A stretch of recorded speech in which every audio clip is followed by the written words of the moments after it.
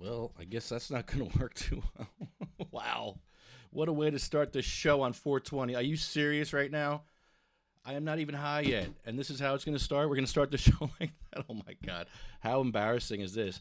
I don't even know if I'm on YouTube or Facebook or what's going on here now. Are you kidding me right now? This is how we're going to start the show. I spent all night testing this out. And now you're going to tell me this is. All right. Are we on YouTube? Are we on We're not on Facebook. I have no audio from my computer. What the hell happened here? I lost my audio. Oh my God, this is so hurtful right now. Oh, really? What a way to start the show, man.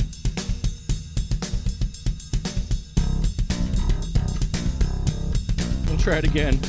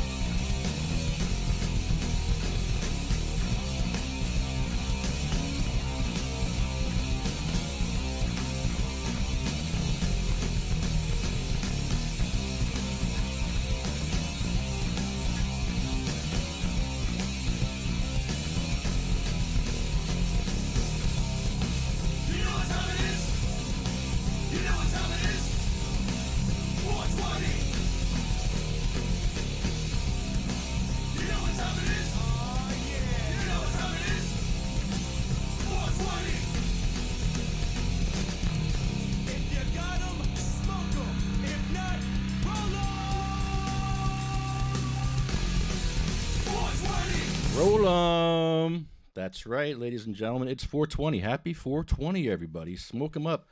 We have a great, great day planned for you here. We got a few things to take care of first, though. Before we start partying and getting all crazy, we have actually some activism to take care of. We have a young boy, 17 years old, with autism and pandas. And if you don't know what pandas is, you can Google it. It's a very severe autism, and the poor kid is beating himself up. He just put his head through a car window. Yeah, he put his head through a car window. So Lori is beside herself. She's trying to figure out what type of cannabis to give him. She's giving him oil right now, but she needs something fast-acting, so when he does try to hurt himself, to give him something fast-acting to knock him out. She does have GG4 that she got from the dispensary for him. So we need to find a way to either make a tincture for her, or Rick Naya just said, we'll be talking to him in a few minutes, making an aerosol spray of the oil to put in his nose. That's interesting. I think that might work too. She needs options. She's She's one of our first recipients of the Garen Angel's Magical Butter Machine. Garen Angel gave her a Magical Butter Machine like 3 or 4 years ago. And very, very helpful. Very helpful machine for her. So we're going to take care of that today. First of all, we got to make a few phone calls here. Is this going to work? We're going to call Lori. We're going to call Rick. We're going to call Mike and Aubrey, who are hanging out making edibles. Tommy Lyons is down in Maryland. I don't know what he's doing, but we're going to talk to him. Red Blaza, Grandma Cat, Jim Miller we're going to call. We got Ken Wolski, Betty Budz, Jay Lassiter, Mama Bear, Patrick Duff, Grandma Cat Jeter, Bill Caruso, Jeff Oakes, Joanne Zito, Warren Bobrow, Chucky, Honeybee, Charlena. Who did I miss? New Jersey Weedman, William Haney. It's going to be a great, great full show here for you. We got a lot of stuff going on, but we need to take care of this first. I don't think you can hear me. Can you hear me? No, of course not. Why would you hear me? Okay, let's do it this way. Oh. Okay. Hello. You're on the air. How you doing, buddy? Happy 420 from the Pines. Happy 420. All right, can do me a favor. You got to host a show because I have to light the bong. I have to light the 8-foot bongholio bong. So host a show. Ready? Go. Go, Shawn. Hey, what's going on, everybody? Stay out of trouble. Don't pass the joint. Okay, the bong's lit. I lit the bong. Hit that bong. Now I got to torch it. Hang on, I got to torch it now. I'm waiting. What are you smoking on, Shawn? Grandma. A little lemon drop, you know. It's the Pines. What you smoking on, Lefty? I saved some rosin, some hash rosin for this 8-foot bong today. Oh, I bet you that's something. I don't hear you coughing. Are you really inhaling? I'm torching. Are you pulling that Bill Clinton? Listen, I'm torching. It's my torch. It sounds like you're taking a shower. All right, here we go. Well, I just want to wish you a happy 420. Thank you, Give you brother. love from the Pines. Hey, everybody, stay safe out there. Stay the fuck inside. Keep smoking. And most of all, send love to those who can't get none. You understand what I'm saying? That's right. Give a 10% tithing to someone who needs it. Fuck 10%. Give it all. Give everything you can to those who can't get. God will receive and will give. Believe that. I love you all. Be safe. Oh, I got a question, Lex.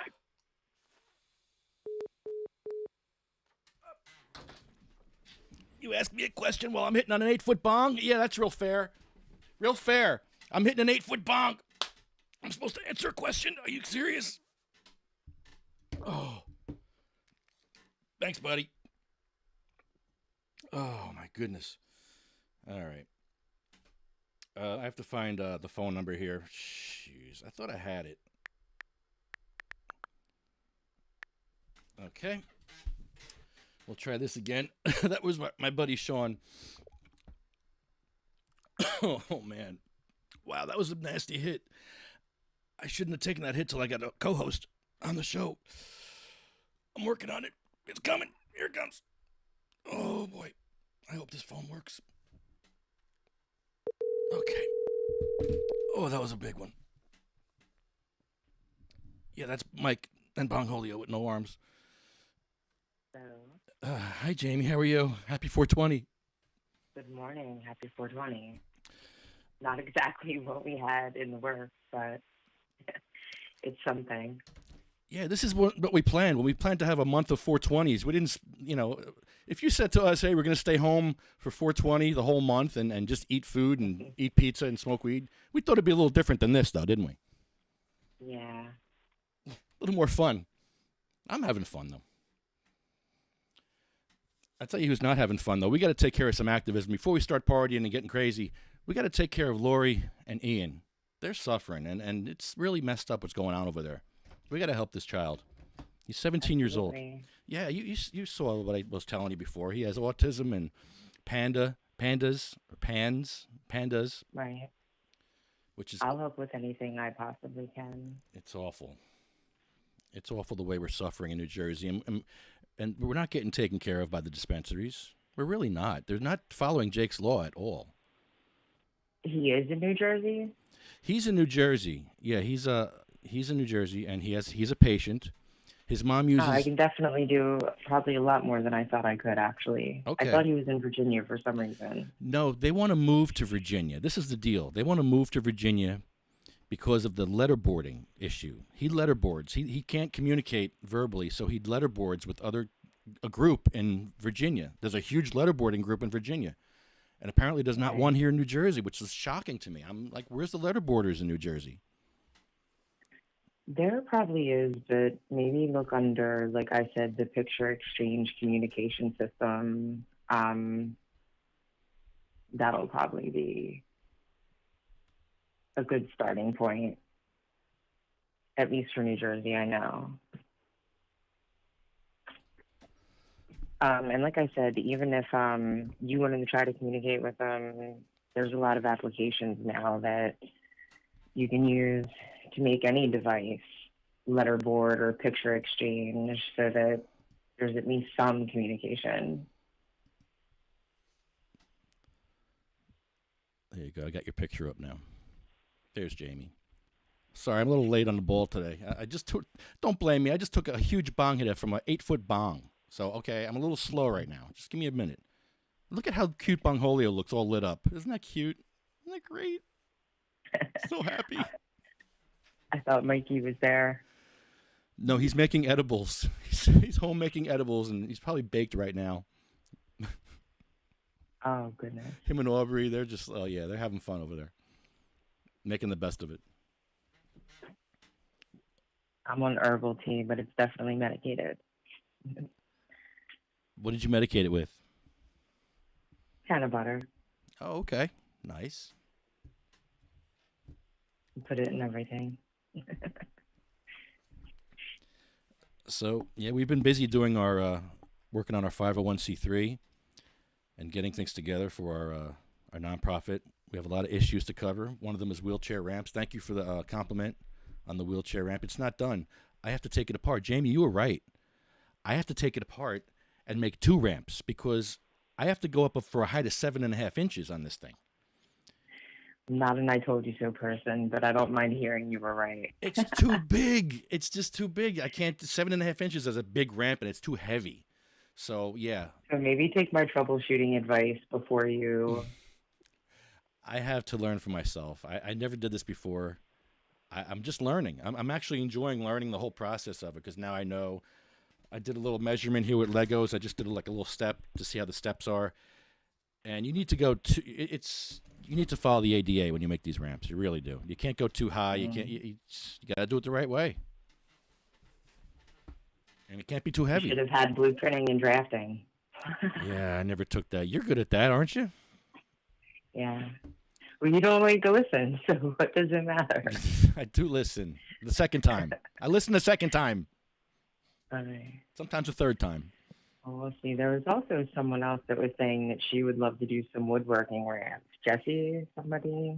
I saw a comment on something of yours. Okay. Jessie Nicole, maybe? Okay. Awesome. We need some help, man. We need help. Yeah. If you're home right now and you have a bunch of Legos, you can make your own Lego ramp. Seriously, just make a huge, get a big plate for the bottom, like 2 or 3 of them, 4 of them, and just start making a ramp. It's fun. If you're bored, or send me their Legos, I'll make it. And we have a bunch to do in Bayonne, Hudson County, all over, man. It's horrible. But so thank you, Jamie. Anyway, anything else? Thank you. Can we promote something for you? Not very self-promoting now. Nothing to promote. No, you don't. You're just very helpful. You're a very helpful person. You just always like to help people. And you've actually been arrested in Camden 3 times for feeding the homeless people, which just amazes me. I'm just shocked that people get arrested for feeding other people, like helping people. You're helping somebody, and they're arresting you for helping. Are you calling the mom and? Yes. Yes, you are. Okay. Yeah. I'll be listening. Yeah, I'm gonna give her a call in about 2 minutes. She's working till like 11:30, so I have to catch her after work. Otherwise, I would have called her. What county are they in? I believe they're up here by me. Okay. I forget. I remember going there one day. I forget where it was. Yeah, Garen Angel gave them a magical butter machine years ago, and it was very helpful to Ian. He's been suffering for a long time. He hurts himself. He hits himself. Can you imagine if your brain had explosions going off? You'd be banging your head against the wall too. It's just, I can't imagine what these kids go through with it's terrible. And they're not going to treat this like medicine. They're going to give us lines going around the dispensary while children like this are incredibly suffering. difficult too. A lot of people are talking about like home education. I don't like to call it homeschooling because even homeschoolers get out to educational outings. But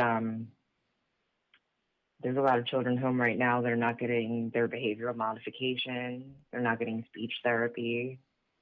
And I'm not really sure what's going to happen with all of their behavioral data for their IEPs, their IHP goals.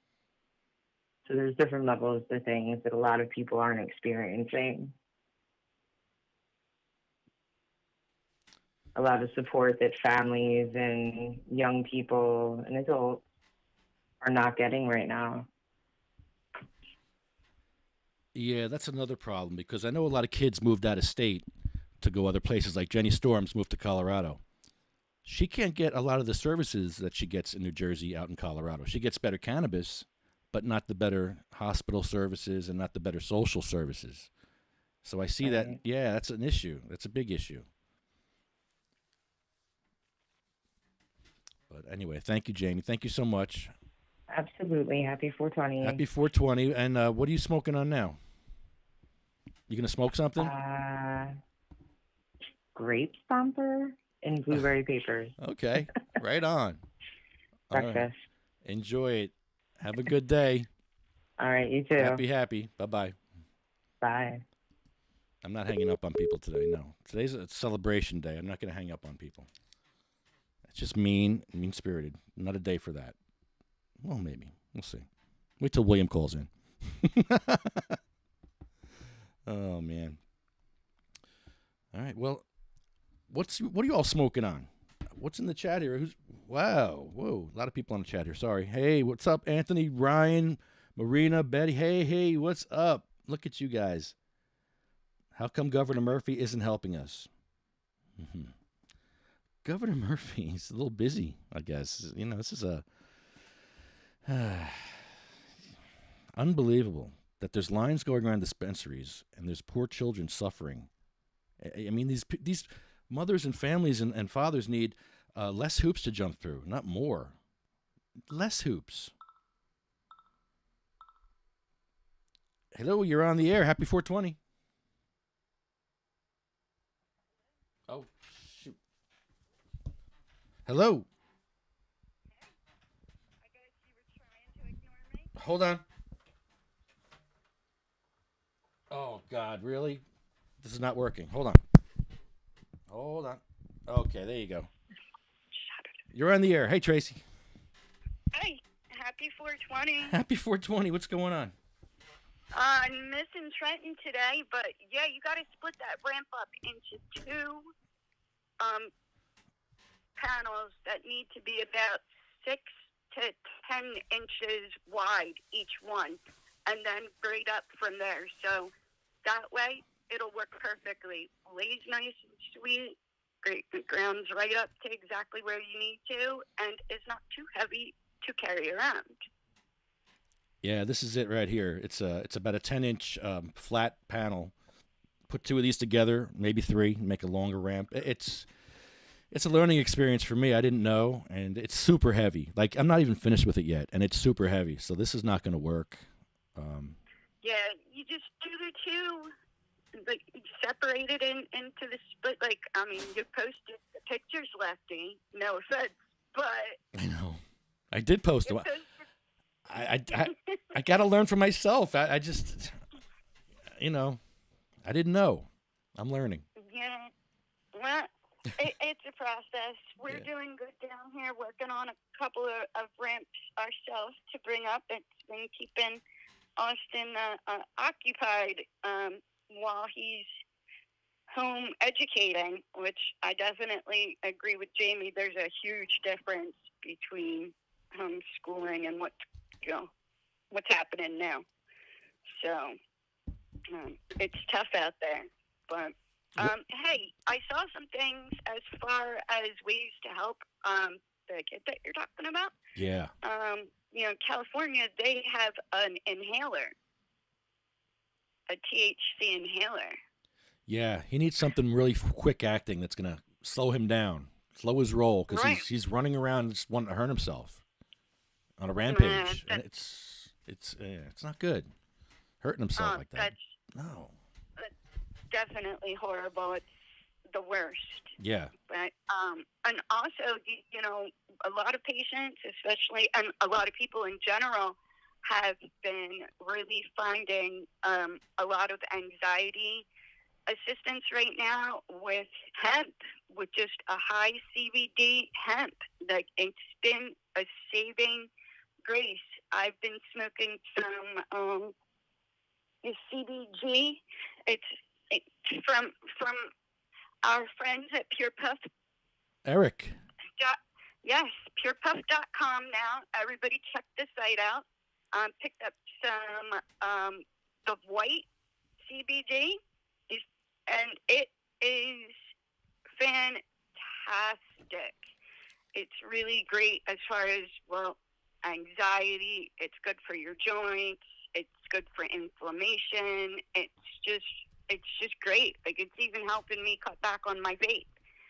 So, it's definitely something to consider and look out, check out. But when you talk to Tommy later on, see if he's got any ideas as well, because, they're kicking some butt and taking names down there in Maryland, and that would be really, good to see what their input is, especially because they already work with some kids, with Connor's Courage, with Connor Sheffield, and Raina. I'm sorry, I can't remember her last name at this moment, but they're working on getting notice to Governor Hogan for him to sign in Connor's and Raina's law, which would allow kids in Maryland to take their medication in school instead of having to go through the long process of in and out.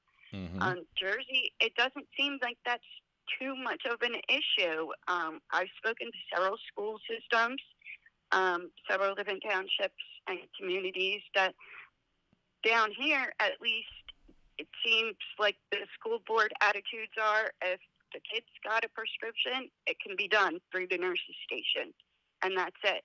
And they even will allow CBD to do the CBD gummies while in school, as long as it's given from the nurse's office. But of course, they have to have a note or letter from the doctor as well. But they seem to be honoring it. We're having issues in other ways, obviously, but it seems like I guess it's easier to take care of kids because, one, they're not in the school buildings right now, and number two, we don't have that many that are patients, so it's the rest of us that are suffering. I'm now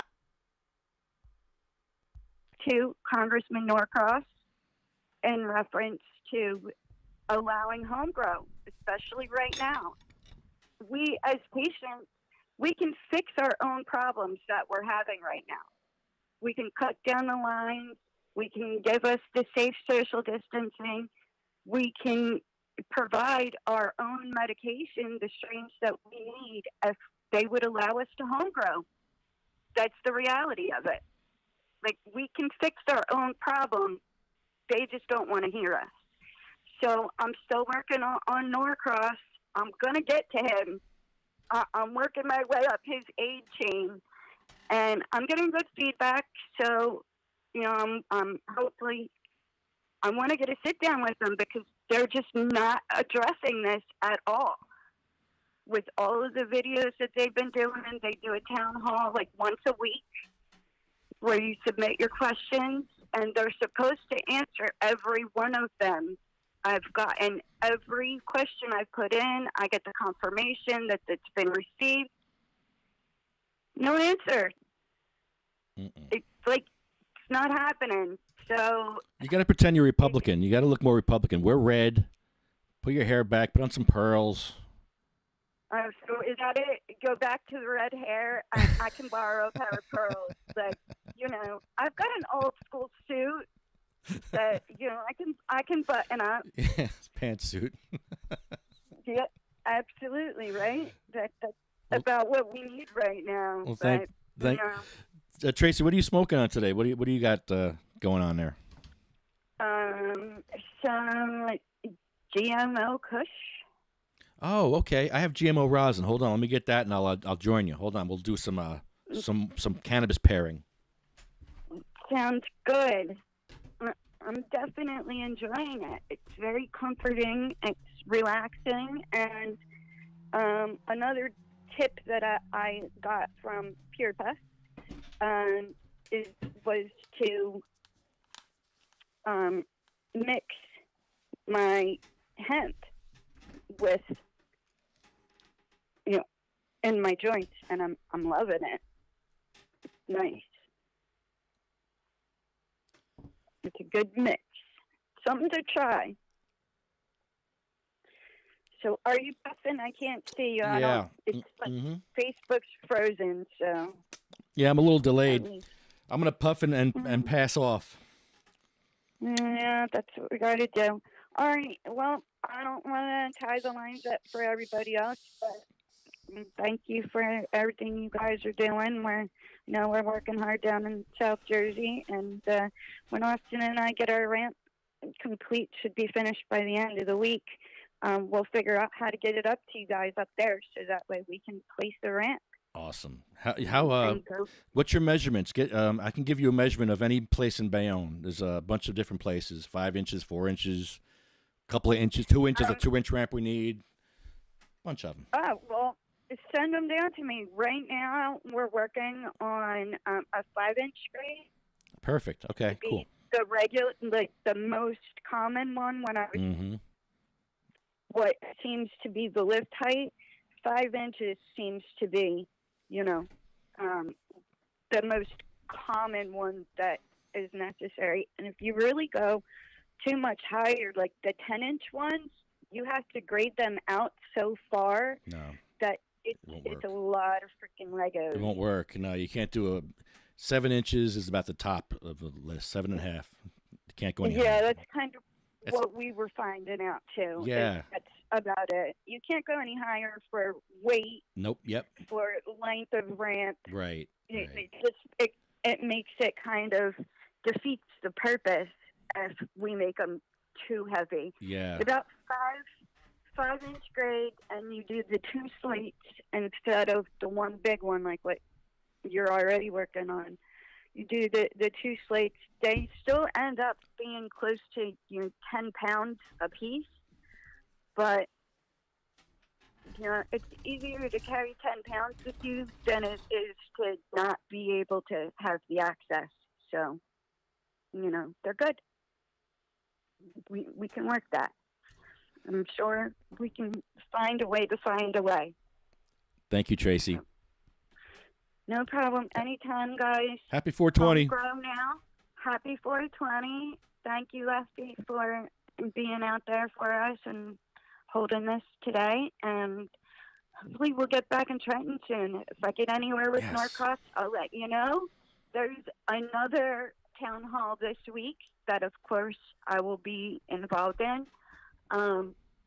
Keep going from there, guys. We homegrown now. See ya. Hashtagging Jeff's Law. Jeff's Law and Vote Cannabis 2020. See ya. All right. That's Tracy McHugh. I didn't have a picture for her. Sorry. I got pictures for a lot of people. I got to put one up for her. This is cool though. I got a lot of good stuff today here. This is I'm gonna give Lori a call now.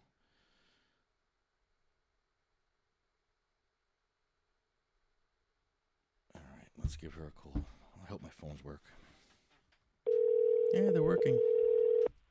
All right, let's work on this situation before we start partying. Let's fix this problem. At least get an answer. Hello. Hi, Lori. You're on the air. How you doing? Hey, Lefty. Good. How are you? Okay. Awesome. I have a couple of answers for you already, and we got to talk about. Oh, fabulous. Yeah. The problem is, let's talk about the problem first. Your son Ian has autism and pandas. Am I saying it right? Pandas. Yeah. And pandas are pans. Yeah. And he basically sometimes he hurts himself. He hits himself. He'll hurt himself. He'll bang his head. And you need a faster acting cannabis to get him to calm down quicker than what you're already using, because you're using oils and stuff, right? I'm using the oils, and it's taken about a half an hour. Are you referring to the answers you have are within Virginia or with a different type of cannabis? What you're using now, whatever you're using now to calm him down, it seems to be taking too long to calm him down. Is that? Yeah. It does. Yeah. I mentioned using a tincture, but Rick Naya said that you can also take your oil and put it in an aerosol and put it up his nose. Excuse me 1 second. I think we're having an episode upstairs. Just give me 1 second. Okay. Oh my. You see, 420 isn't happy for everybody. You have to understand this. There's people suffering today. There are sick people that are patients that are suffering, and right now, man, that's rough. So, yeah, this has to happen quick. We need to find him an answer. So, an aerosol. Oh man, he needs to get. Oh boy. He put his head through a window. Car window. I mean, come on, man. We got to help this kid out because not every family. Okay, I'm back. Sorry about that. Hi, is he okay? Yeah, he's fine. Okay, good. Just a little. I don't know. I don't know what happened. Oh boy. He hurt himself recently. He put his head through a car window. You said, "Oh man." He did. Yeah. With the. Ouch. And that's why it's so important to have the cannabis. Yeah. And as I discussed, we were considering moving out of state for other reasons, for therapists and teachers that we've been working with online. But the particular state that we were looking to move, they don't have, from what I can tell, even by looking at the government website, it's a little unclear, even looking at the government website, whether it's legal. I don't think it's legal yet. So that's obviously a big problem for us. Yeah, Virginia does have a cannabis law. It's no flowers. It's just oils and tinctures, but that's exactly what you need. Is it passed, though? It's unclear to me whether it's actually passed, and is it can you get the cards now? Yeah, it's supposed to be like now, but I think the virus has slowed everything down, the process. It was supposed to happen already, I believe. It may be happening. I don't know. Okay. All right. Yeah, that's what I'm really digging, trying to find out, because, if we moved there and couldn't get it, that would be a bigger problem. Right. You would probably need to get it before you move down there. Get a doctor's lined up. But yes, definitely. His social programs down there. There's something called letterboarding that he does with a group down there in Virginia. Correct. What is letterboarding? So, letterboarding or keyboarding, he has unreliable speech. So, what it is, he points to letters on a laminate board or on a keyboard, depending upon where his body is at there. Sometimes it's harder for him to use a keyboard, so we use a laminate board. And this is how he communicates because of the unreliable speech. There's a lot of people think, these kiddos with autism and that have these quote unquote behaviors, it's a cognitive deficit, and it's really not. It's more of a motor deficit. We're actually quite intelligent, and since he's been on the keyboard and the laminate board, it's just opened up a whole new world for him. The academics that he's doing is just mind-blowing. He's actually writing a book with one of his teachers in Atlanta. So there just seems to be a very large community in not only the Northern Virginia, D.C. area, also in Atlanta. There are some spellers here in New Jersey, but they're scattered, and I just have not been able to find any professionals that are trained in this. And he wants to go to college, from what I understand, right? He wants to go to college, yeah. He wants to do something with animals. That's awesome. So, yeah. So that's why we're looking, into a move where we can give him the best shot at that, and where, there's more opportunities. Right. What I talked to Rick, and we'll talk to him later. He can listen in. He'll explain more. But he says with the oil you're using now, your GG4, I think you said you have some high THC. I use primarily the HH just for daily regulation, and that's been really, really great. But when he has, like some sort of really major outburst, then I'll go to the GG4. So I have that as a backup. What he said to do is to make it into an aerosol and put the aerosol spray in his nose when he has his issues. They actually have that drug, something like that, Epidiolex or something like that. But yeah, okay. Aerosol. Try the aerosol with what you have now. You don't need to do anything different. Try. I believe. Listen to Rick. Rick will tell you more in a few minutes. But aerosol up his nose is, from what I hear, that might be an answer. An answer. You need different You need a lot of options. So we'll get options for you. Yeah.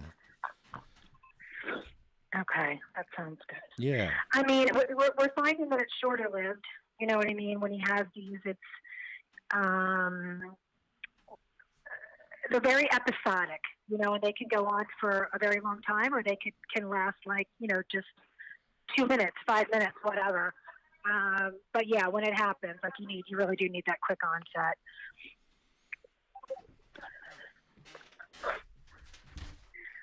And how is he doing today? Is he okay today? He was fine earlier. We just did a psychology class with one of his teachers online, and he took a bath, and he got out of the bathtub and just has been a little dysregulated. Nothing horrible, but there's a little bit of dysregulation going on today for whatever reason. Once he gets regulated and I'm off the call later today, I'll try to tap in and get him to spell. He'll usually tell me, what's going on. If he can articulate it, if he knows. Sometimes he doesn't know. He just says, my body's out of control. I don't know why I did it, things like that. Does he have like, I know sometimes it's explained as if there's like little explosions going off in their brain and they don't know how to deal with these zaps that are happening that in their brain and that makes them want to hit their head. I mean, I can't imagine what It could be that. It could be like, overgrowth of gut bacteria, is something else that we've looked at. The onset of, like the whole thing with the PANS is, with pandas, it started out with a strep infection. If it goes untreated and it's ongoing, then it can turn into PANS, which anytime you get any type of illness or any type of bug, it can just trigger that immune response, and you can get severe OCD. It's very quick and dramatic. You can get OCD, you can get tics, changes in personality, behavior, moodiness, irritability, you name it. So there's a lot of different theories out there, really. Wow, that's scary. So he cannot be. He's a person that's at risk during this corona situation, right? Or no? Yeah, we haven't had blood work in a while, but yeah, because of the immune stuff, I would say so. We haven't had his blood work, but his levels were low. So yeah, we're taking extra precautions certainly with him. Yeah. Wow. Well, we're gonna get some answers today for you. And like I said, the aerosol is a pretty great idea. I like that. And yeah, I do too. Yeah, we just have to, be guided or know where to look to obtain the information on how to make that.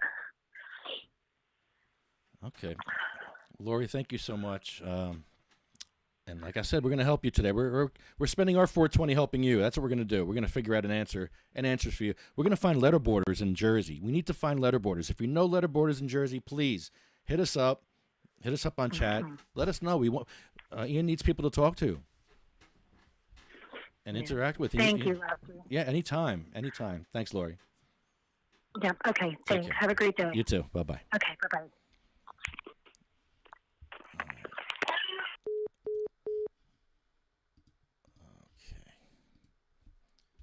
That's Lori Marcus. She's great. Like I said, she got the magical butter machine from us years ago, and she's been dealing with this for a long time. I can't imagine. So like I said, 420 isn't a celebration for everybody. Right now, there's parents that are taking care of their kids who are having seizures, who are sick. There's people with cancer. There are people with MS. There are people that are suffering right now that are barely able to put on this computer and watch this, but they're out there. And we're here to help you any way we can. So if you can help Lori, if you know any answers to these questions, please help us out. Let's talk to, all right, hold on. This is why I need a producer. I'm not going to complain today, but, it would be nice if I didn't have to sit here with dead air while I'm looking stuff up. All right, let's get to this now. Please, phones, please work. Yes. Little victories in life. Hello? Rick, how are you? Hey, how are you? Good, man. Good. Happy 420, bro. Yep, happy 420 to you too and my family in New Jersey. Whoop, whoop. What are you smoking on? Which pound did you grab this morning? I had several varieties. I had Straw Dog and some original OG Kush that I fired off on this morning. Oh, man. Yeah, I've been all over the place. I've done a couple of shows already, and now with my Jersey fan, and I'm really happy that you invited me to share some love. Yeah, I actually need your help. Like I said, we have this woman with Lori with Ian, and he has pandas and autism, and I think she really liked your idea about the aerosol. I think that's a great idea, and she can use her regular oil that she uses now, her GG4 oil, in the aerosol. Wow, I think the aerosols are actually very good way for adolescents and children that have diseases or issues that can receive it without such heavy doses, and they can work their way into it and stabilize them. Yeah, he needs something fast-acting like that. Yeah, the fastest acting ways, as we know, would be to inhale it. So if you could either breathe it through your nasal passages with a fine mist for a child or for an adolescent, it would be a quick way for them to receive a dose without having to smoke it or take a capsule or medically, which is a little bit more difficult to control. Yeah, he has problems doing that. I don't think he can do that yet. Yeah, dosing can be very difficult for children who have neurological problems. Sometimes you have to wait till they have an episode, and then it's a little too late. And then you don't want to over-medicate them, so you're caught in a catch-22 for your own children's health and wellness. Yeah, New Jersey's sad, man. There's a lot of people out there suffering today, and that's who I want to speak out to right now, all the people that are out there hurting, because you know what? They're really hurting. There's dispensary lines at Breakwater and at other dispensaries. 5 hours. Who can wait 5 Yeah, hours? that's unheard of anywhere. I mean, I can't even understand how they would even allow that. That's just either by appointment only or something, but to have people waiting that long in line is just unacceptable. People with Crohn's, you're asking them to drive an hour, then wait 5 hours. It's not. Yeah, it's insidious. Just like New Hampshire, we've only got 3 dispensaries in the state and 4 different locations, and they're spread out, all over the state. It's very difficult for patients, and especially the ones that need it the most. And they may be bedridden or at home, and they can't get out. They're limited to caregivers. They can't grow at home. So it's very difficult for patients that are very ill here in New Hampshire. They need to open more competition and more dispensaries. There's no home grow in New Hampshire. Not yet. We're fighting for that now. In fact, we have a bill, 1643, that's in now, but because of the corona, we're not able to have hearings. How are you going about getting home grow? Because we're trying to do that in New Jersey, and we're just getting stonewalled here in New Jersey. Is it? Well, all we're trying to do, for a patient is allow it to have 2 plants at home. But then our rec bill is 6 plants. So we're trying to bring a balance between medical and recreational.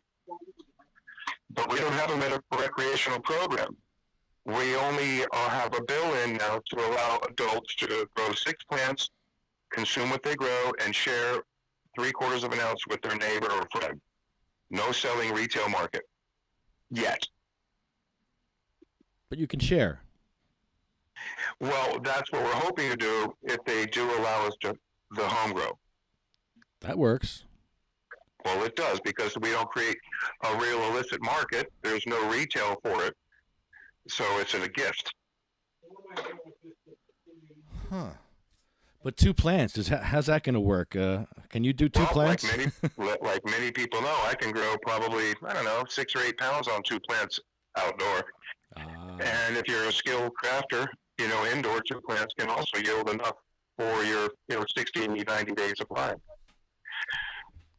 But as most people know, we're not experts, and the yield that comes from these inexperienced growers isn't enough, and they're still left in that space that they have to go to medical facilities. Yeah, we need the co-ops, because there's some people that just want to grow their own weed for their own strain, so they have their own strain, but they physically can't do it. They physically just they need someone to help them. That's correct. So a co-op, what I'm going to try and do, and as we expand here in New England, is bring the larger corporations in line with the gray market and the early or the latter entry cannabis businesses to try to bridge together and help patients receive free medical cards and free cannabis at a scale, and try to help the community and give back. Because what we've done is allow these huge corporations to monopolize it financially, and it's taken away from the craft growers and the people who fundamentally created the industry. Yeah. So by giving us our balance back, it'll help not only the large corporations, it'll help the small guys in exchanging of their labels, and we can share within the community and help socioeconomic reforms that way. Do you have any politicians that are helping you in this, and who's your biggest opponent up there? Well, New Hampshire's a fickle place when it comes to politics, especially in cannabis. It's really complicated. Jersey too. Yeah, we don't point it at anybody but the governors. The governors are the ones that veto, and they just don't want to listen to the voice of the people. They listen to the teachers unions, the police unions, and it's just the police state. So it's very difficult. Maybe you need a cannabis union up there. Inevitably, I'm sure that'll come.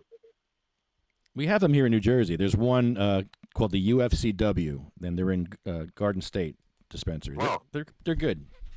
They're actually really good. That's nice to have that. Inevitably, like I said, employers will have to be prepared that these employees will unionize. Yeah, sometimes they don't want that for obvious reasons, but hey. I don't know where to place that. I think that's part of life. We always go through it. Let me ask you a question now. If you have the coronavirus and you sneeze on a cannabis plant, do you have to destroy that cannabis plant? Wow, that's a good question. Many dispensaries we know of have had employees that have been infected, and I don't know what they've done with the cannabis that they've distributed or brought in and processed. That's a really good question to think about. Yeah, I just wonder what these dispensaries are doing. What's their protocol for a sick worker and the plants that sick worker worked on? Right. And how long do we stay away from those plants? I mean, the virus won't stay on a surface for that long. Maybe a day or maybe a plant. I don't know. Who knows? That's a good point. God only knows. Yeah. Well, God knows. That's a good question. That should be brought up on my new show, the Rick Naya Show. Oh, tell me about that. Yeah, so what I'm doing is I'm working with Disrupt America, and gathering sponsors of friends that I've been with throughout all the years I've been in the cannabis industry, and bringing them an opportunity to be heard and have their products shown and help bridge exactly what I was talking about. Bringing together the large corporations with the small guys and exchanging ideas with one another to help support a common sense balance and social economic balance that we need. And what is your show called? The Rick Naya Show. Oh, that's It'll be on Facebook, on YouTube, and Disrupt America, and their syndicate. Sweet.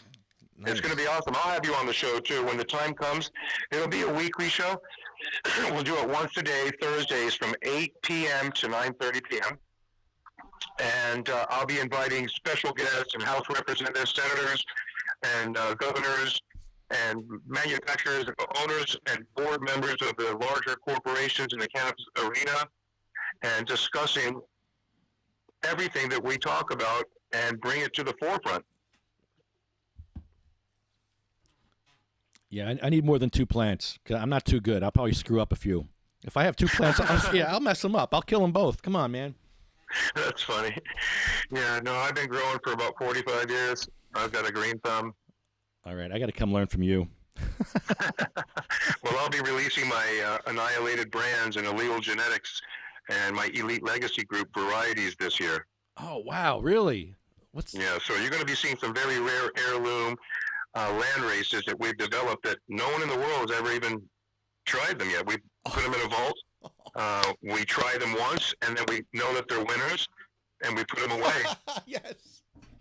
So I'm going to be recreating the very first hybrid, the Gainesville Green. Oh, my goodness. Because, you know, I'm the creator of it, so I've got all the replicated seeds from the same year, and I'm going to start crossbreeding this season.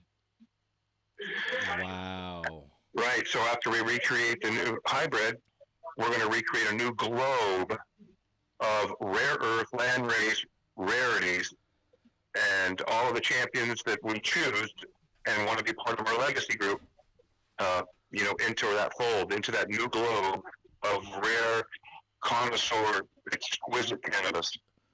What is the rarest one you've found so far? Mostly the Africans and Malawians, some of the reds, the Panama 67s, and the very rare Colombian variants that I have. Oh, man. The original Maui Wowie. Some Kandahar Valley cannabis that we have. We also have some Australian rarities. What? And some very rare Thai and Afghan purples and rarities that we collected from different provinces of those countries. And we've just never released them. Wow. Okay. My mouth is watering right now. This is great. Yeah, some of the rarest, finest cannabis in the world is going to be coming out of our sheds. Well, we're looking forward to that, Rick. That's awesome. Yeah, we're really looking forward to sharing that with everybody. And I want to give my love out to everybody in New Jersey. Just everybody from, Edward Forchion, you, Edward Grimes, just everybody that's supported me and supported each other from New Jersey, the Garden State. I used to live in Red Bank, right on the Madison River. And I just miss the shore. I miss my New Jersey friends and family. Cindy Ruggiero, who's always been there fighting, no matter what she does, fighting for cannabis. Cindy's great. And Cindy's great. And she's been to my festivals, and she's been to my events, and she's always supported me. So there's a lot of people, again, like Edward Forchion is a friend, and I love my brother. He's just an amazing human being. And yourself. There's so many others. I can't even go down the list. There's too many. There's a lot of heroes out there. Joanne's amazing. Jim, Joanne's incredible. Ken Wolski, they'll be on later. Right, Wolski, right. Well, Rick, thank you so much for being on here. We're going to look forward to the Rick Naya show coming soon. When is that going to be airing? It's going to be premiering this Thursday, 8 p.m. to 9:30. Awesome. Yes. All right. Yeah, we'll be advertising that a little bit more in the next couple of days. Awesome. Well, thank you so much, Rick. Happy 420, man. Man, God bless you. Thank you for all you do, Edward. I'll be in touch to schedule up something with you guys, too. All right. Sounds good. Thanks, buddy. All right. Much love from the great-grandfather of Hyper Cannabis, and happy 420 yes. to everybody. Yes. Thank you. Awesome. Oh, my goodness. That is, wow. That's so cool. Get this down. Okay. All right. Sorry. I don't have a producer, so you got to deal with the dead air for a minute while I make another phone call. I have to look up a phone number and then call a number. So give me a second. Hopefully my phones will work again. Here we go. Bing, bang, boom. Activist extraordinaire. You want activism? We got activism. Bing, bang, boom. We're going to hit you lefts and rights and uppercuts. Haymaker. Knock him out. Hello. Hello, Jim Miller. How are you? I'm doing good. How are you? Good, man. Happy 420. You on there? Happy 420 to you. You didn't give me the you're on the air thing real fast. I didn't? You on there? Oh, yeah. I did it so fast you didn't hear it. Let me turn my broadcast off. You Okay. are on the air, Jim Miller, my favorite host of all time. I will be very careful not to violate any of the on-air rules. What are they? So, I don't know. We don't have any You rules. thought I was serious? I'm sorry. I thought we knew each other. Oh, there's your picture. I got a picture of you with a hat on. You look really sexy in this picture. Just saying. Really? And that's sick. Yeah. Get my two favorite people here. I got Bongholio and Jim Miller. This is great. I was kind of hoping you'd put that picture up in one podcast where somebody passed a joint the wrong way, and they both joined on my right and my left at the same time, so I'd put them both in my mouth, And that picture needs explaining every time somebody sees it, I'm trying to put up nice pictures. You know how I am, but I'm trying to be nice today. I have all kinds of pictures of everybody. I put everybody's best out there today. It's a holiday. It's our stoner holiday. We want to be at our best today. Yeah, puff, puff, puff, puff. Puff, puff, puff. No passing, just puff, puff, puff. Are you puffing? You are. Again, I thought we knew each other. Who are you? Just watch me. Keep up. Try to keep up here. Yeah. No, I'm doing pretty good. Yeah. I'm gonna hit the bong. Pretty good. I'm gonna hit Bongholio. You host the show now. I'm gonna hit the bong. All right, ready to go. Hey, I'd like that picture of Bongholio, but isn't there anything you could do to put some sleeves out the side there, really dress it up, All right. I'm telling you, it looks real for a split second because you got the picture, the chin hanging over the bottom of the hole, like it would be. Good job. Of course, it doesn't take much, to fool stoners sometimes, Hold on, I'll get a shirt. If you host a show, I'll go get a shirt and do it right now. Hold on. I don't want to hold on. Host the show. Take over. Ready, go. No, I don't want to take over either. I'm overly medicated, you know. I was a little angrier earlier, and, you know, you go and be angry on 420, so I puff, and, you know, then I found myself losing my momentum, and sometimes it's good to be angry because I do some of my best work when I'm angry. When I'm angry, it prompts me to get out more than when I'm not. So maybe I shouldn't have puffed till after this.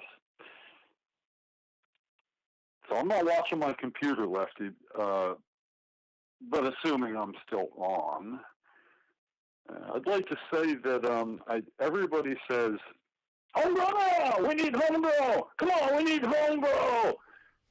Yeah, oh man, all the time on Facebook, homebrew now! Double, triple exclamation points.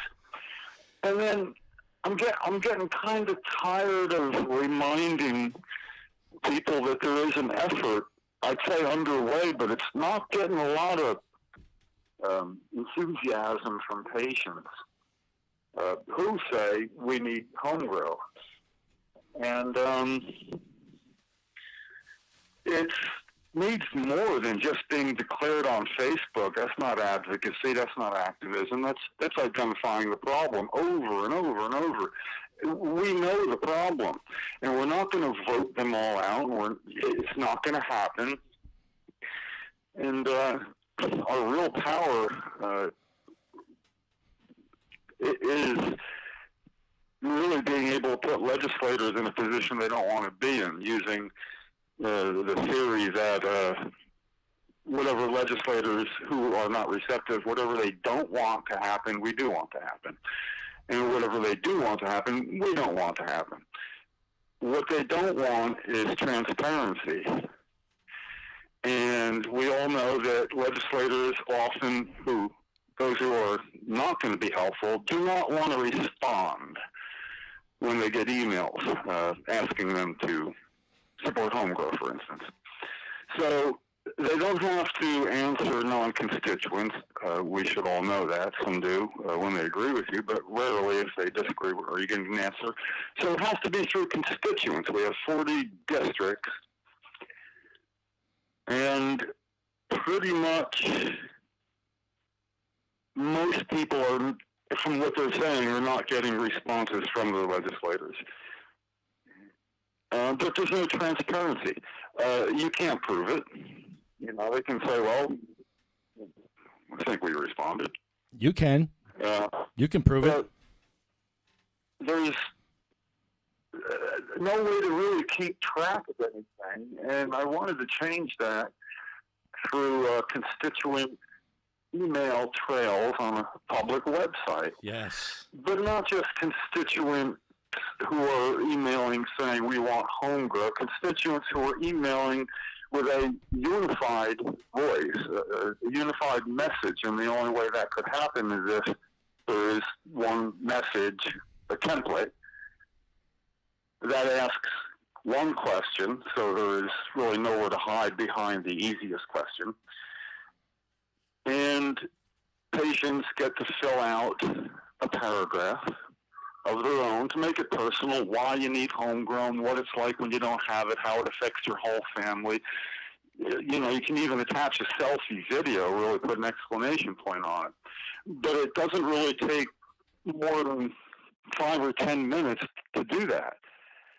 And I don't know, it just seems like sometimes people spend 10 minutes telling me why something won't work when it would take 5 minutes to just try it and then say, look, it didn't work. You know, it would be less effort just to take part and, you know, kind of get it out of the way.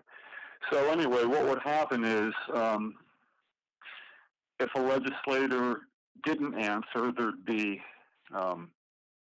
visual representation of that on letpatientsgrownj.com.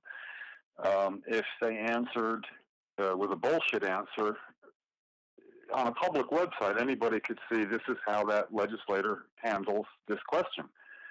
and then they get a return letter, again, written, well, in this case, by me, and add a paragraph of their own and send it back. And what happens is you do get to read everything not in real time, just one after the other. You see how very bad it can sound for a legislator. And the theory was that if more districts had email trails with their legislators happening than didn't, that the legislators might start being a little more forthright in their discussions with patients when they're all going to be on the same website. And eventually, you get to prove that you're being ignored. You get to prove that you're second class patients through the email trail. If anybody can read them, you can go to any district and say, well, for the most part, they're not getting dealt with fairly. And it takes longer for IT to explain how it works than it does to actually take part. So I would be, I would be hoping that if we're going to stand back and shout, we need home grow, we need to plan and vote them all out or smoke them out with a whole crowd. You know, come on, man, that's not the plan. So I guess what I'm saying is I'm looking for people to follow, you know. So who do I follow? Because ain't nobody really taking part in what I think might work, so. I see the same problem, Jim. We have the same people helping, and it's just the same people. We're preaching to our choir over and over. Well, and the non-choir members keep saying, "Oh, go now, oh, go now," like that's helping. It's not really tangible help.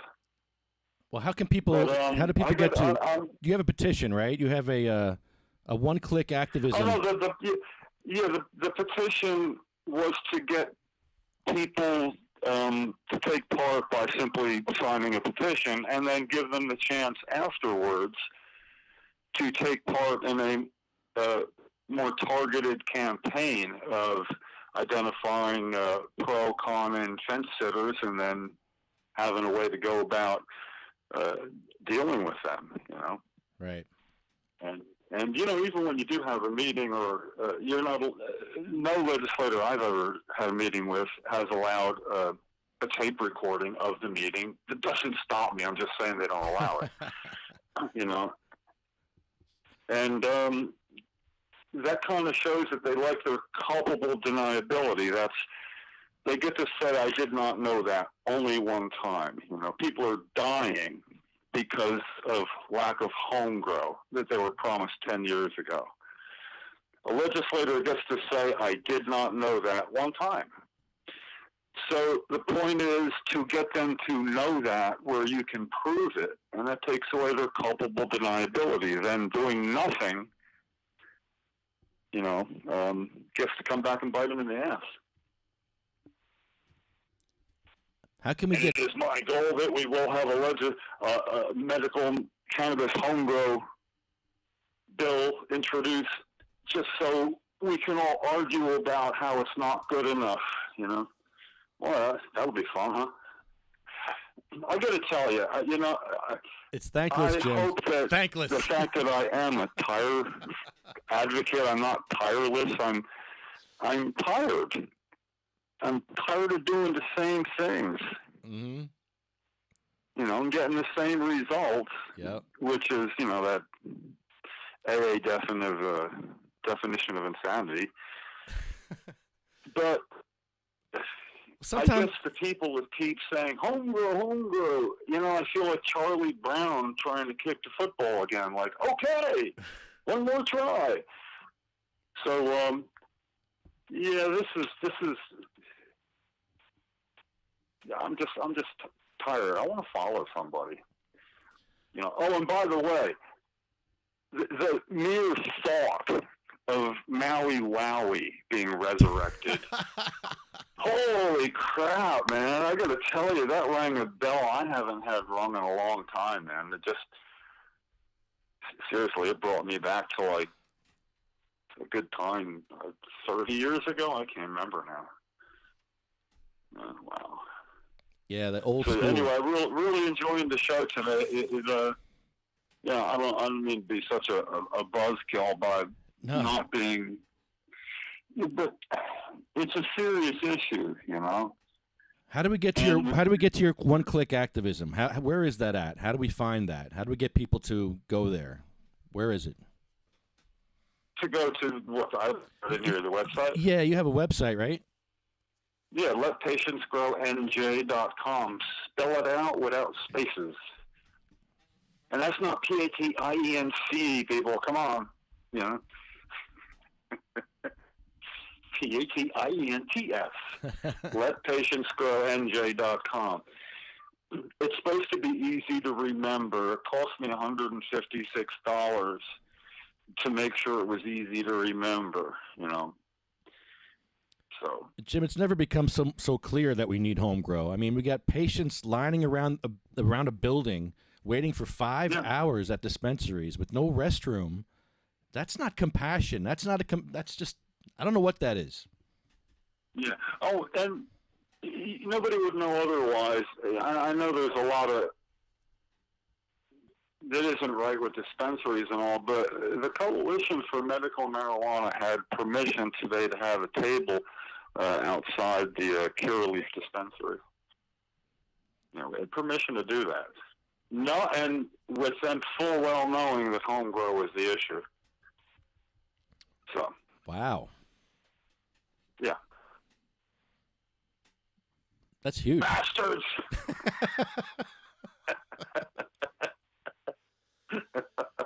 So, Jim, how far have you gotten with Herb Conaway? Have you gotten any headroom with you? Anything? Oh, no. You know, I'm not really putting a whole lot of effort in that now. He's obviously not going to answer through Cassie D, the one who has had the email trail going with him for half a year now. But it's all we're really asking him to do is stay the hell out of the way this time. You know, abstain. Yeah, bring it up bring a standalone home cultivation bill for patients. Bring it up for the voting committee when it gets to his health committee, because that's where he screwed it up before by taking it out. But Herb Conaway didn't do this by himself. It likely wasn't his decision. But he is the one that got to announce it, so he is the whipping boy. The idea that he will not say what happened and discuss it at all is very curious. Again, you know, it's whatever somebody that doesn't want, who hasn't been helpful. I do want it. And if he doesn't want to say what happened, I say push till you find out. And be honest with you, most people do not understand my obsession with finding out and say, come on, Jim, you got to know. Yeah, but I don't have to guess to find out. It's up to him to own this, you know, and basically say, hey, it wasn't me. You know, it wasn't just John Corzine. There was problems with it, and he wanted to get a bill passed, and the only way it was going to get passed for sure was without any home grow. Yeah. But then the same thing with Miss Scutari. You know, why doesn't our grand savior here, why doesn't he be a savior and explain what happened? Because how are you going to fix something that you don't know why it broke? You know? That's how I fix a car. Throw the hood up and stare and wonder at stuff I know nothing about. So, I just say, whenever if I were going to ask people to do one thing, when you hear the Let Patients Grow NJ effort, trying to get some traction. It is worth investigating and take a look at the template of the letter that you would be emailing to 3 legislators, 2 assembly people, and 1 senator. And usually you can get them all with one email to all 3, and it goes to them separately. I got to apologize, too. I've had, like, an incredible echo in my phone as I talk to you, and it's really hard to ignore. So Is that better? I guess I should. No, I still hear it. Yeah, I get that sometimes. I don't know why. Yeah, you on speakerphone? Yeah, no, I'm not on speakerphone. Oh, okay. Well, I mean, it's a speakerphone, but the speakerphone isn't on. So, sorry about that. You're doing a good job till this. Yeah. Well, Jim Miller, thank you. I never let you down on purpose, man. It's always an accident. Thanks, man. You still jamming out on Fridays, huh? No, can't do that. We're social distancing that, too. Really? None of that, huh? The stuff that was put up on Facebook was the last time that we played together. And actually, that was not question. It was about 5 weeks ago, so 6 weeks ago. So, oh, man. You know, we were all in. We went to the studio to use their equipment. Not to record, just because, well, they have drums there, and our drummer gets to play with us. Yeah, it looked like a nice studio. Yeah, well, you know, that's where you and Bongholio, we were hoping we'd get you there. Nice. You know, and then you could do some proper video work, too. We have to make a record. We really have to make a record, man. Oh, it's a Looney Tunes studio on Route 37 in Toms River, and it's like $20 or $25 an hour to use their equipment and jam loud. Well, Jim Miller, thank you. Thank you, CMMNJ, for all your support. You guys are the best. You're the reason. Well, back at you, man. I mean, you're the one that gets this all out there, and I cannot believe how many in Trenton podcasts you have done. And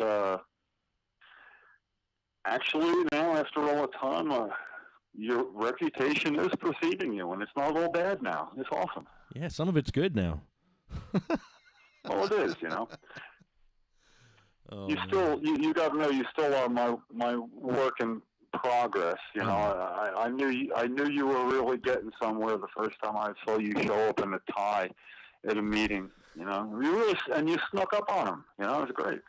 It worked. It worked for those were great council meetings, man. Those are, I'll never forget those the rest of my days, man. That was good stuff. Again, you get out and get there because we don't, you know, and you do these podcasts because, well, if you weren't, it wouldn't be getting done quite like this. So I hope people help you when you need help, and if you're saying we need homegrown help, I don't know, don't listen to me. Maybe it'll listen to you. Not everybody. You got to get everyone on board. And Homegrow, we need this bill passed. We need this. No, it's not a bill. It's a constitutional amendment in November. Well, actually, the goal has been shortened past not getting it passed, getting it introduced. That's it. Then everybody jumps on the bandwagon and helps get it passed, you know. But it's the getting it a standalone bill introduced in the Senate Health Committee. That's the goal. That would be awesome. Can that happen? Well, that's it. Then who do we get?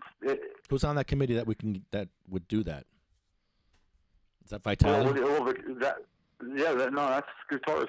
I mean, that's Vitale. Yeah, it's Vitale's committee.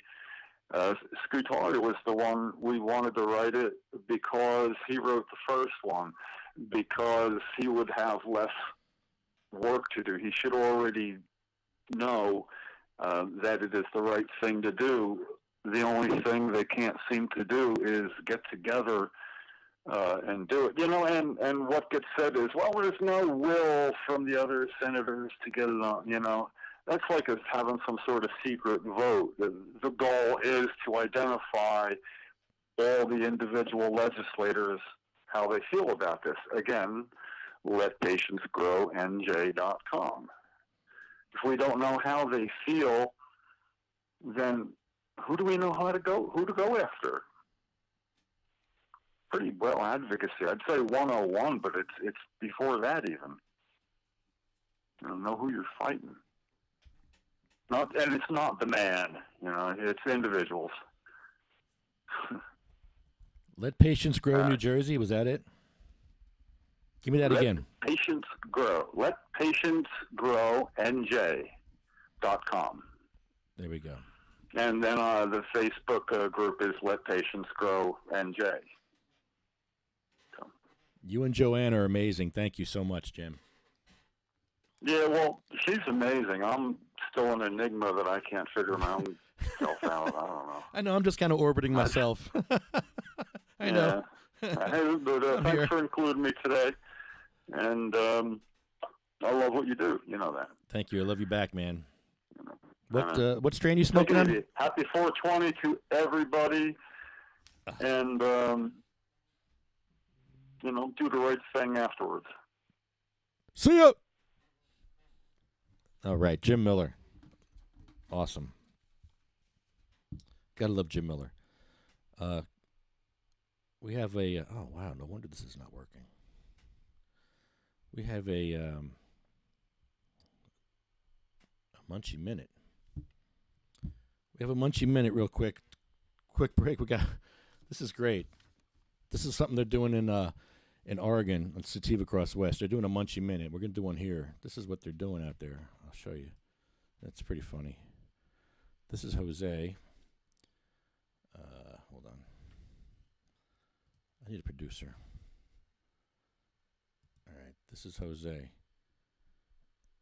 This is his Munchie Minute. All right, so we out here, we're about to have ourselves a delicious meal. And, well, I like to introduce you with something that I just started experimenting with. First, come over here, let me show you this rice. This right here, no particular brand in specifically, but we got some brown rice. We put a little bit of the shrimp broth. Because I made some ceviche the other day. Now, this other thing over here, we got some refried frijoles. But we did put a little bit of a special ingredient in each one of those items. And it was some of that cannabis infused. Let me say that again. Infused. I like that word. Butter.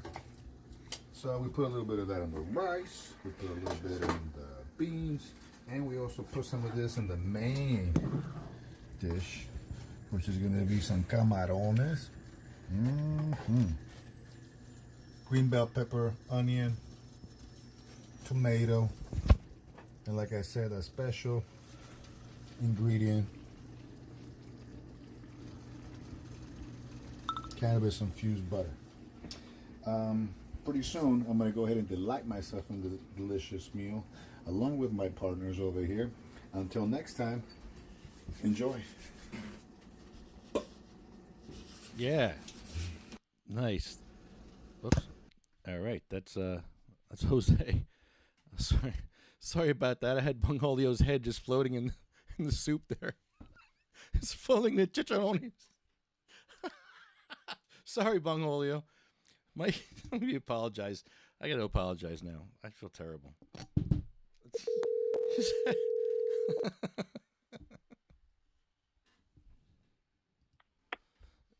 Hello. Hey, Mikey. Hey, Lefty, what's up? How are you, man? Happy 420. Happy 420, man. How are you? Good, man. I have to apologize to you. I just had your head in the chicharrones. Your head was... Oh, yeah. I look like I was approving of all the dishes. Your head was floating and everything. It looks like I was very happy with each dish there. Oops. I know it's more funny that I don't have a producer, but it would be easier for me if I had a producer because you can all point and left. Dad, look at Lefty, he's stoned. Look, Bungholio's head. Why Look. is Bongholio floating over the countertop? What's going on? What are you doing for 420, man? Doing a bunch of different things. Me and Aubrey made a shitload of edibles yesterday. Started eating some of them, so I slept super good. Woke up a little later than I thought I would. But we're gonna take the celebration outside and do palms and stuff. We bought one of those giant king palms, like the 5-gram ones. Oh, yes. So we're gonna pack that thing, and we got a whole bunch of weed and a whole bunch of edibles, and we're gonna get super baked. That sounds like fun. Yeah.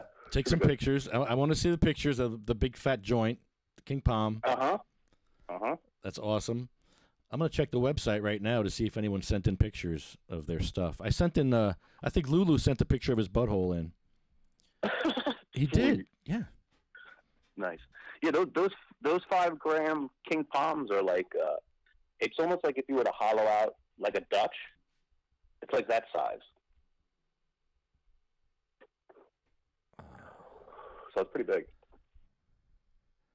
Let's see. No, just Lulu's butthole. The last picture is Lulu's butthole. It's beautiful. It is a beautiful butthole, though. I'm going to put a like next to it. I'm going to put a love on it. Here, I'll put some. Here, let me show you the. Here, let me go to the camera. Hold on. Let me just take you off camera and show you this real quick. This is great. This is Lulu's butthole. Come on. I got to take you guys down on here. Hold on. Oh, my God. I need a producer. All right, look at this. This is Lulu's butthole. That's Lulu's butthole, if you can see that. I'm going to put a big love next to that butthole right there. It's love. Because Lulu posted. That's beautiful. That is just, it's a flower. Good job. All right. How do I get this back up here? Where's Mikey? Yeah, it's been forever since we've hung out. Dude, I know. This quarantine shit's got us in a mess. All right, there we go. Got you back. What are you doing for the quarantine? Well, I normally go back to work in March. So there was like work for like a week, and then everything got shut down and stuff. So it was like a little teaser. I feel like I'm gaining some weight. Well, yeah, aren't you like munching out on some really bad food right now? Yeah. I guess I'll explain to everybody what I was explaining to you the other night. But I bought 2 boxes of like 20 fruit roll-ups. Came in each box.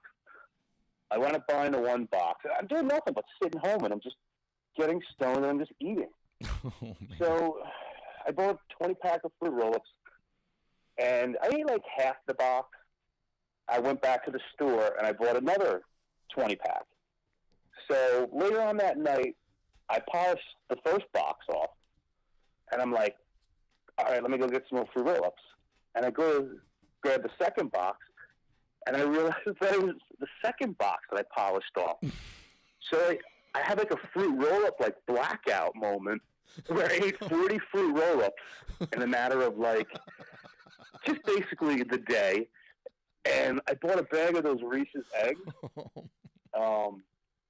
And I literally ate them all in one sitting. It was on the same day too. Oh. But I've been doing stupid shit like that. And you I can't act out any other way.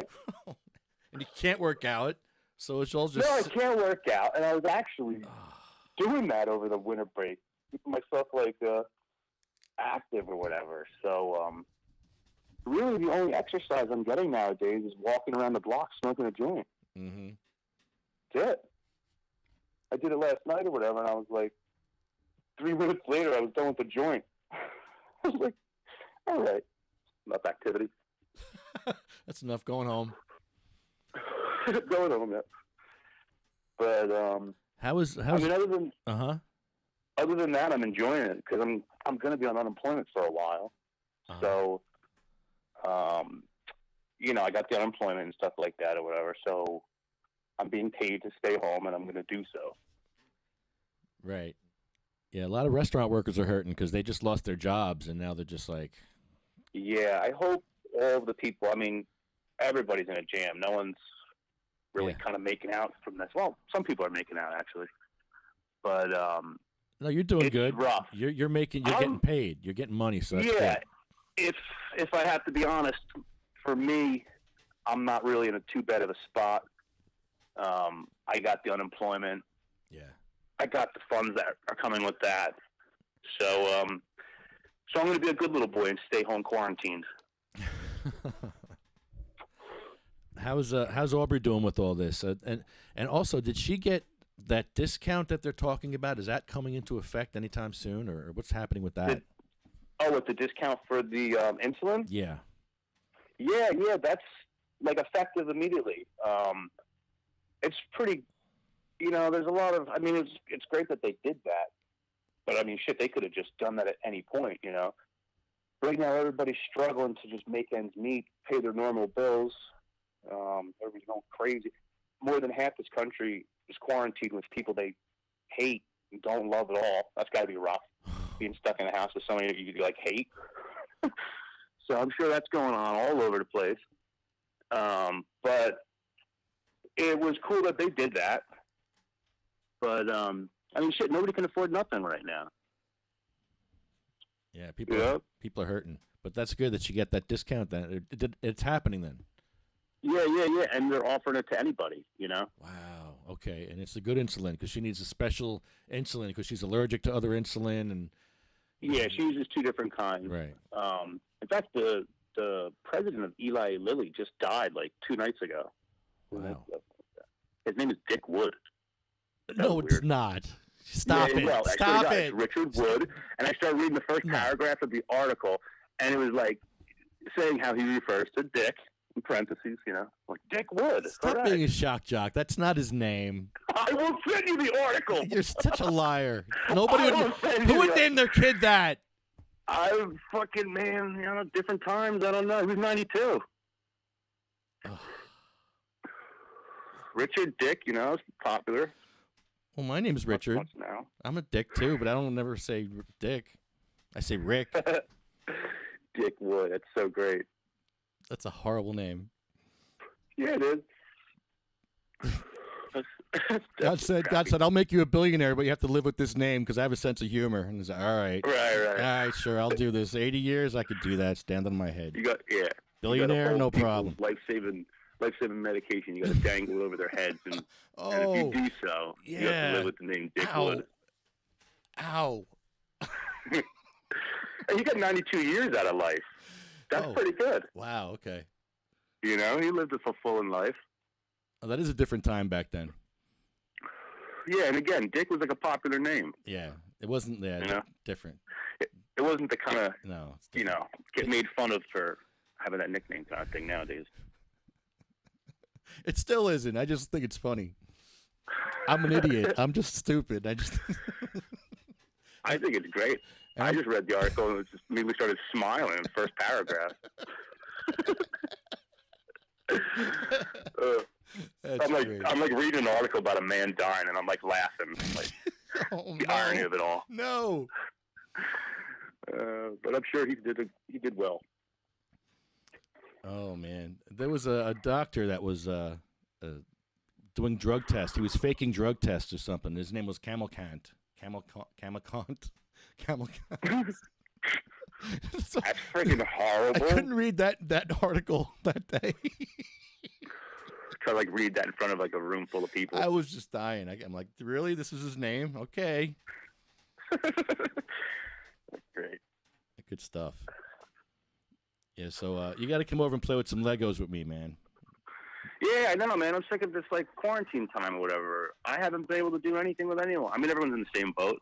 I'm no different, but I'm trying to hang. Yeah, I'm safe. I'm good. I haven't gone out. And next week is this Thursday, Vermin Supreme. So you should. Yeah, you should come over for Vermin Supreme. Yeah, I could be a part of your quarantine, right? I mean, I've been doing the masks. I've been even doing the gloves. You got to take them off though a certain way, and then you can't like touch Yeah, everything. no. Some people, you might as well not even wear the gloves if you're doing it wrong. Mm-hmm. It's ridiculous. Touching your eye with your glove. Yeah, I watched a kid in ShopRite yesterday pull his mask down. He's a cashier. He pulled his mask down. He's like looking at the Z-Take total or something, and he starts like picking his nose with his rubber gloves on his hand. I'm like, what are you doing? I'm like, this is all wrong. No. Like, you're definitely doing it wrong, man. Oh, did you get your finger up your nose? You didn't get a picture? Like crazy. No, I was horrified though. I was. Oh no. Horrified. Well, these are different times, and there's a lot of factors that are like highlighted that are just different. Like the way that we're just absolutely have no trust over people. You see someone, you're like, you're a fucking enemy. Get away from me. Now, like a common man, your fellow man is like a threat. Everyone's an enemy now. You know? Yeah, and that kind of division is like super dangerous because all of a sudden, like, no one's on the same team. You know, I enjoy the moments in the store when someone like clearly does a dodge. You know, like they'll see you and they'll go way out of their way to make sure they, I'll do the same thing.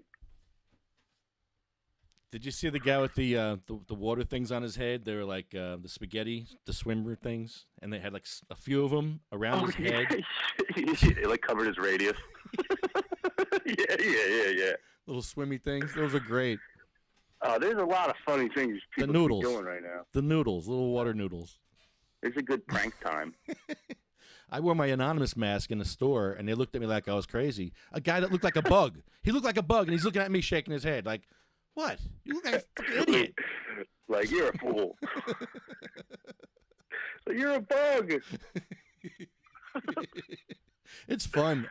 It's fun for me. But it's not fun for everybody because there are people suffering, and it is true that as far as there's a balance between your freedoms and your rights, which I fight for that, but like we know people that are sick that have to be seriously quarantined.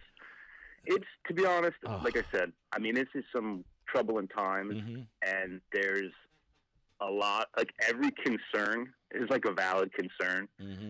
I don't want to get too into it or whatever, but there's a lot of things that are taking place right now that it'll be impossible to try to undo, things that are being put in place and stuff.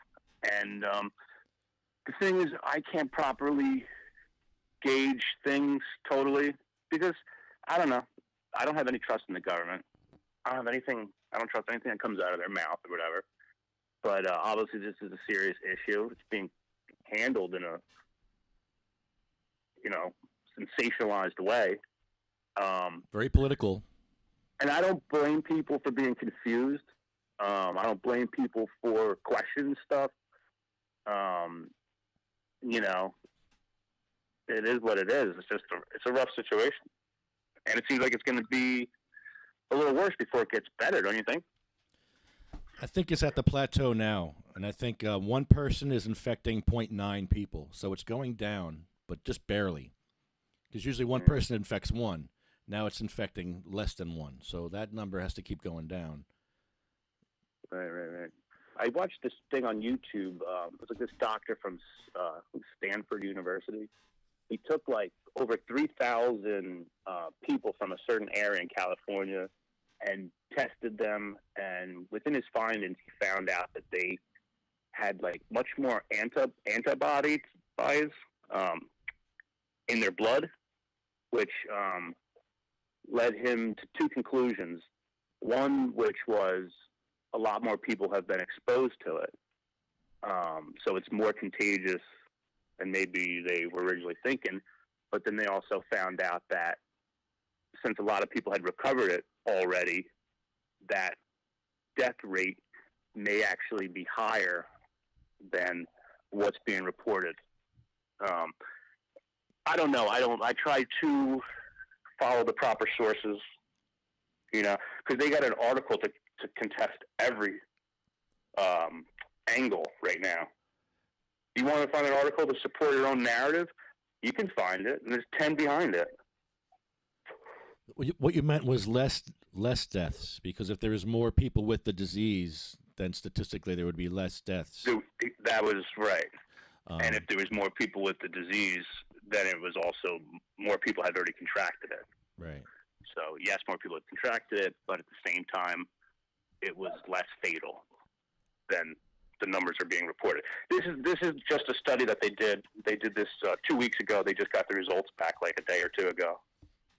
Well, I've done a study here at the podcast over the past few years, and most of the cannabis patients I know don't really get colds and flus because their endocannabinoid system is so full, and they're usually never get sick. Yeah, most of us, unless you're really like immunocompromised. Right. But I don't get sick or colds. I just don't, because I'm always I'm at worst. I'll do maybe like a slight cold once a winter. Once a year, maybe. Yeah, something. But that's it. Mm-hmm. That's nothing.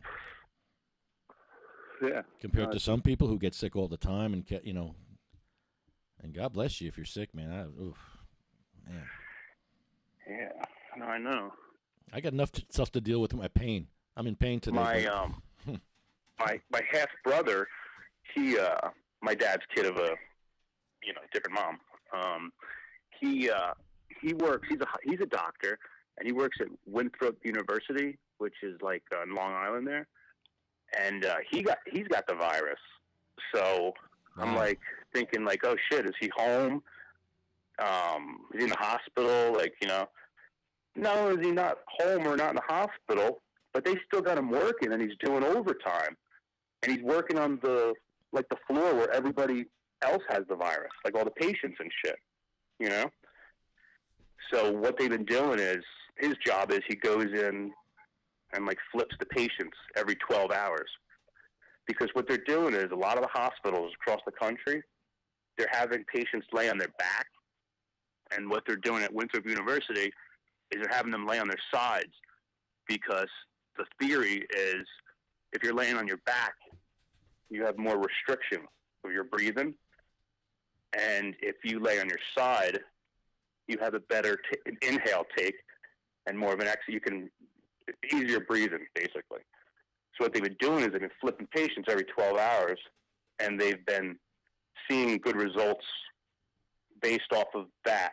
And they've been even in some situations putting the patients on their stomach and kind of propping them in a way, which it's just different than what they're doing in a lot of hospitals across the country.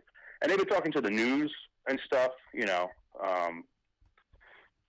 so, I don't know, this is pretty interesting. Crazy times, man. Sure is. So, you guys made some crazy edibles today, huh? What did you guys make? We got brownies. Uh-huh. We got cupcakes. We got infused honey. We have butter ready to go for more shit. We said, fuck it, Just get a bunch of shit, make a bunch of shit.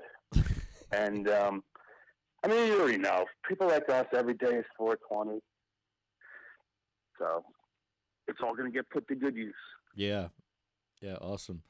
Quarantine QP. Yeah, we're trying to figure out an answer for Lori and her son because he needs a fast-acting cannabis. So Rick said an aerosol, not to change any of her recipes, but to use an aerosol up the nose, and I think that would work for him. Oh, like a nasal shot thing? Yeah. I never tried nasal that. Blast. I would love that. The only thing I've tried is keef. I was going to say, we did the snort and the keef. Snorted the keef. That was kind of crazy. Fantastic. No, it was not crazy. It was completely thought out, properly executed. I will tell you to the day I die, I think that was one of the best ideas you've ever had. I may have to snort some keef on the podcast today. It's funny, people are like, yeah, you should. It is 420. You really should. All right, let me go get it. Hold on. Please do that. Hold on. Let me go get it. Let me get it. Oh, boy, I'm not ready for this. Yeah. The reason why the snort and the decarb keef is such a good idea is because, all right, well, the concept of, taking a dab hit, is, you know, you're firing the torch up or whatever. You know, someone who's not your normal cannabis consumer, it's like, to them, it's like you're smoking like the crack of weed kind of thing. So I like the optics of snorting the decarb keef. I think it's like one level above the optics of, like, you know, blazing up a rig with a torch. Okay. What do I do for the podcast? It is 420, though. I should clean this dabber off. I love how you still got some ready.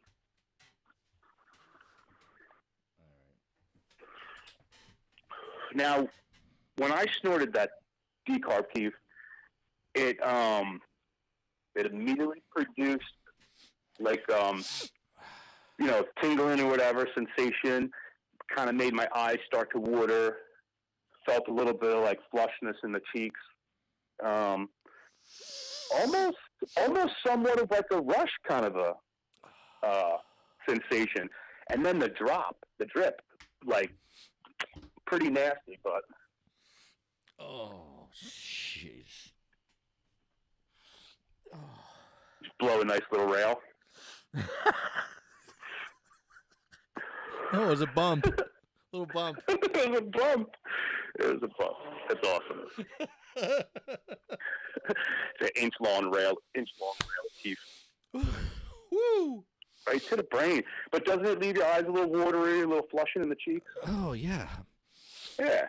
You feel like you want to jiggle your shoulders around a bit? You got to do both sides, I think. I got to do both sides. You don't really get that feeling after like a bong hit where you want to jiggle the shoulders, but you get that with the decarb keef. Yeah. I'm going to sneeze in a second. But before I sneeze. Oh. There, yeah, nice. Oh. Get it all up in there. I used to live in Helmeta, and that was where they used to make this stuff of tobacco. And yeah. Wow, I remember growing up. Not growing up, I was in my 20s. Being around that factory, the Helm factory. It's pretty wild. And is that pretty much what gave you the idea to do the snort and the decarb keef? Yes. Amazing. Brilliant. And plus, I watch a lot of old movies. Old movies, they used to do that a lot. I could, just from hearing you, like, do your snorting and and stuff, I'm almost like a little jealous. It sounds very pleasurable. I, like, remember the rush feeling. Fuck, I'm getting all itchy now.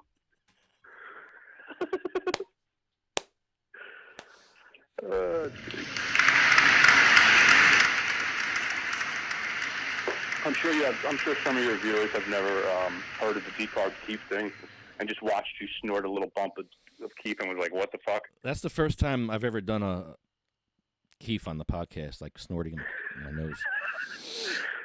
You're the best. I love it. It's a holiday. I lit the bong. I lit you up. Look.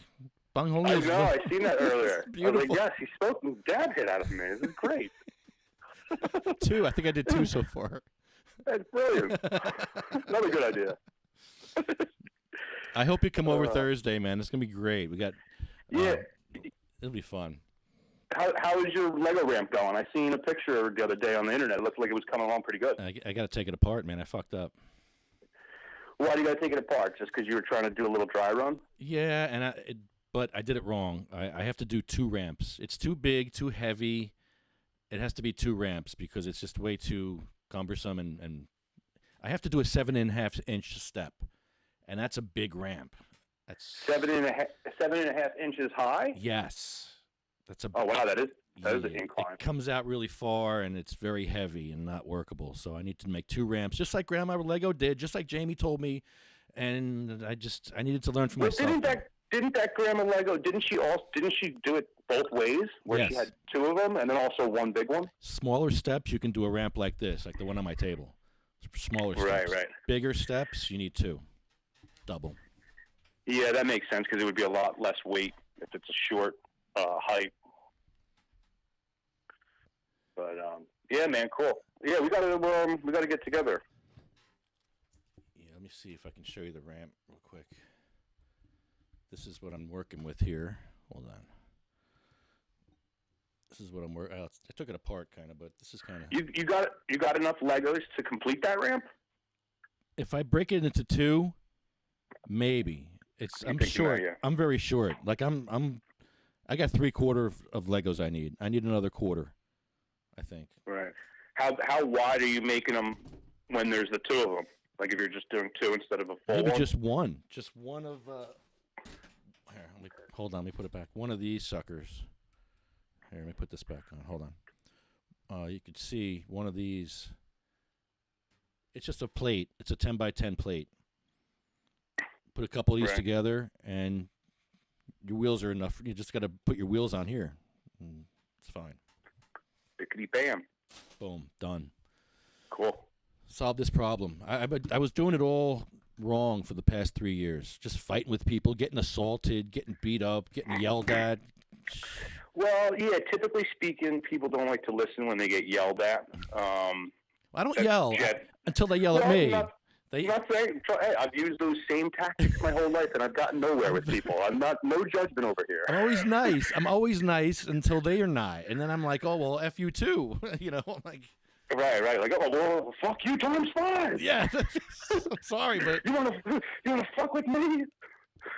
Yeah. Yeah, I need to be more nice about it. And anyway, I was trying to be more nice about it. But at the same time or whatever, there's nothing wrong with like trying out a bunch of different things and then sticking with like what works, you know, and you can't come to that place unless you use a nice plethora of tactics. Yeah, we got 13 ramps the hard way. We're going to get 100 ramps this way, the easy, fun way. I can remember going into police stations with you, doing the tour, you know, educating them with all the law, and everything like that. And we did it in a lot of different ways. There was ways where we were like kind of frustrated about it, and then there were other times where it was like a great experience, and we left shaking hands with the cops, which, you know, we were getting all different kinds of results using all different tactics. Yeah. So sometimes yelling feels good, but doesn't really yield. Oh, there's the sneeze. That was the snuff sneeze. Oh, there it is. Felt good, right? I'm supposed to feel the rush now, or no? No. I think you already got the rush when you Okay. missed a sniff. Wow. I think I think I have a rush now. Get a little drips of sweat on the cheek.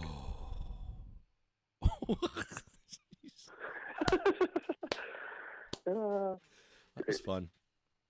Well, trust me, everybody's got all these 420 plans, all these ideas, these festive ideas, and I don't think anyone else is snorting Keith, so you got them beat on that. We always got them beat by something stupid. You're always thinking of something, you know. There's that, though. Always one step ahead without even trying to be.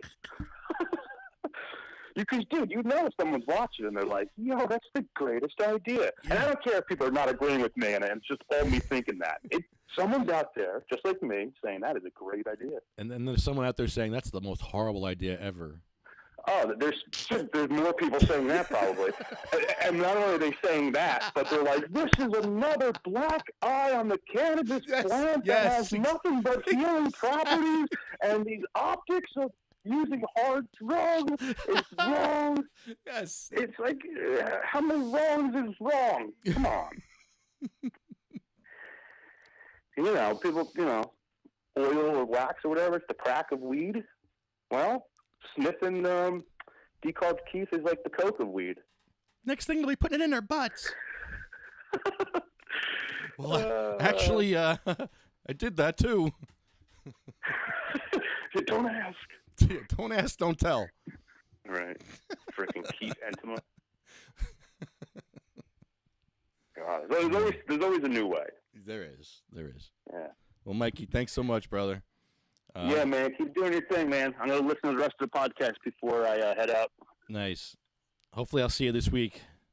Yeah, man. Have a good 420, and we'll try to get together on Thursday. You too, man. Happy 420, bro. You too, man. Take care. Bye-bye. See ya. All right. Let's do this. Okay. Boom. All right. Where's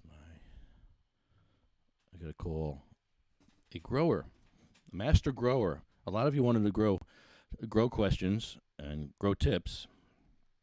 So we're going to work on that for you today. There we go. Let's see if this works.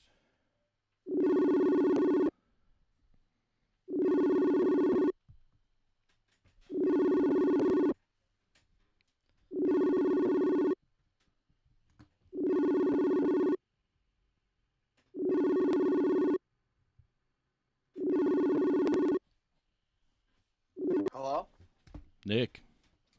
Hey, what's up? Hey, it's Lefty, man. How are you? You're on the air.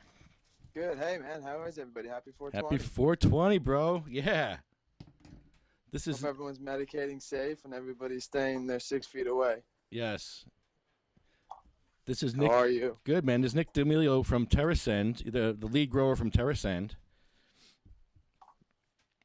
How's everything going over there? Good, man. I'm actually off today, enjoying my holiday. I've been working some weekends. We're keeping our social distancing and limiting our staff to who's there. So making sure the plants are fed.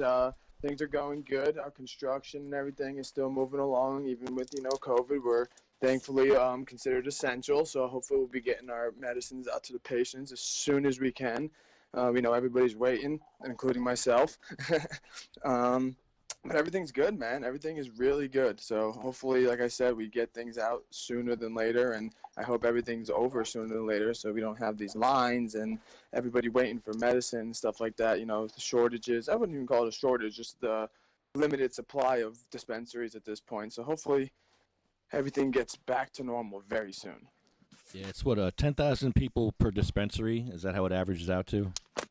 I think right now, yeah, if you break down to how many patients are in the program with the 60,000-ish or whatever it is, yeah, we're at like 10,000 dispensary at this point. And, people live 2 hours away from one, so numbers kind of change. Man, that's rough. So how are you doing during this whole thing? Like you're doing the social distancing and all that. I had a question for another grower. Sorry before. about that. My phone was bugging out for a second. Another grower, I asked him a question about the virus. If maybe you know this answer. If somebody sneezes on the plants who has the coronavirus, do you have to destroy the plants, or do you have to just quarantine the plants, or is there any? This is all new ground for all of us here. Yeah, so honestly, I'm not 100% educated on that question as well. I believe that, viruses and bacteria can live on the plants and stuff like that. Yeah. But I think we would have more of a concern if a patient or, an employee or a staff member, a cultivator, anybody at the dispensary having that condition should be, nowhere near any product or patient medicine. And in reality, if that was happening, just for precautions, I would think that product would be destroyed at that point because it's contaminated by somebody who possibly could spread the coronavirus. I'm not 100% sure on the time frame of that it would live on a plant, but I assume it can live on a plant just like it can live on a surface. Yeah, it can live a day or two on a surface, right? Yeah, I would assume at least like the 3 days or something like that. I'm actually going to start looking into that more myself. I have been researching viruses in plants, and I know that they are, susceptible to some things that we are, but it's not like we can necessarily give the virus to a plant, I believe. And, but now, like you said, a dried product that somebody coughs on, is it in the bag? Is it around it? That's a different story, in my opinion, than actual plant having to worry about contracting the virus. Yeah, it's a different world, man. It really is. It's a scary world, but it's a different. We'll all get through it, I think. So yeah, it's definitely difficult. A lot of questions, man, because we just don't know a lot of things about a lot of issues. Cannabis may even help this virus, help you deal with the virus. I believe so. I believe that the antiviral properties that cannabis has and other cannabinoids have together, with our CB1 and CB2 receptors, I believe that smoking might not necessarily be the best thing for some, a virus or a disease or anything with a respiratory problem. But who's saying eating cannabis and eating cannabinoids aren't helping you throughout this process and helping keep you susceptible or a better immune system at this point. I haven't had pills or prescription medication or anything like that, Advil, in probably like 6-7 years since I became a patient and medicated and stuff. So you never know. I don't, knock on wood, get sick often either. So right. So is Terrascend's going to be opening up everything's on hold now. Or are you guys on hold, or are you still going forward, or what's going on? Everything's still moving forward. With dispensary, with everything, it just all depends on how fast things can get done with construction and contractors and permitting and all that stuff. But we are staying up to date on the website and stuff with our dates, and they have been changing because of everything going on. But we're looking to hopefully be open as soon as possible, honestly, with everything going on. But dates are definitely changed a little bit, but I don't think they're going to be that much different than we've set. So I think everything will be open, hopefully in a timely manner in the next, month or two, depending on how, like I said, things go with this whole coronavirus and everything like that. All right, Slav has a question. I don't think they can do this, Slav. They said they should wear a full body suit, face mask, and sunglasses in the grow room. Is that even possible to wear a whole? I'm actually right now, like I am the only cultivator in that grow room pretty much all the time, and I do have a full Tyvek suit on, shoe booties, beard net, hair net, glasses, safety goggles over the glasses, and I even wear a face mask over it now because of the situation. But right now with our situation, it's not really a concern for us, but for people that are putting out product right now in flower and selling to ATCs and other dispensaries, in general, PPE should be taking precautions during cannabis and stuff, not just during these times. We should have full PPE, in my opinion, when you're cultivating for patients. Oh, there you go, Slav. There's your answer. He's wearing full gear. It's hot in there, too, with that gear on, but hey, that's okay. I bet. Worth it.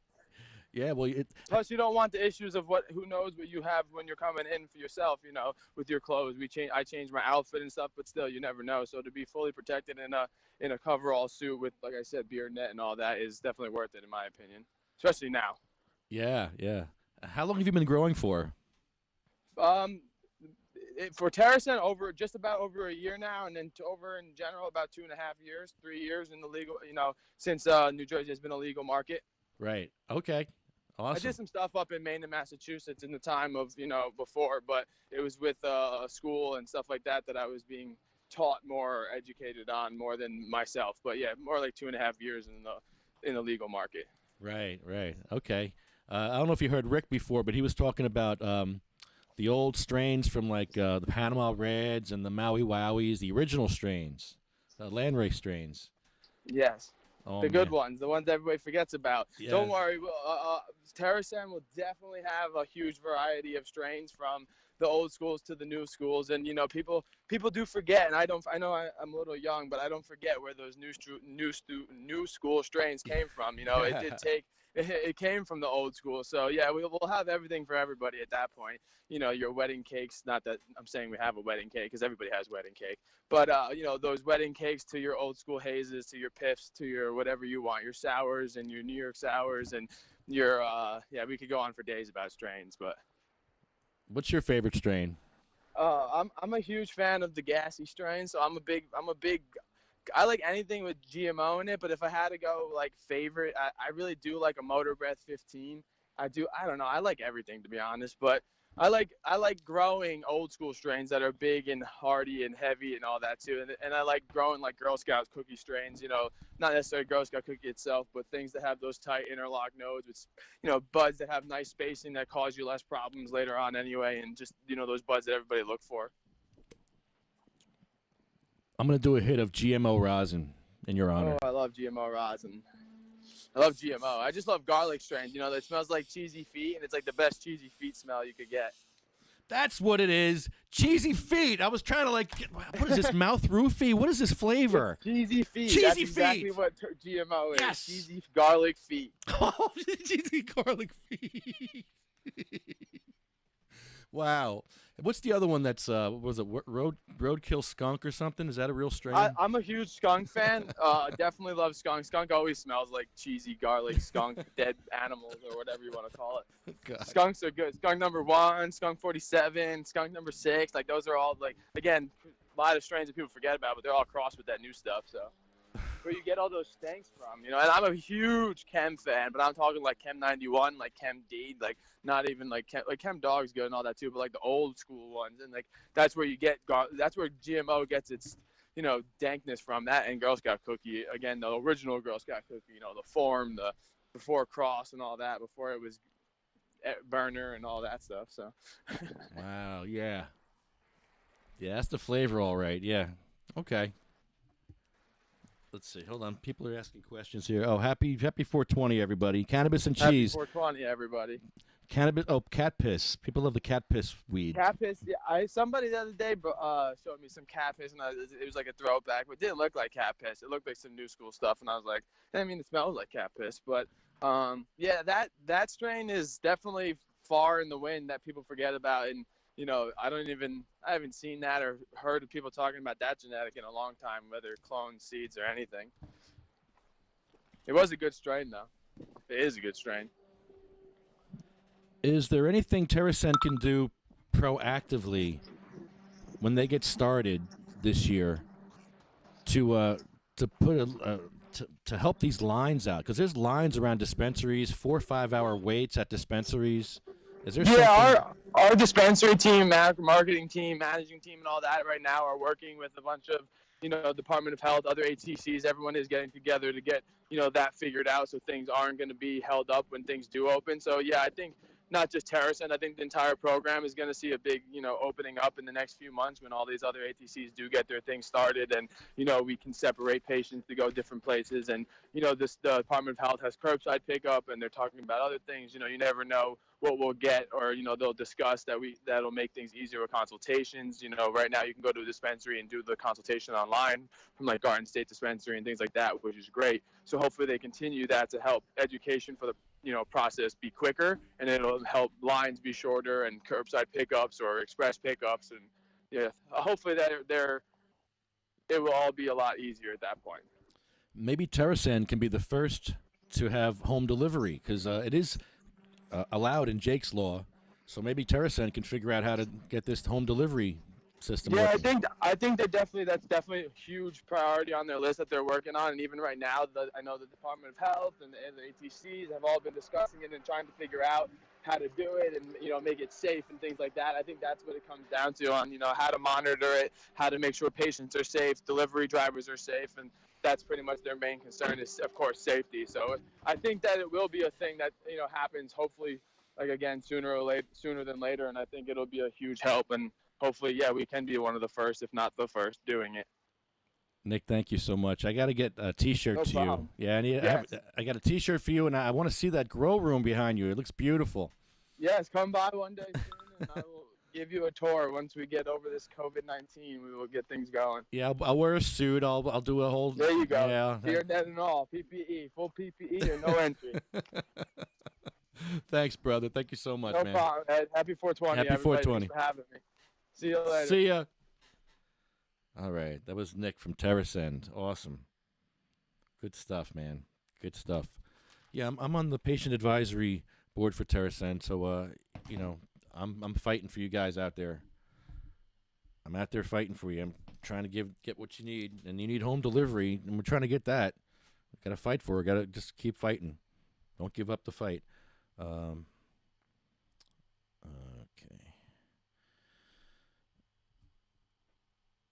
Let's do this one. Oops. Okay.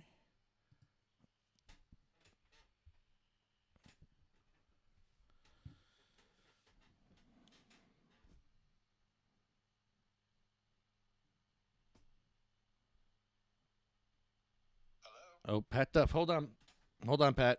I'm trying to get this phone working. Can you hear me now? All right, we got to do it the hard way. Hold on. All right. There we go. Mr. Duff, how are you, sir? I'm doing good, man. Happy 420, brother. Happy 420. What are you smoking on in Pennsylvania today? Well, I'm in New Jersey. Oh, you're in Jersey today. Okay. Yeah, what do you call it? I live in New Jersey. Okay. I'm a Jersey resident, and I own a business in Philadelphia, so. Oh, you just own the business there. You own the Canacare. Was it Canacare? Yeah. Yeah. I own Canacare. It's the first legal patients medicating lounge in Pennsylvania, where we got a big CBD store. I invented a bunch of different products that are killer, that can knock out like eczema, psoriasis, acne, rashes. I make my own tinctures.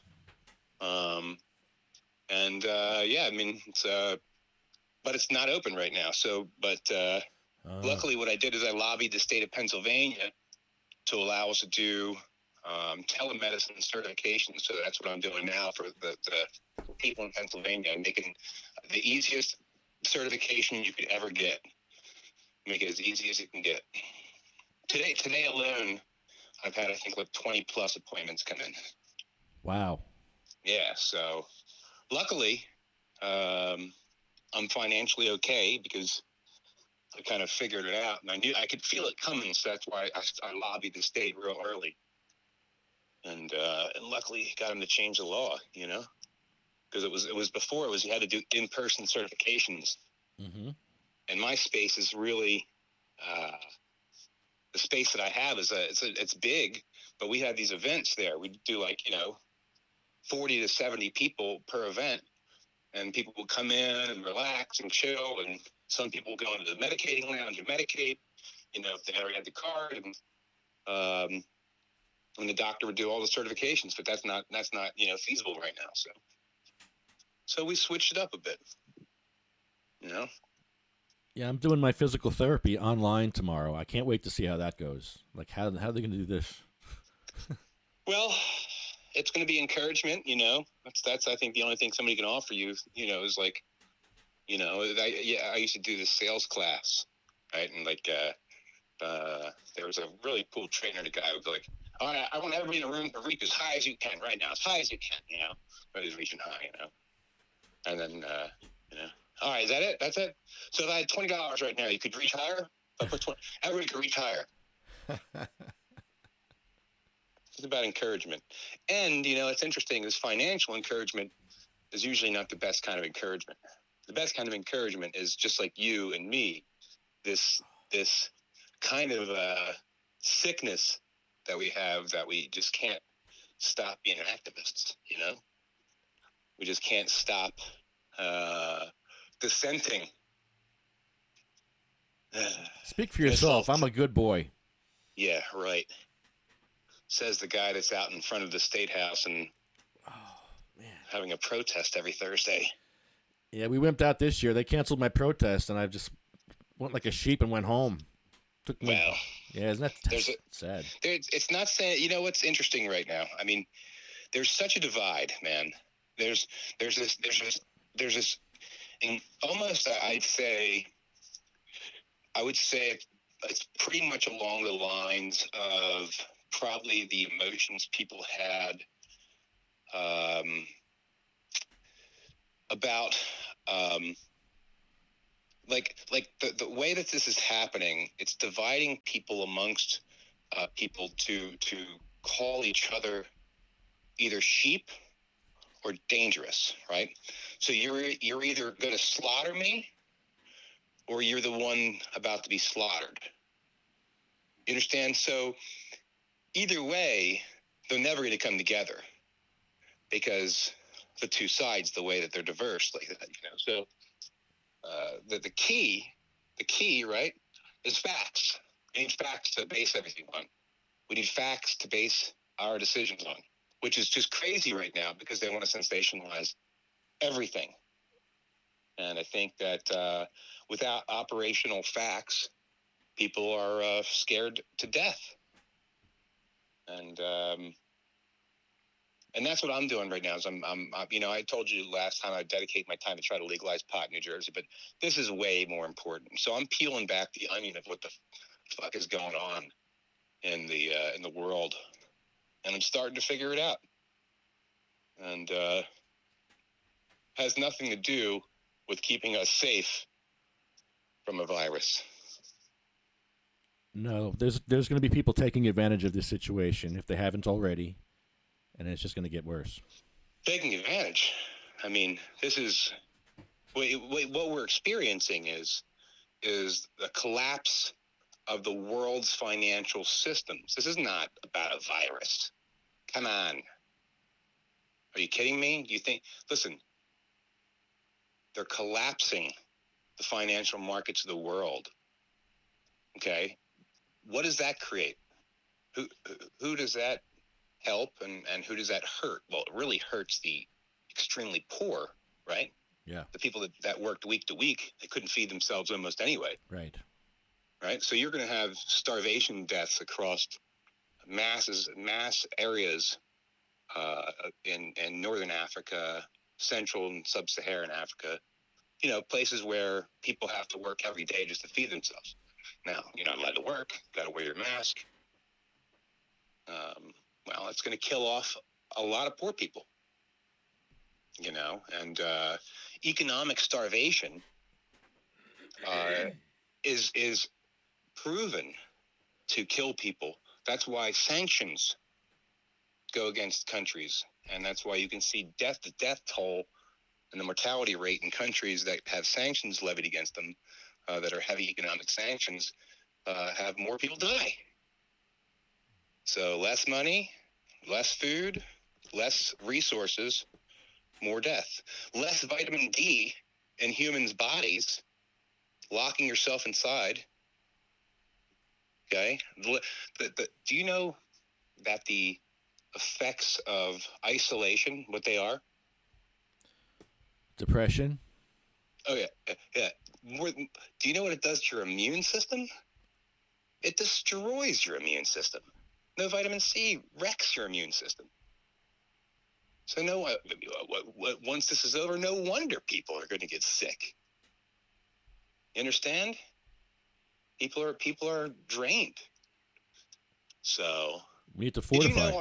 Did you know on March 24th, the CDC put out a memo telling hospitals that they could assume a person had COVID who died? Assume, without a test, or even with a test that came back negative. Do you know that? Yeah, there was a lot of cases that could have been. It's very strange what's going on here. They're cooking the books. Yeah, big time. So here's I'm going to give you some of my research here. Read a book by Bruce Nussbaum. Please, everybody, please. Bruce Nussbaum. It's called Good Intentions. It'll tell you how Dr. Anthony Fauci became a multi-millionaire, close to a billionaire, off of patents for AIDS medications. I think he owns like 16 patents. He owns a patent for what's called interleukin-2. So you ever hear of interferon or interleukin? Yes. Okay, so Fauci patented that. That's been used in almost every single AIDS medication as what they call a inhibitor or enhancer. It binds, right? How is he then going to profit off this next one? Well, I can tell you. It's called glycoprotein 120. He owns the patent on that too. And that's going to go in these new therapies that are going to go towards the coronavirus. So, I mean, this is not just him. This is a concerted effort because the pharmaceutical industries are failing. People are doing yoga. People are smoking pot. People are choosing pot over pharmaceuticals, and that's crushing their business. Their users, they're killing them with opioid overdoses, right? So they're running out of, customers to sell opioids to. People have caught on to that game. So they got to figure out a new game. And this is it. So they want people so scared that they think that, and here's the other thing, is the 2 million deaths. Remember that? 2.5 million deaths. Yeah. Okay. So mathematically, that their factor is off by I think about 20 times as what we're seeing now. And that's even with cooked books, right? So that's, if you ask me, right, it's if the weather forecaster said we're going to get 4 feet of snow, and 4 feet of snow is coming, Ed. It's coming. It's going to hit from New Jersey all the way up to Connecticut. Let me go get some milk and bread. Yeah, here's a swath. Here it comes. Correct. Get your toilet paper. Get your milk. Get your bread. Oh, we only got a dusting. So, why? What science was the 4 feet of snow based upon? Why doesn't the media ask? Hey, Hurricane Schwartz, you told us there was going to be 4 feet of snow, and there's not. Well, Hurricane Schwartz says that's because you all went outside and farted. And at the time you all farted, it blew the storm back, and you did such a good job at going outside together and farting that you are the reason why there's no 4 feet of snow. There's no 2 million deaths. You stayed inside like a good little person. And now, we did this together. But 20 trillion is missing from the economy.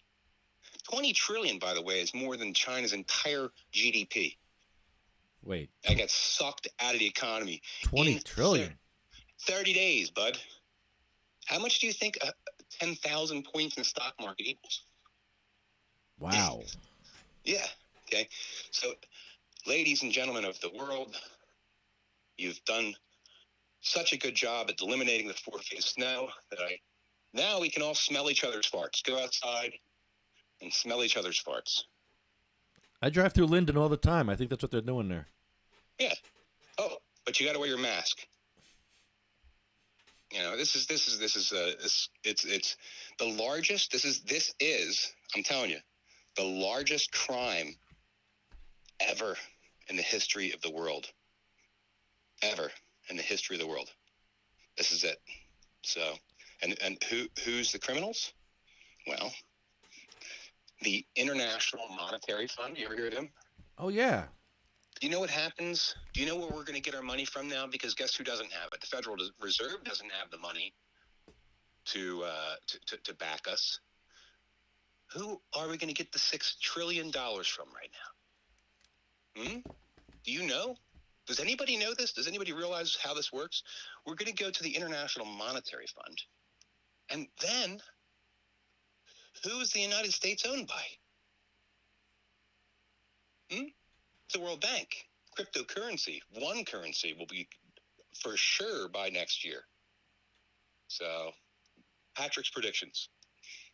So that's kind of where I'm at. That's what I've been looking into, the WHO, you know, the CDC, all these folks that perpetuated a lie based on junk science that was bought hook, line, and sinker are, you know, the perpetrators of the largest crime in the history of the world. And I'm not scared to say it. So, criminals. Dr. Fauci's a criminal. We all know Donald Trump's a criminal. Okay? That's pretty obvious. But if anybody wants to challenge, you know, or take a look at, just type in the word Anthony Fauci U.S. patent. See, he's got interleukin 2. I think he's got interleukin 4. He's got GP120, GP160. The man is, you know, he is what he is. He is a, if you think that he's there to help us, here I'm going to give you a statement by Dr. Fauci, October 1983. October 1983, by the way, it was well known at that point that heterosexual females and males could get AIDS. It was well known. In May of 1982, the CDC put out a report saying that at least 13 heterosexual females in the United States had AIDS. All right? So in October of 1983, Anthony Fauci comes out in newspapers and he says, you know what? AIDS is confined. This is his quote. It's confined to homosexual and bisexual men, IV drug users, hemophiliacs, and Haitians. Huh? I mean, how didn't anybody challenge his science at that point? Dr. Fauci, are you saying that heterosexual Haitians are contracting this disease and it's confined to them, but somehow it's not, or somehow it's not adaptable to heterosexual Americans? I mean, wouldn't that be a good question to ask? Wouldn't a good question to be asked? Where's the 2 million bodies? Where do you have a financial interest in this virus, sir? I mean, people want to know if Trump has a financial interest, right? And I hate Trump. God, I hate them all, though. You know what the politicians are? They're a group of people, right now, that are in control, that believe that they're the smartest people in the room. Now, the problem is that they kick out the smartest people in the room because they can't have anybody that challenges them, you understand? So we're left with a bunch of dunces and what they refer to as consensus science, where, unless academia says that what you did is significant, then it's not significant. Greatest example is my Martin Luther King work. You have these group of bureaucrats who decide what's significant historically and decide that Dr. King's first civil rights incident was not significant. Do you know why? Because they're consensus fuckers. Just like a lot of these scientists. Look up a couple names I'm going to give you. Have you heard of Dr. I can't remember this. Dr. Scott Jenner? No. All right, look up the interview with Dr. Scott Jenner. This is a physician. Try to find him and see what he says about this. Very clear. He's very clear about it. Just they changed the way you're coding these death certificates to try, and which is against HIPAA. Coding of a death certificate is very accurate. If you miscode a death certificate, you know what can happen as a physician? Did you ever hear of a medical malpractice? So all of a sudden, right, miscoding of a death certificate. Let's say a family has a history of heart disease, and somebody died of a heart attack, but they listed as COVID instead. Now that history of heart disease is somehow interrupted now, and that patient doesn't have that same history, and it completely interrupts the pattern of how modern medicine is done. What about Dr. Oh man, I don't remember his name right now. There's an Indian doctor from Massachusetts that's running for Senate right now. And he actually was the guy who invented email. Listen to what these folks have to say. There's a doctor that just did a study at Stanford. They took samples from 3,200 people in California, and they tested them all for antibodies. They found that about 3 to 4% of the people that they tested had antibodies already. How's that possible? It's possible because this virus has been here for a long time. But here's my theory. My friend.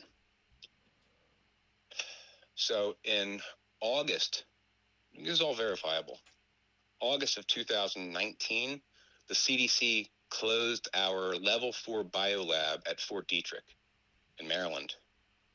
Why did they close it? Well, it was admitted they closed it because there was compromises in safety in a level 4 biolab that houses, coronaviruses and things like that. Now they closed that. They literally closed Fort Detrick in August. Can I ask you what was happening right around then? Do you remember there was a strange lung illness happening around then that couldn't be figured out? What was that called? Oh, yeah. What was that called? Vape lung? Popcorn lung. Yeah. Vape lung, right? What are the symptoms of coronavirus, and what are the symptoms of vape lung? Oh, they're very similar. They're the same. Yeah. They're the same. This thing's been here since last year. In December, I got really sick, but my friend who was with me at the same time who smoked cigarettes got the same exact thing, and he got annihilated. Now, he went to the doctor, got tested. They couldn't figure out what the hell was wrong with him. He was down for weeks. Wow. With this dry, sifty cough that you couldn't get away from. I mean, it was like when I remember I can look at my position in my living room. I remember standing there for 5 minutes trying to get this little piece of phlegm out of my throat. It was a very dry, very, very strange cough, body chills, things like that, So fever, low fever, everything the same. So I think it's been here for quite a while. America didn't want to admit it was here. Once it got out, you can't stop it. It's already going. So it's not like they're going to just, boom, to be able to just cut it off at the head. So they used it as an advantage to create this, it's called Event 201. And they had it in New York City. Johns Hopkins University and Bill Gates sponsored it. And it was a simulation of what the world leaders would do if there was a breakout of a novel coronavirus. Do you know that? Event 201, sponsored by Bill Gates. By the way, Anthony Fauci sits on Bill Gates' Foundation board for vaccines. Gets paid a lot of money. Do you know that? You didn't know that Bill Gates has Fauci on the board for his vaccine group? Okay, terrific. Event 201 takes place October of 2019.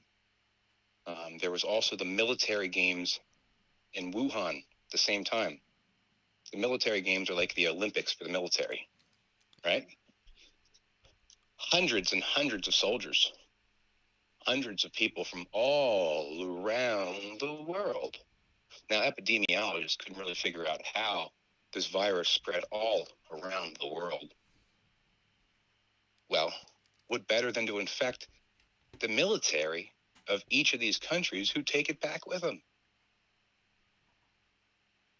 They talk about how Wuhan was the beginning of this virus, correct? Yeah. The military games were in Wuhan in October of 2019. Do you know where the soldiers ate mostly?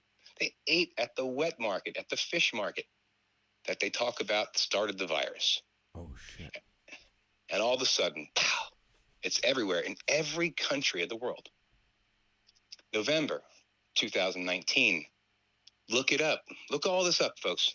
Look it up. CDC started hiring for quarantine managers. They're still hiring, right? The job, luckily, went from 11/15 till 5/15 of 2020. So the quarantine management job ends on the 15th of May. Just ironically, the date everybody's talking about opening back up.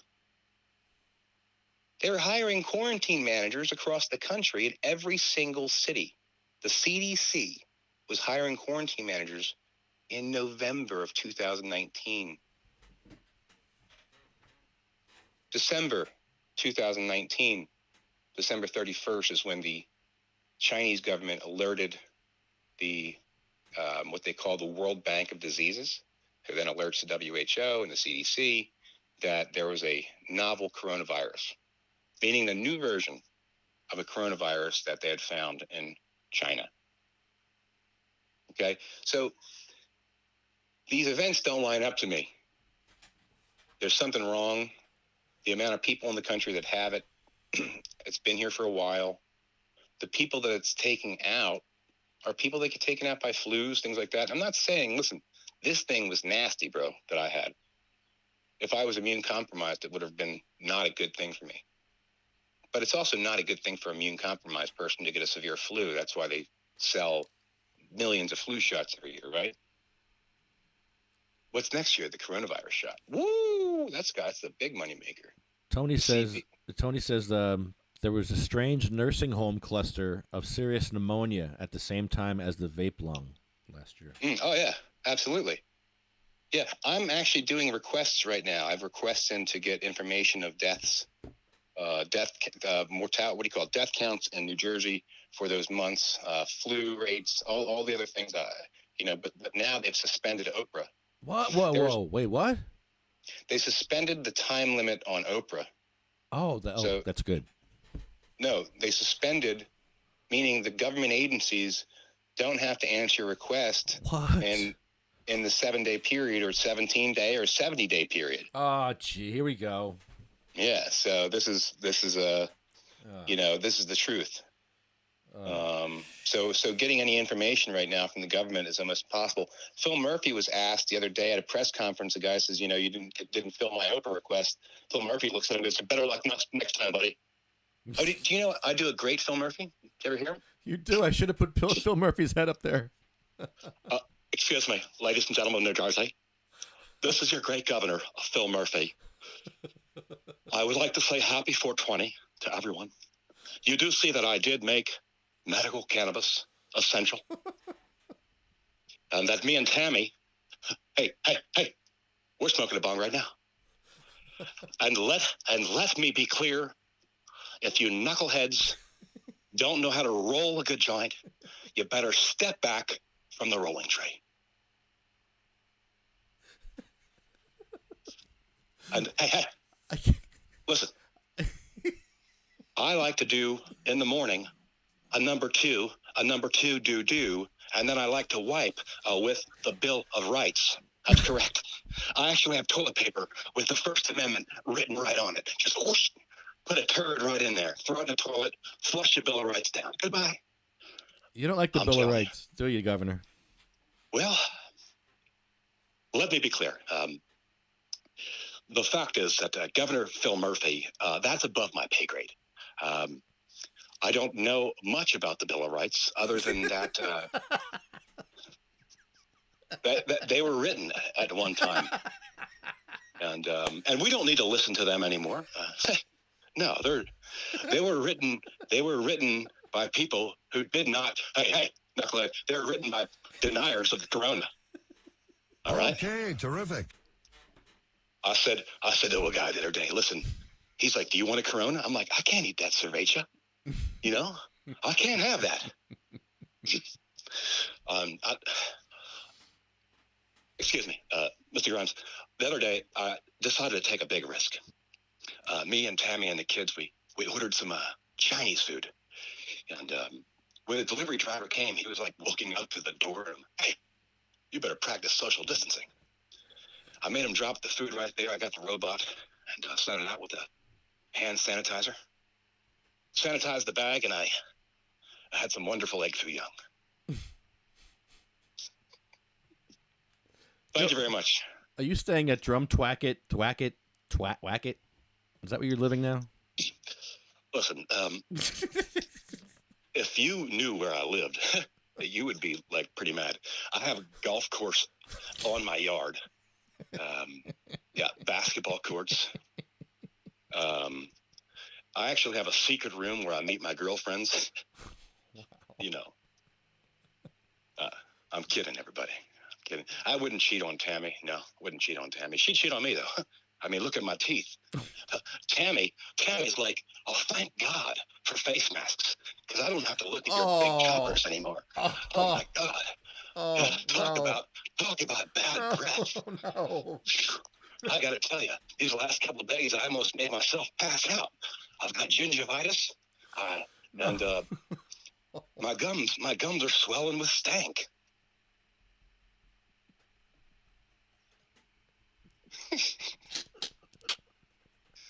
Oh man! Hey, listen. Have you ever seen me take a bite of an apple? I can take half of an apple.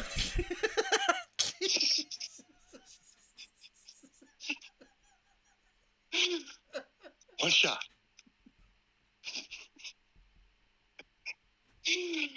Hey.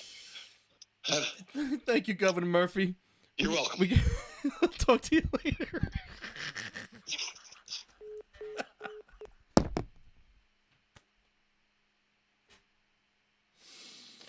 That did not just happen. I gotta take a break. I can't. What the hell was that?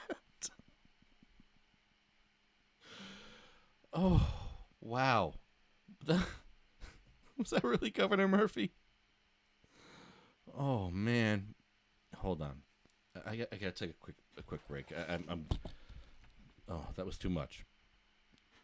Too extra for me. Too extra. No. This one. COVID-19! COVID-19! COVID-19! COVID-19! COVID-19! COVID-19! The wind of God! The wind of God! In the name of Jesus! In the name of COVID-19! COVID-19! You are destroyed forever. You are destroyed forever. And you'll never be back.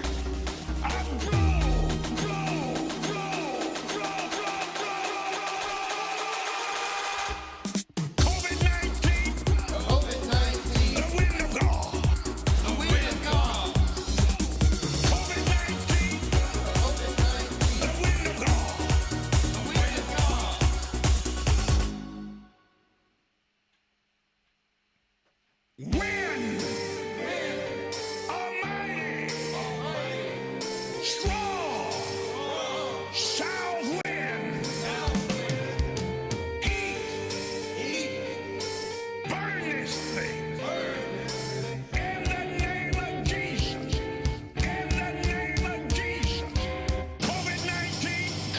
COVID-19. COVID-19. COVID-19. COVID-19. COVID-19. COVID-19. I'm roll. Roll. I'm roll. Roll. I'm roll. Roll. I'm roll. Roll. COVID-19. COVID-19.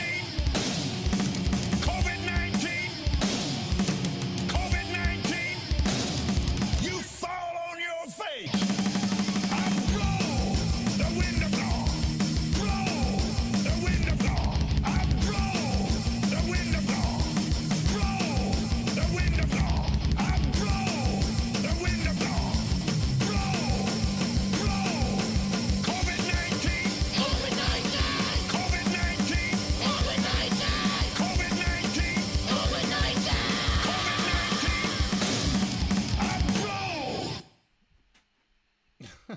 Oh man. All right. Let's get this up here.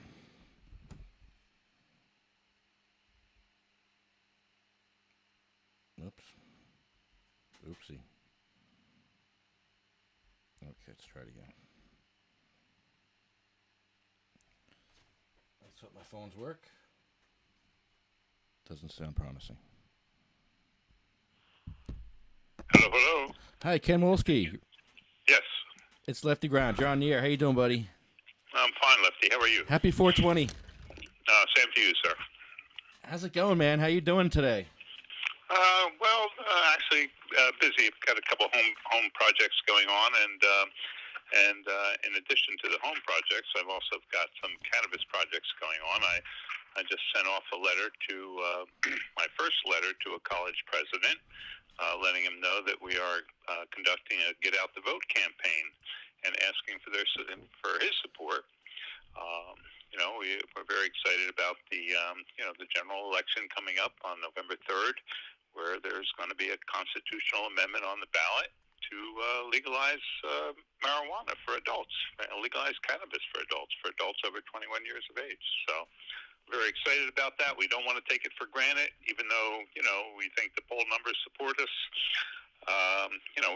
We're trying to engage the 18 to 25-year-old voter with this project, Lefty.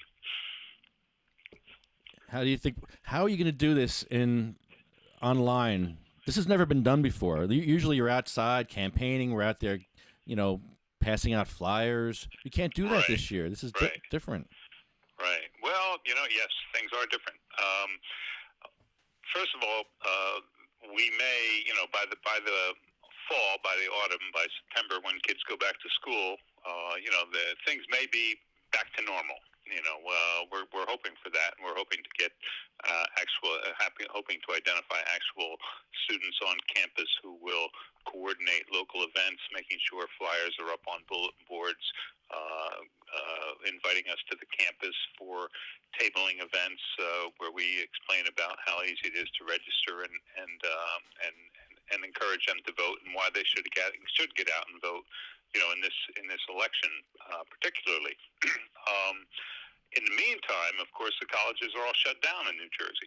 So, however, they are communicating with their students online, and so what we'd like to do is be part of that online communication with their students. So we're asking the college presidents to identify some member of their administration to help with this project. So hopefully we'll get some positive responses from this, Lefty. Yeah, it's been pretty amazing, the work that's been done by like Joanne and Jim and the rest of CMM&J. It's just been amazing. Thank you guys so much. Yeah. Well, thank you. Yes, CMM&J. It's a great organization, the Coalition for Medical Marijuana in New Jersey. We encourage people to come to our meetings second Tuesday of every month at the Lawrence Township Library. We had our first meeting on Zoom this past month, and let's see, when was that? That was on the want to say the 14th, April 14th, we had a Zoom meeting. So that was a good experience. You know, they had a couple of bugs in the system. I think Jim Miller came on board, but his microphone never got unmuted. But we carried on without him. So we have, you know, and we do other things. You know, we're very active on Facebook at the Friends of the Coalition for Medical Marijuana New Jersey.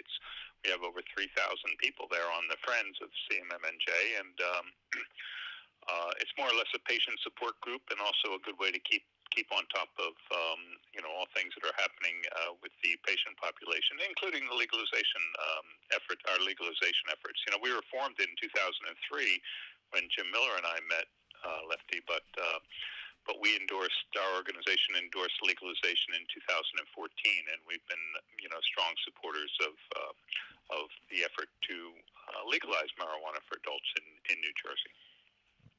There's a constitutional amendment in November that people need to understand what this is. It's a constitutional amendment, and there's cultivation included in that.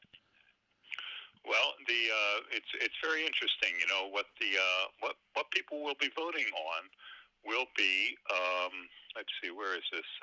The ballot question reads, the ballot question that people are going to see at the bottom of the ballot on November 3rd, 2020 is, do you approve amending the Constitution to legalize a controlled form of marijuana called cannabis? And it's going to be only for adults at least 21 years of age. The Cannabis Regulatory Commission is going to oversee the personal use market, and cannabis products will be subject to a state sales tax and possibly a municipality may possibly charge a local tax on top of that. So if we have approximately 7%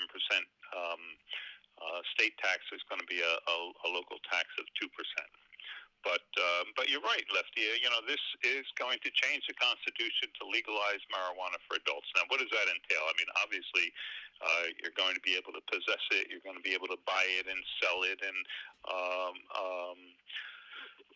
use it. And there's going to be cultivation involved, too. I mean, obviously, it has to be cultivation involved. Now, there will be the regulations to enact this, you know, assuming it passes, there will be regulations, more or less like the regulations about for liquor stores, you know. So,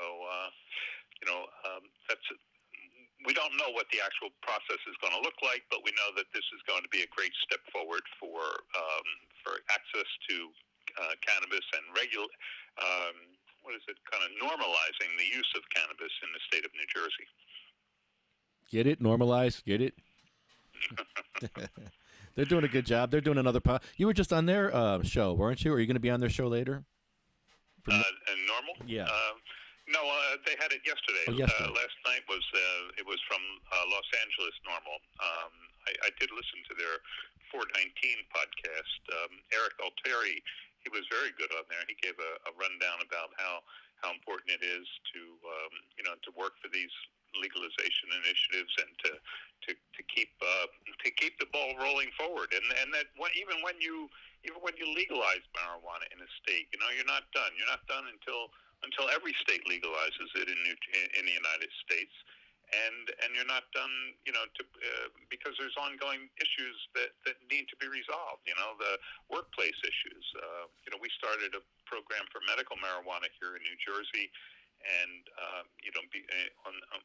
based on the thinking that some people need marijuana medically before they can go back to work.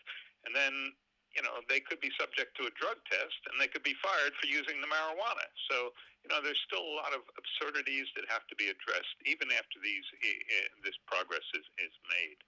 You know, I've been at this since the 1960s, really. And, you know, there continues to be progress made in terms of making marijuana more or less available to anyone who can benefit from it, or anybody who wants to benefit from it. But we still have a long way to go.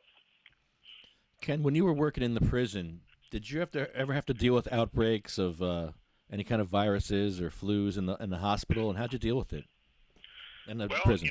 Actually, Lefty, I was appointed an infection control officer for the New Jersey Department of Corrections back in the 1980s when I was working at Skillman, the training school for boys, because we noticed there was a high number of infectious hepatitis C spreading throughout the population. But what we really realized was why this was spreading. After we started studying it, it was because more people were being admitted to the prison system because they had AIDS, HIV/AIDS, and HIV/AIDS made them more susceptible to the hepatitis C. So there was a hepatitis C outbreak, and that was something that we did have to deal with. And one of the ways that we dealt with it in a number of different ways. First of all, by appointing a very good crew of people to monitor the situation and to try to minimize the spread of these infectious diseases in the prison system, and so that's one of the things that we did. And also, when treatment became available for HIV/AIDS, the antiretroviral treatment that finally became available.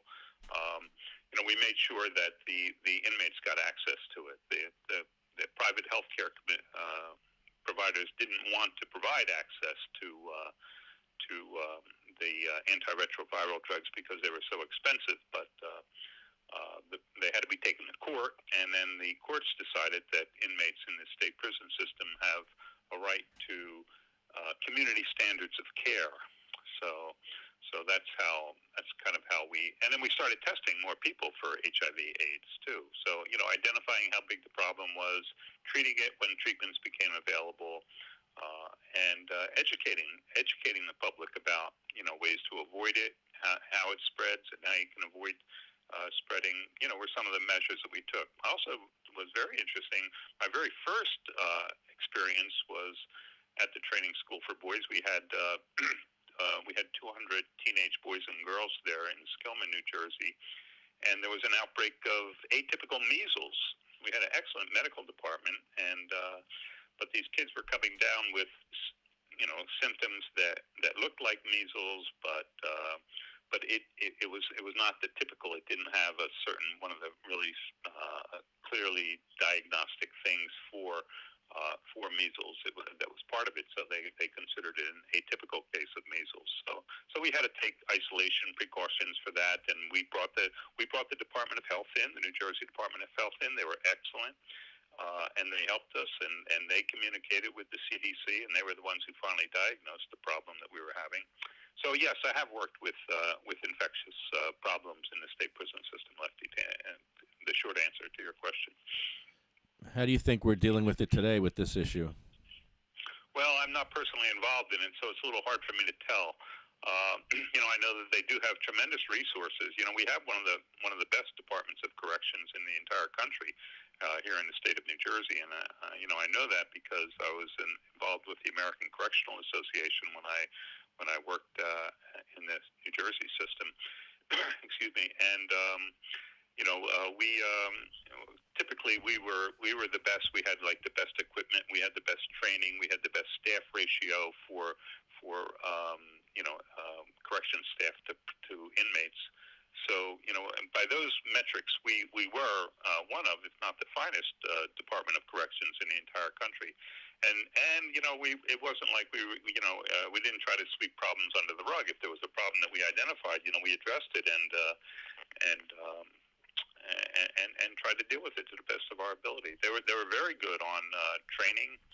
Gosh, when I was there, I had I went for countless hours of training when I was a nurse there, and I went through management training. I went through 6 levels of certified public management training, and that led to my getting a master's degree in public administration for the state, and that was just one person.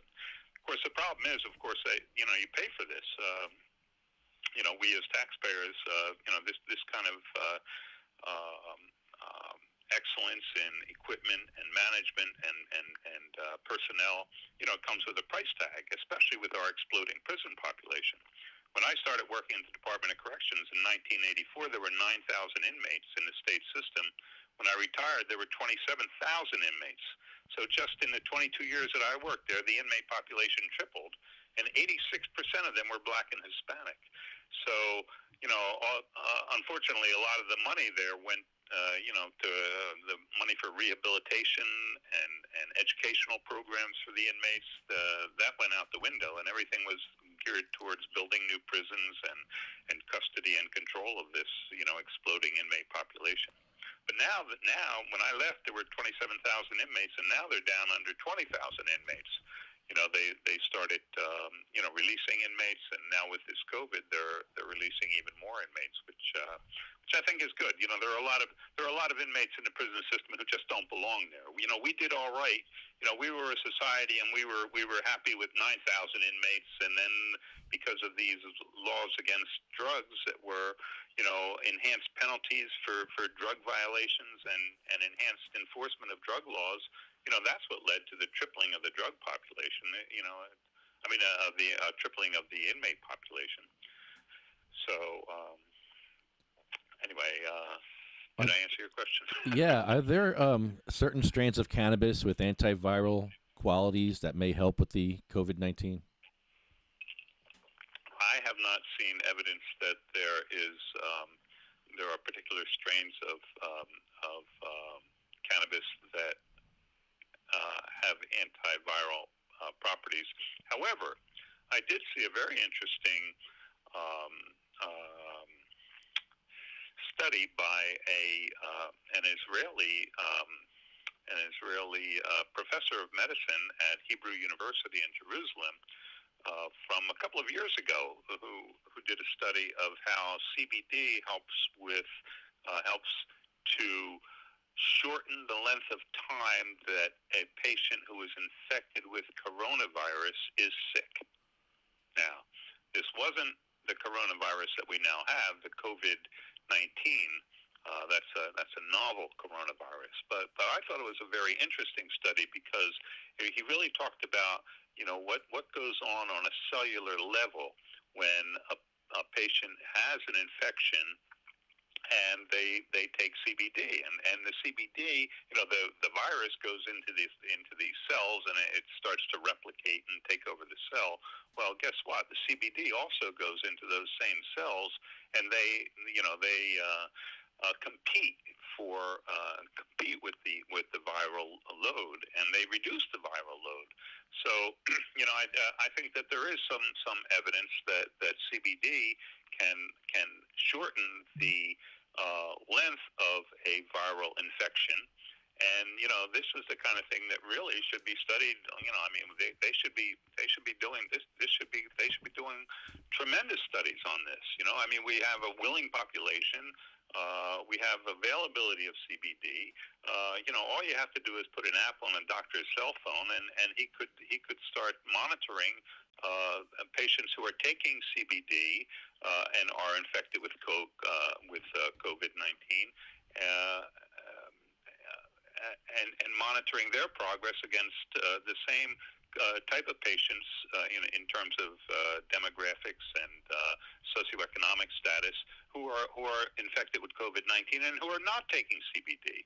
And we could have some very good studies done. Why aren't we vigorously pursuing this every avenue? Here they've rushed through studies on clinical trials on anti-malarial drugs, which well, I don't want to comment on that, but they could certainly do the same thing with CBD, and they could really determine exactly how therapeutic this is for these viral infections. Yeah, Jeff Oakes is yelling at the computer right now because he's been saying the same thing for a year now about all this information that the Department of Health has on us, and they should use it to help. Yeah, well, that was part of the Jay Koenig law too. They were supposed to start efficacy of marijuana in the medicinal marijuana program. Start studying this. We got 75,000 patients in the state of New Jersey right now who are illegally taking marijuana through these through the medicinal marijuana program. And we really, except for some self-reports every couple of months, we don't have any kind of really rigorous studies, especially comparing how those patients are doing to patients with the same diagnosis, with the same demographics, with the same socioeconomic status who are not taking marijuana. That's the kind of thing that would really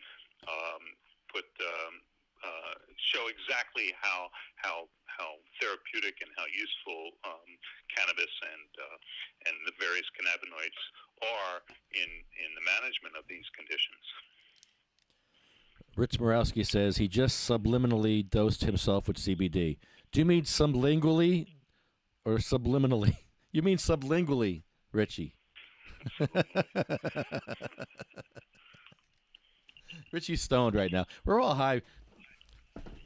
It's a holiday. We did have an issue to take care of this morning, though. We had a woman named Lori call in, and her son is autistic, and he has issues where he needs to calm down quickly, and it's not quickly enough because he starts to hurt himself. And so we're trying to find him a faster-acting cannabis. And so Rick Naya says we should take the oil that she already uses and use it in an aerosol up their nose, up his nose. Is that the best way, you think, an aerosol? An aerosol up the nose. Let's see. I'm familiar with, I don't know that I'm actually familiar with that method of administration. I thought I knew most of them. Certainly topical, dropping it. You can put drops in the nose, yeah. Yeah. You can do that. Put drops in the ears.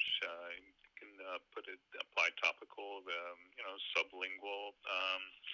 I don't really know. I'm not familiar with that method of administration. Sorry, I can't really comment on that.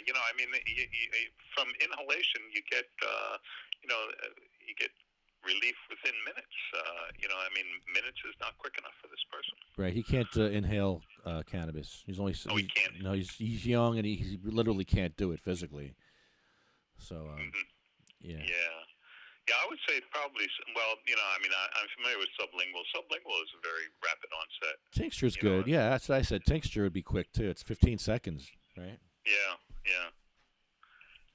So I just wouldn't recommend something I don't know anything about. Yeah. I'm trying to get some answers for a patient today because a lot of people out there are suffering. Like not everybody's partying and having a good time today. Some people are laying in bed in pain, suffering, and you know this, Ken. You see it. So. Yeah, sure.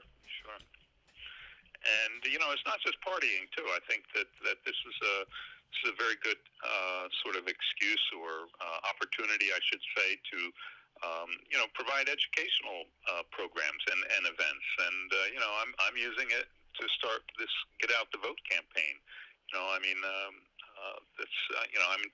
communicating with college presidents about the need for to engage students to become active and fulfill their civic obligations by registering to vote, and doing it in a way that's going to mean something to them. The 18 to 25-year-olds support marijuana reform.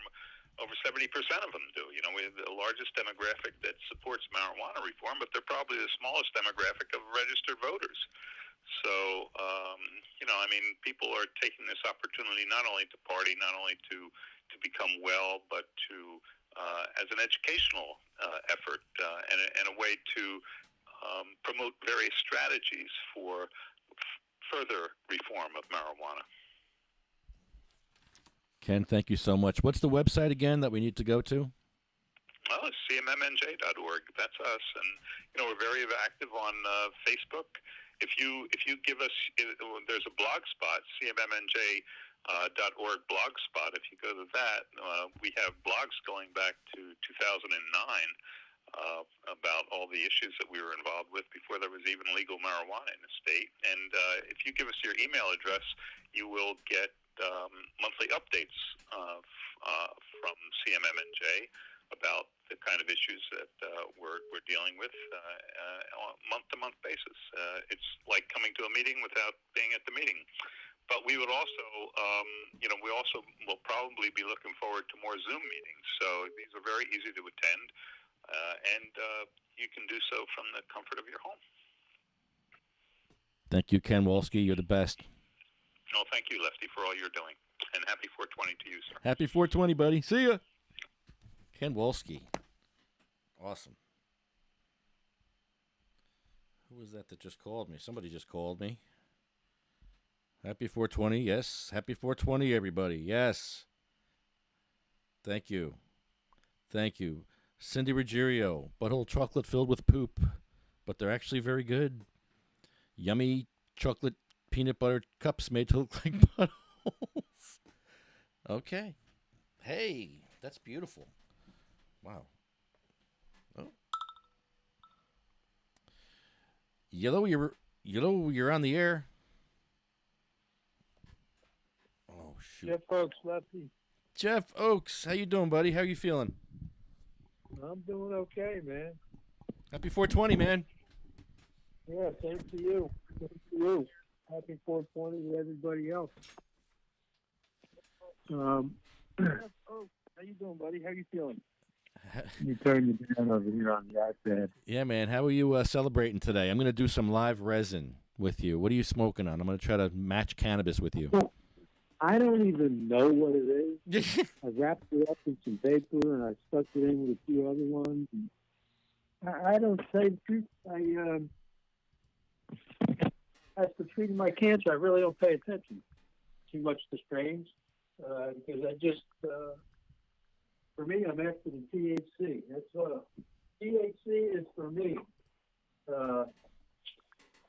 That's really the treatment itself.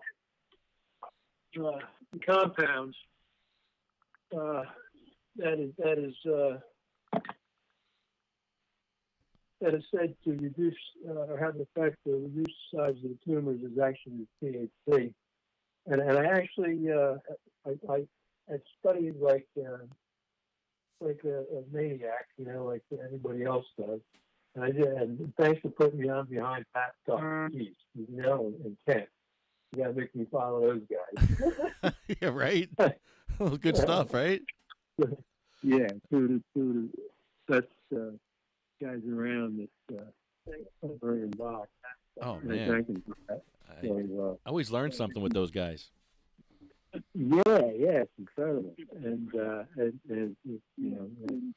Pat Duff, unfortunately, pretty much hit the nail on the head with everything he said, and I don't even want to bring it up because I'm. I kind of picked it up from you, and it's something that you taught me. And you said, I'm not having a shitty day today. I'm going to enjoy today. That's what I'm doing. I'm in bed today, and because I feel better when I'm so everything's okay.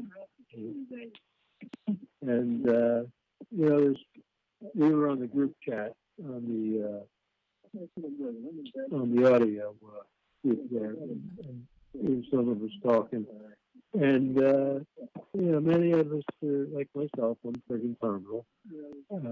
Everybody else on there has so many issues, multiple issues. It's very sad. And we all had a good try tonight. And I think everybody's having a better day because of it. Well, that's what I said before. There's a lot of people out there suffering. That not everybody's, happy 420. There's people that are actually suffering, and I know you're one of them. I'm going to tell you one thing, and it's going to make you laugh. You're making my ears suffer with whoever's talking in the background. Can you go away from that person that's talking? Oh, it's still my iPad. Why that iPad is that better? You're making me suffer now. What's it like now? That's better. That's better. Thank you. Oh, okay. So, it's with the way the world is tragic. I never thought I'd see anything like this, and it's ironic that I'm actually, the odds of being on the face of the earth when something like this happens is pathetic. It's like hitting the lottery in reverse. But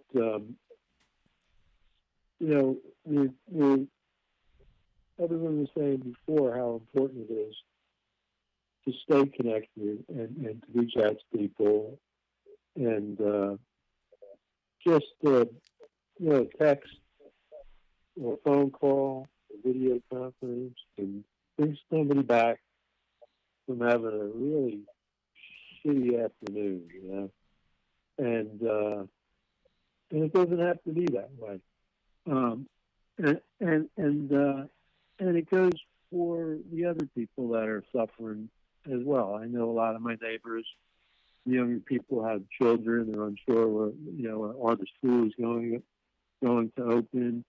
Will my children be safe going back to school? How am I gonna get a new babysitter to watch my kids? There's so many variables to go through, and those people are feeling the same effects that I feel, and a lot of other people in our group here. We live with it. That's how we feel every day. We feel isolated. So, just because you're not disabled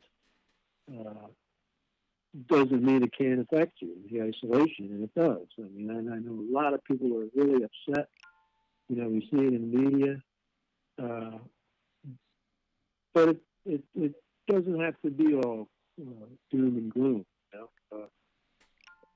I'm lucky enough today, like I'm in bed right now, but I feel pretty good. So after I get off the phone here and after I watch the rest of the show, I'm going to get outside and get some fresh air. And that's one of the best things that you can do for yourself is to get out and get some sunlight. I think Pat Duff touched. Pat Duff, man. Go out and ground yourself. Go out and do some grounding with bare feet. Exactly. Walk in the grass. Yeah, man. And look up in the air. Take in the view. Vitamin D, baby. Yep. And that's what I try to do when I'm healthy enough. And then there's some folks that can't do that,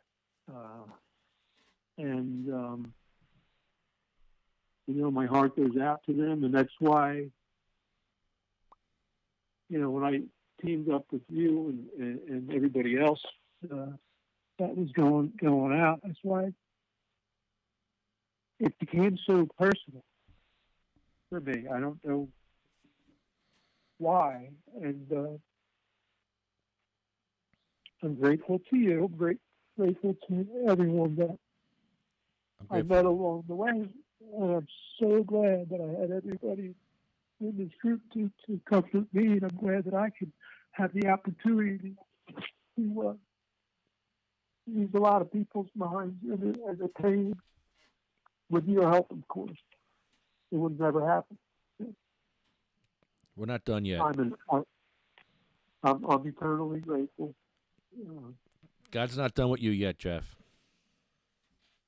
It's funny, Lefty. I think you might be right there. Because everybody's talking about this damn Pat Duff was talking about how he had the virus, and it was strange. I mean, I was going through some weird symptoms. A few months ago, when I was taking some different chemo medications, and I was also getting fevers with it stuff, and they didn't even think twice. But when he said he had low grade fevers and chills that kept coming and going, I mean that's exactly what I was experiencing. And I laid in bed for like 3 or 4 days. I was in agony.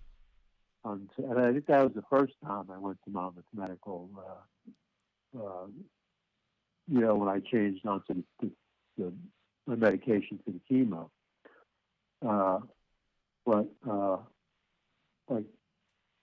I wonder if I didn't have it, When he said that, I was like, damn. And then how he said how all these things transpired, 5 or 6 months ago, we had people in our house that were people in the family here that were violently ill for days. Mary had said something that she just could not shake, and she described it as, and she will to this day, something that she just could not shake. I remember that. Yeah. Yeah, she described it as a cough. I remember. But enough of that stuff. But it's interesting. Pat Duff said there was the popcorn lung has the same symptoms.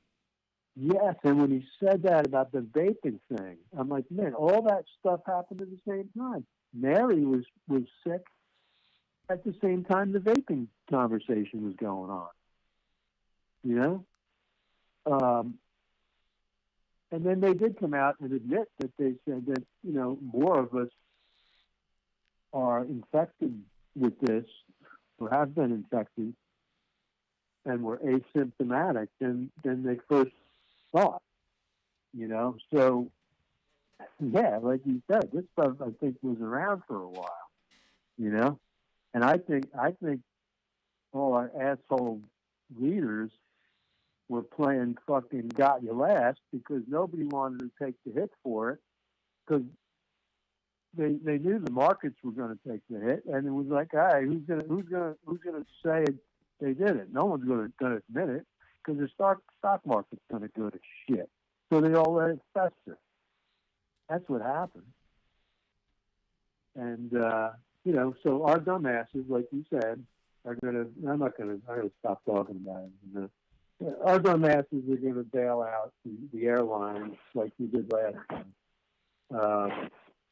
And it sounds like they put some stuff in the bill that will discourage some of these airlines and bigger corporations not to buy back their own beat down stock. So, but I'm sure they had to put something else in there that's just as bad or worse. Because we never win. We will never win. So we go down fighting. Yeah. To get away from that, yeah. I wish to go back to a year ago when I only had cancer to deal with. It's pathetic. Cancer was easy. I don't know why it came easy for me. I was trying to explain it to somebody on the chat before that I won't go to the outer realm and call it an outer body experience. But when I first got diagnosed, I was probably a day or so away from dying. And it took a long time to process the experience.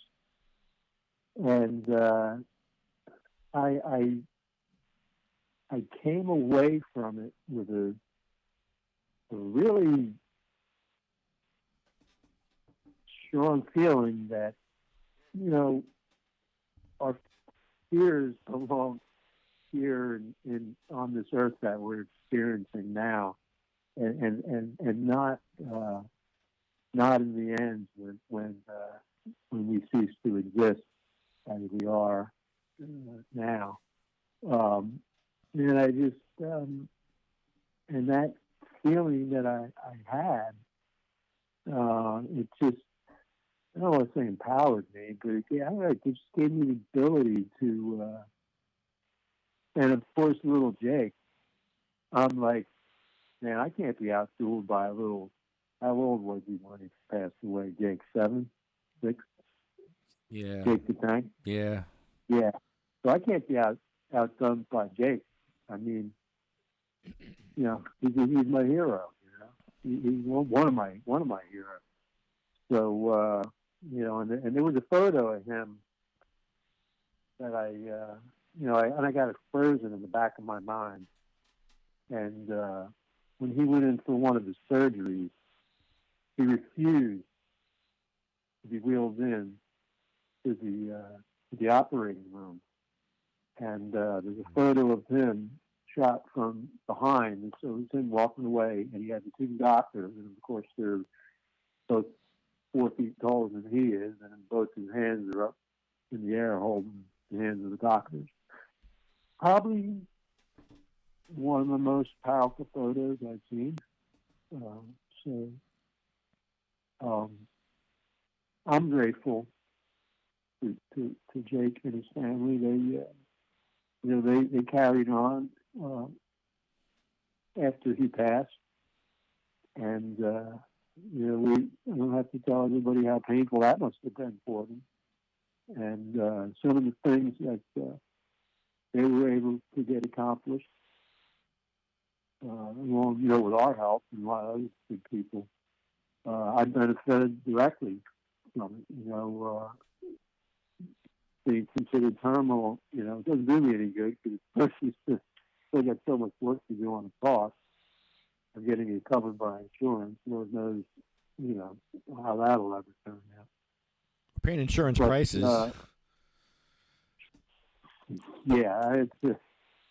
The prices we pay are the jacked up insurance prices. So it's all set up for insurance to take over, but they're not. They should. Yeah, but the terminal patient gets the unlimited supply, and I think there's a few other people that I know that have the full allotment, the unlimited supply. But it was even though I can't afford as much as I need or as much as I would like to treat my cancer, it's still a nice freedom to have, and I'm grateful that a lot of people went to bat for one another, and I know a lot of people were upset about the not having the home grow in it. But me too. But it's in there. It's in the amendment for November. We got to vote for it in November. Oh, for the vote. Yeah, I'm. That's on my bucket list. Like you said, I still got work to do, Lefty. So who knows? I got a goddamn bucket, and I keep emptying the damn thing out because I keep meeting my goals. The biggest one in the bucket was Moore's college graduation in another month or so, and I think I'm in pretty good shape to make that mark. But her and I kind of high-fived already on that. So you're gonna make it. I dumped that out of the bucket, so I got some other stuff in the bucket. I had to put more stuff in the bucket. So, the 2020 or get out and vote 2020 cannabis. Yeah, that's in the bucket, of course. I'm a little more spirited with my son Liam because he's taking up some real interest in gardening, and that was my one of my favorite hobbies for my whole life, and that's another good thing for people. I know a lot of us can't get out or even out of bed. Some of us, but if you can, just growing your own, even a few tomatoes in a couple pots on a back porch or something. It can give you, some good nutrition. And you can grow a lot of stuff like mint and other things that are therapeutic. Obviously, they won't let us grow our cannabis, but there's a whole lot of other things. Therapeutic. We need to grow our own. Everything. And the growing, like I said, the growing itself is therapeutic, and like I said, I've told you before, my plan for this winter, and for people who are concerned about, if you're partly disabled, you can't get out to the food store, and they're easy to grow. Giant pumpkins, and the fun is texted to. You got to get somebody to lift them up. I had one that was 175 pounds one year. Oh man! So I'm going to fill my refrigerator up with frozen, or my freezer up with frozen pumpkin, so I can have pumpkin soup all winter long, and not be fussing about going out in the cold or being exposed to corona or shit like that.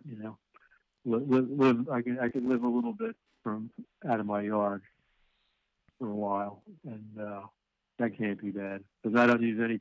I use nothing. It's all organic. I actually, geez, well, I gotta share this. The gardeners will understand. And I don't do it now because I have been on chemo and stuff. When I was healthy and when I was younger, and I actually got this from Rutgers. I used to use urine to feed the plants in the garden early on when they were smart. Okay, terrific. Were small. Yeah, it's like a 20. I think it's a 20-to-1 dilution, and it's one of the best fertilizers that we have. So you folks that keep throwing down your $100 or $200 to buy your fertilizer, you're throwing your money away. You should go buy a bag of weed and piss in your garden. Sounds like a plan. But I got the information off of one of Rutgers' publications, and there was the whole list of Barry's asked each month. Oh, pretty good in the garden. There's a whole host of stuff that is great mulching stuff for the garden. One of them, the other one is human hair. Yeah, I heard that. Yeah, very good. Yeah, it is excellent. And also there's a lot of things that they grow better with a bit of calcium in them. So I also at times will throw a few clamshells in the garden, and the rainwater washes them apart over time, and the calcium reaches into the soil. That's helpful as well. So, and I didn't get to take a picture of Mickey's butt. So I was real busy this morning. I don't know. Lynn took me out for a ride in the car this morning. We went all the way up by Sandy Hook, but it was beautiful up there. Looking out at the bay, we went. We were right near where we were. We were right near the Borough Hall in Highland, where we were like a month ago. Yeah. Except, it was light by then, and the sun was up a little. We could see the bay. It was gorgeous. But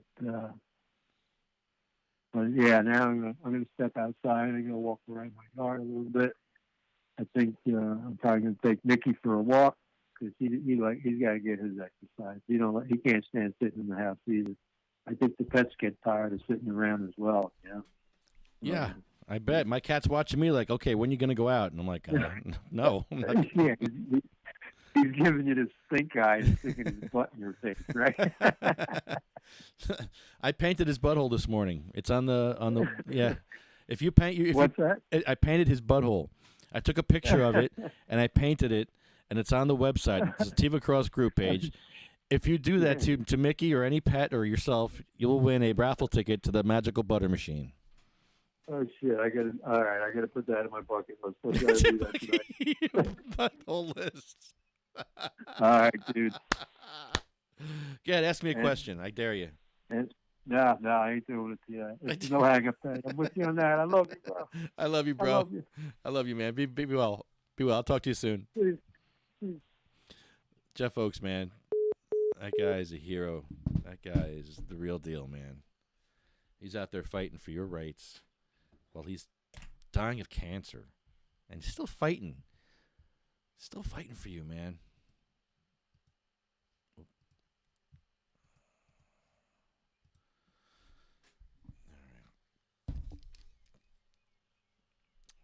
do.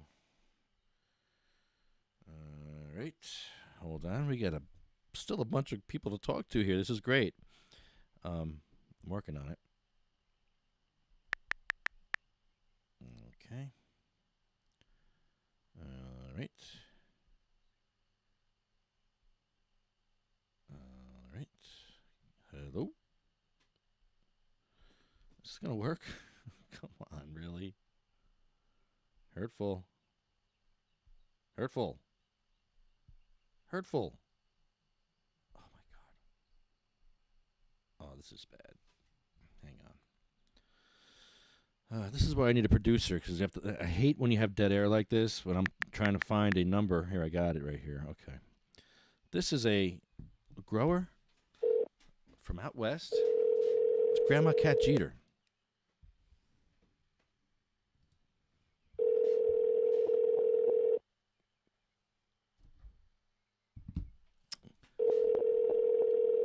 I hope Grandma Cat Jeter's available.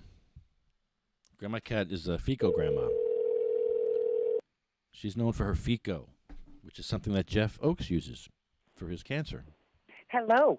You've reached Grandma Cat Jeter, founder of Deep Green Full Extract Cannabis Oil Products.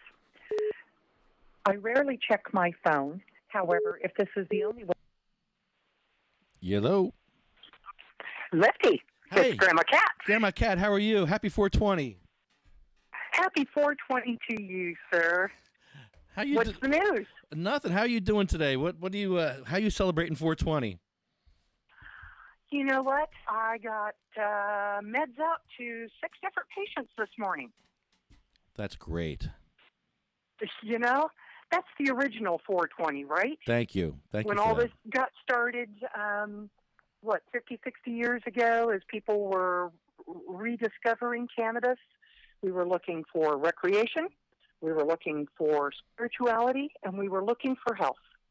Yes. So I decided to celebrate in exactly that way. Wow, helping patients. That's the first thing we did this morning when we got on the air. We helped a patient get some answers for his epilepsy. Marvelous. Yeah, that's what it's all about. It's come on, you know? Yeah.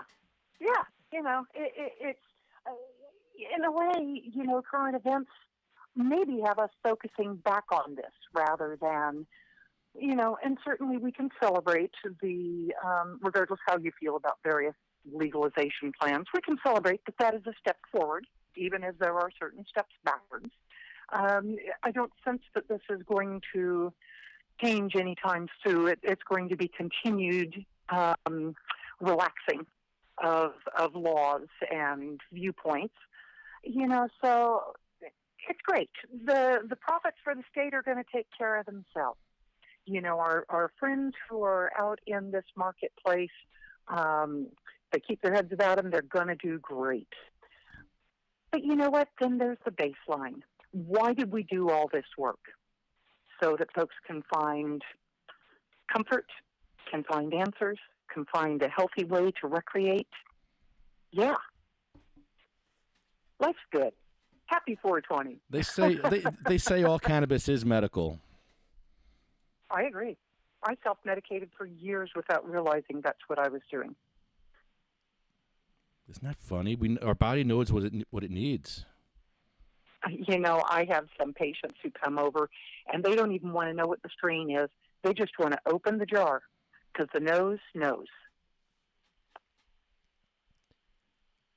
Yeah, I noticed I like the cheesy garlic feet smelly weed lately. Oh, man, you make me pucker. I'm a sour whatever girl. I never knew how I described it before, but Nick described it like that to me before, and I'm like, that's exactly what I like. Garlicky, cheesy, feet smelly weed. Yeah. Yeah, love that cheesy stuff. The funkier, the better. Oh, man. Why is that? What's in that strain that does that? What is that terp? You know, I'm going to say that it is primarily the myrcene, that dank smell, the earthy smell. Mm-hmm. But, you know, you start mixing it up with limonene and various other things, and then you start getting those secondary notes, like you say, the garlicky scents, so My guess, though, is it's myrcene, and one of the reasons I think so is it is the cannabinoid, the terpene that is most persistent into full plant extracts. That's the one I turn up the most. It's the one that will survive processing, and it's just that dank. Well, you've had my meds, so it's that dank, earthy smell that we see in full extract cannabis oils, and occasionally in RSOs if they manage to keep their terpenes around. Right. Is there anything that's good for the coronavirus? I hear there may be some strains for the coronavirus. Is that true? We are so busy decoding the DNA, RNA, biochemical sequencing of this. It's a tough thing. I don't want to step in front of science. And I've had a number of folks ask me specifically, what would I do? And I said, well, I'm already doing it. Mm-hmm. And that is, I don't know that we're going to get to the science quick enough to know with any specificity which type of cannabis might be more helpful. But here's what I do know. Cannabis is the number one nutraceutical for your ECS, your endocannabinoid system. And what does it do? It helps to keep you well and helps to get you well when you are not well. So from a common sense point of view, while I would not suggest that anyone smoke cannabis while they are sick necessarily because of the lung complications, I would, in fact, encourage everyone to take a microdose of some type of an ingestible. Get a medible, get a full extract cannabis oil, get an RSO, get a soda pop, right? And feed your endocannabinoid system while you're both recovering from the virus and avoiding trying to get it. Yeah, how are you avoiding it? Are you social distancing? How are you doing it up there? Let's see. I began my 10th week of isolation on yesterday. I knew that this was going to be a bad one for me. If I get it, it's about a flip of a coin whether Grandma Cat will persist or not. So I went into isolation well ahead, even here in Washington, of most of the rest of folks. Medicine pickups are via a little box out beside my door, and I just don't see anyone. All of my communication is like this, electronic, one way or another. I want to survive this, and there are some of us for whom I told my friends it's a lot like, for you it would be like going out on I-95 and drag racing at 5 p.m., right? About a 1 in 5 chance I won't get out of it. So I figure that's about the same chances of drag racing on a busy interstate during rush hour. It's no joke for people like me that have lung conditions or immune conditions or are old. I have the trifecta. So I'm just being super careful. Anything I've got to do this 420 can wait till next 420, other than getting those meds out to patients. Anything I'm planning on doing this summer, I want to be here, I'll do it next summer instead. That's right. Got to be realistic about this stuff. And let me say, thank you. Thank you to all of your listeners who are healthy and are being careful, trying to preserve their own grandmothers and me. I'd like to thank you an awful lot, trying to keep that curve from escalating so that our first-level providers of healthcare can feel somewhat safer. Thank you to everyone. This is a group effort, and the more we act as a group, the better off those of us who are really endangered by this will be. I appreciate you honoring my life. Now, I'm also anxious to see those folks who are ready and able to get back to work. Let's get some tests going. I want to get my son out of the house. I'm a little nervous about the vaccine, though. I don't know if I would take a vaccine, and I don't know. I'm kind of up in the air about it. Well, the fact is I was having a discussion about this earlier today out on Facebook, and this virus responds very much like AIDS. Perhaps we will never have a vaccine for this. Perhaps the best we can hope for is treatment so that if you catch it and or catch it again, you will not end up in the hospital on a ventilator or as devastatingly ill as many people have been. And there's many things we can't cure. Common cold would be the first one that jumps to my mind. We merely need to live with them, but we come up with things that allow us to live with them in a way that is much less devastating than what we're going through here in 2020. So perhaps that's our future. It might not be a vaccine. It might be something you get, over the counter at your local Safeway. And, you just dose yourself. And like normal flus, we try to keep from infecting our friends and family. And perhaps that's our future with this. I don't honestly think we know enough about it to really assess it very well at this point. No, we don't. There needs to be more research. Oh, tons of research. Tons of research. How are people holding up on your end of the country there, Lefty? Well, we're doing okay out here. I'm sitting here. I'm building a Lego ramp out of my boredom. I'm decided to help people in wheelchairs. So I assembled this wheelchair ramp, and now I have to disassemble it because I did it wrong, and it's too heavy. I made it too big. It has to be a 7.5-inch step. So in order to do a 7.5-inch step, it's a huge, heavy ramp, and it's just not going to work. So I have to make two. Sure. Yeah, it's too big. So I have to make two smaller ramps, and we're good to go after that. So I'm going to start that today, the new ramp. And you're seriously doing it with Legos? Legos. It's amazing. Yeah, Grandma Lego taught us about this. I got to check this out. I haven't been to your page for a couple of weeks, so I'm definitely behind. Yeah, there's a Grandma Lego in Germany, and she's doing this. She's been in a wheelchair for 25 years. You can look her up on Instagram. And she started making Lego ramps, and it's like the most amazing thing ever. This is what you needed the German translation for. Yes, you saw that. Marvelous. Yes, well, I referred a fellow to you. I don't know if you connected. Sounds like maybe not. Not but yet. I'm glad you got your instructions. No, after this week, I'm going to try to call her. I can't call her today. That's too much going on with that. So next week. Oh, yeah. Yeah, Vermin Supreme will be on Thursday. I don't know if you know who Vermin Supreme is. He's running for president with the boot on his head. He'll be on Thursday. I will be voting for Vermin Supreme, without a doubt. I love that he guy. He is well known up in our corner. Love that guy. Absolutely. Yeah. Wouldn't that be something if Vermin were actually elected in November? Oh, we need I think him. we'd be much better off. Yes, we need him so much. It could happen. I get the social commentary, but, stranger things absolutely have happened. I mean, we just elected a comedian in Ukraine, right? Okay. So yeah. maybe Vermin is our future.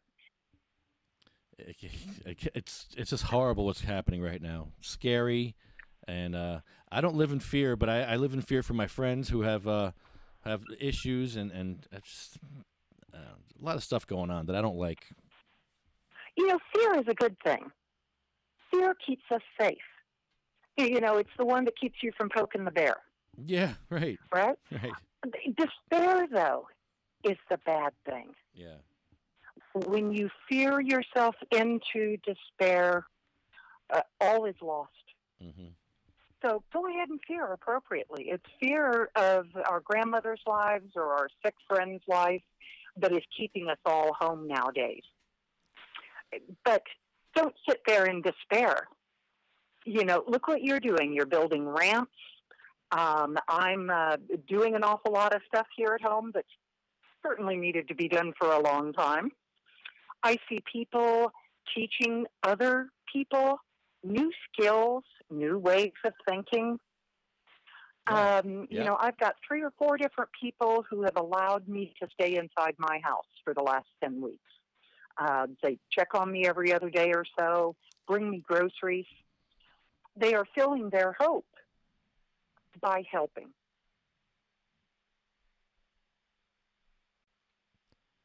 Seth wants to be a test dummy. Okay. Big up to all the grandmas and grandpas. Yes. Exactly.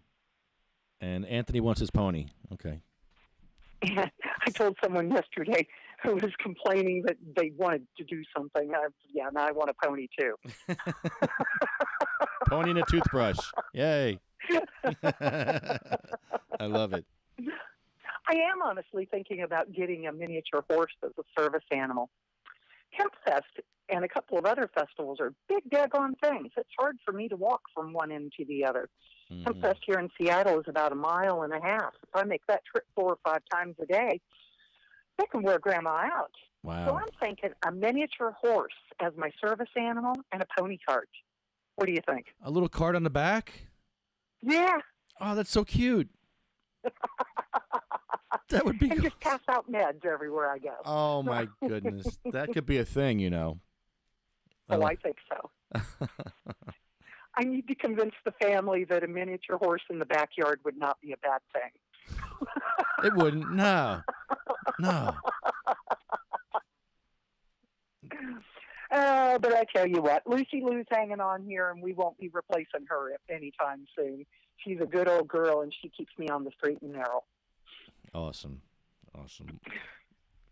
Well, Grandma Cat, well, thank you so much for saying hi to us on 420. I really appreciate it. Is there anything you want to promote or a website that we can go to? Folks can always reach me at Grandma Cat Jeter on Facebook. Please write to me on my page instead of personally. I pay attention to my Facebook page much closer than I do my personal activity. They can see my videos out on YouTube at Grandma Cat Jeter and learn all about Seco and how to make their own full plant extract exact dosing medicines. And, just give a wave anytime you see me if you're one of my West Coast people. Love everyone across the United States. Want you all to stay safe, especially you, Lefty. You're our voice of freedom out there. And thank you, Grandma Cat. I'm always here for you. Give a call anytime. I will. Thank you so much. Have happy 420. Happy 420. Yay. Yes, indeed. See ya. You owe me a Coke, brother. See ya. Bye-bye. Be well. Awesome. Grandma Cat is the best. So, yeah, we got Grandma Cat, Grandma Lego. It's just, the grandmas are rocking, man. Good stuff. Okay. Let me... Okay. All right. Now, if I had my producer, they'd be doing this for me, but I don't, so here we go. Sorry for the dead air. Let me find... Is this it? No. Hurtful. Okay. I'm looking for a phone number, and I think I found it. Okay. Sorry. Here it is. Okay. Do my phones work?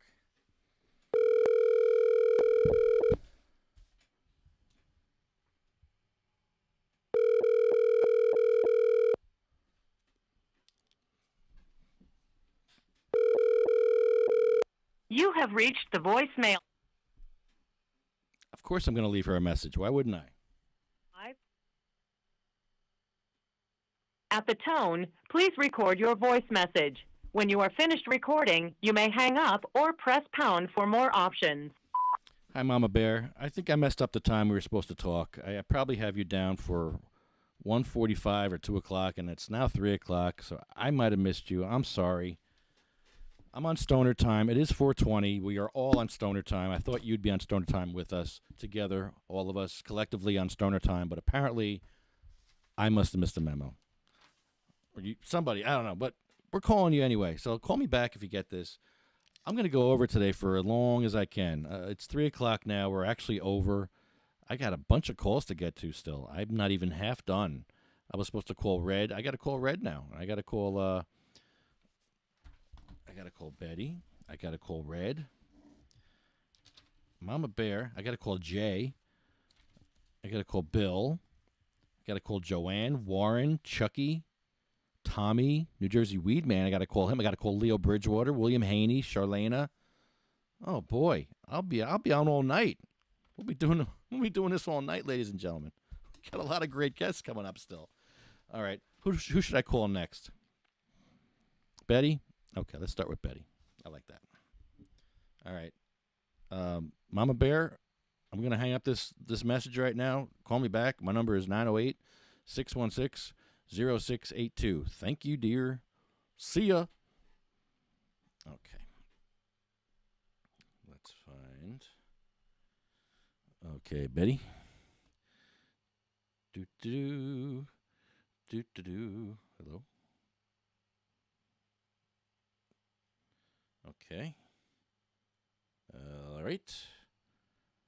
All right. Come on. Paste. Okay. Please work. I beg you. There we go. Betty.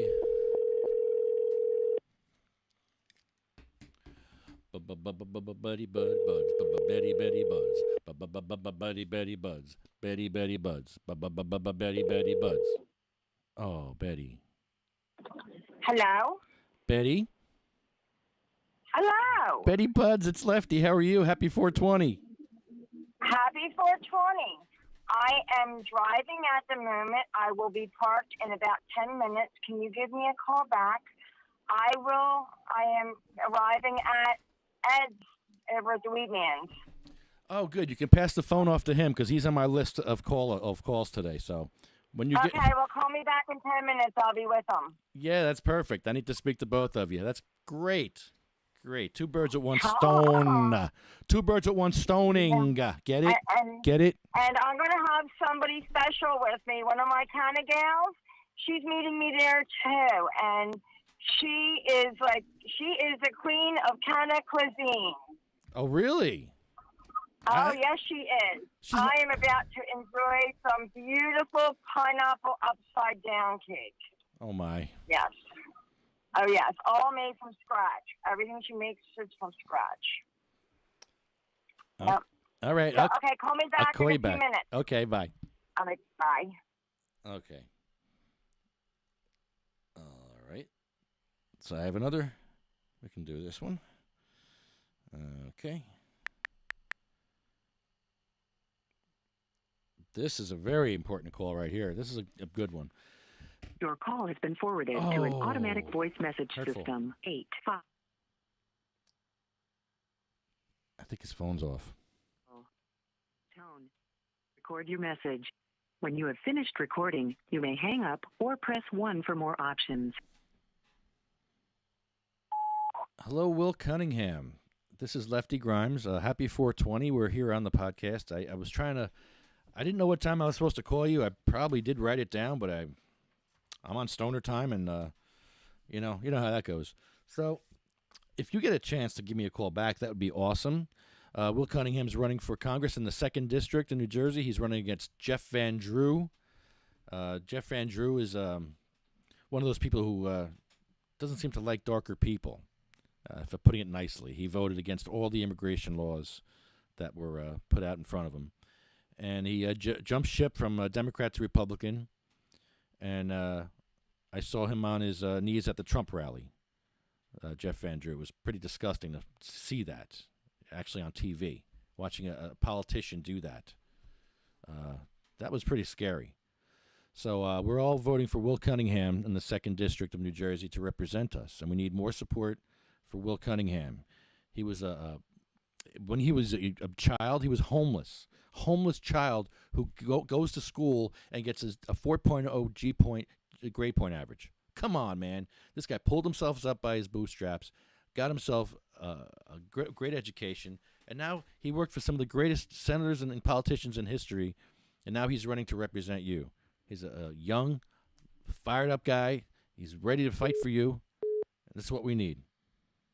So thank you, Will Cunningham. Give me a call back if you get a chance. My number is 908-616-0682, 908-616-0682. Thank you. Hello, you're on the air.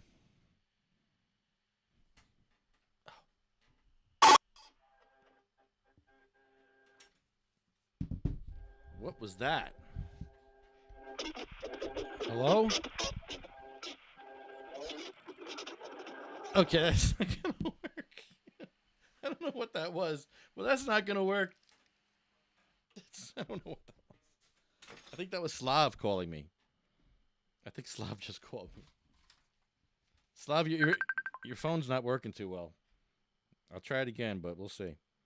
Hi, Slav.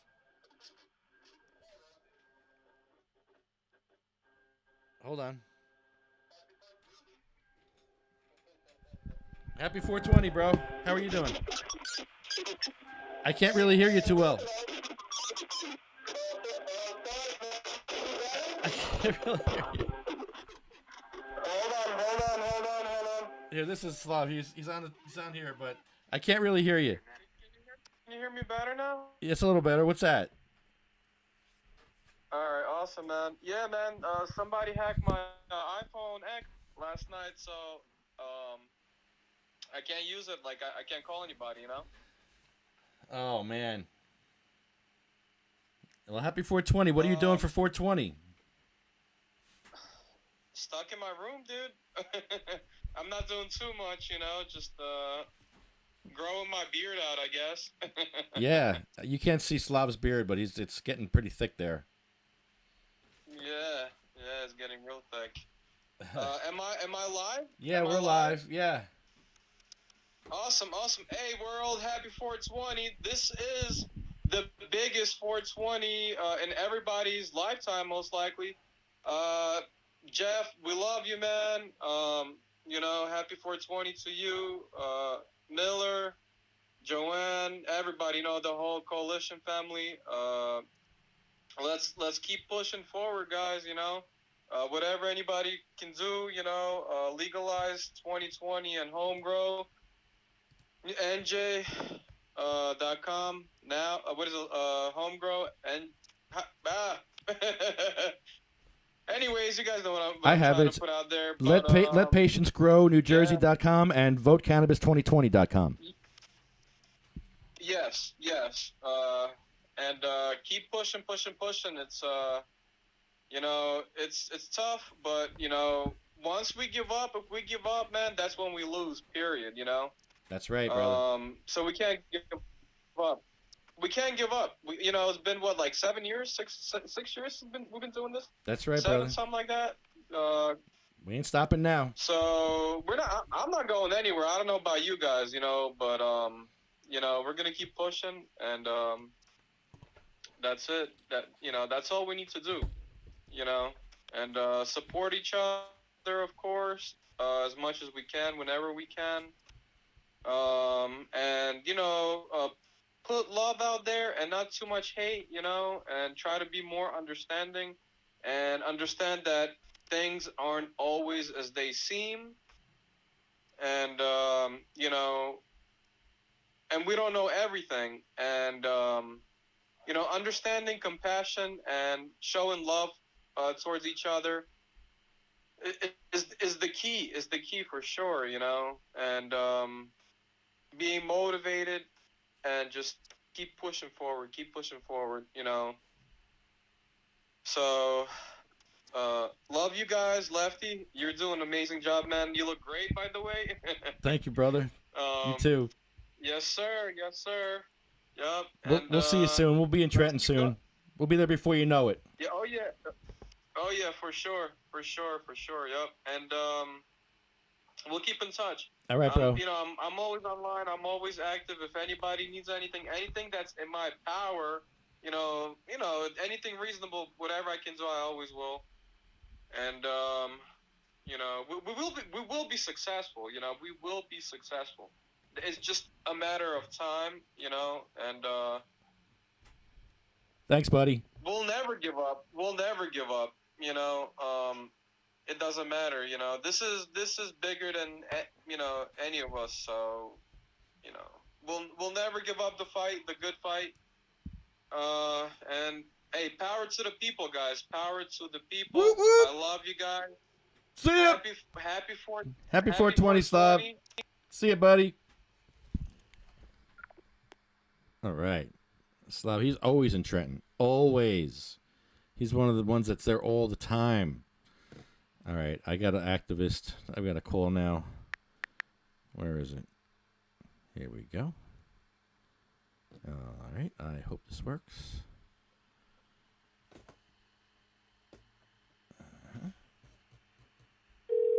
Yes, it works. I love it.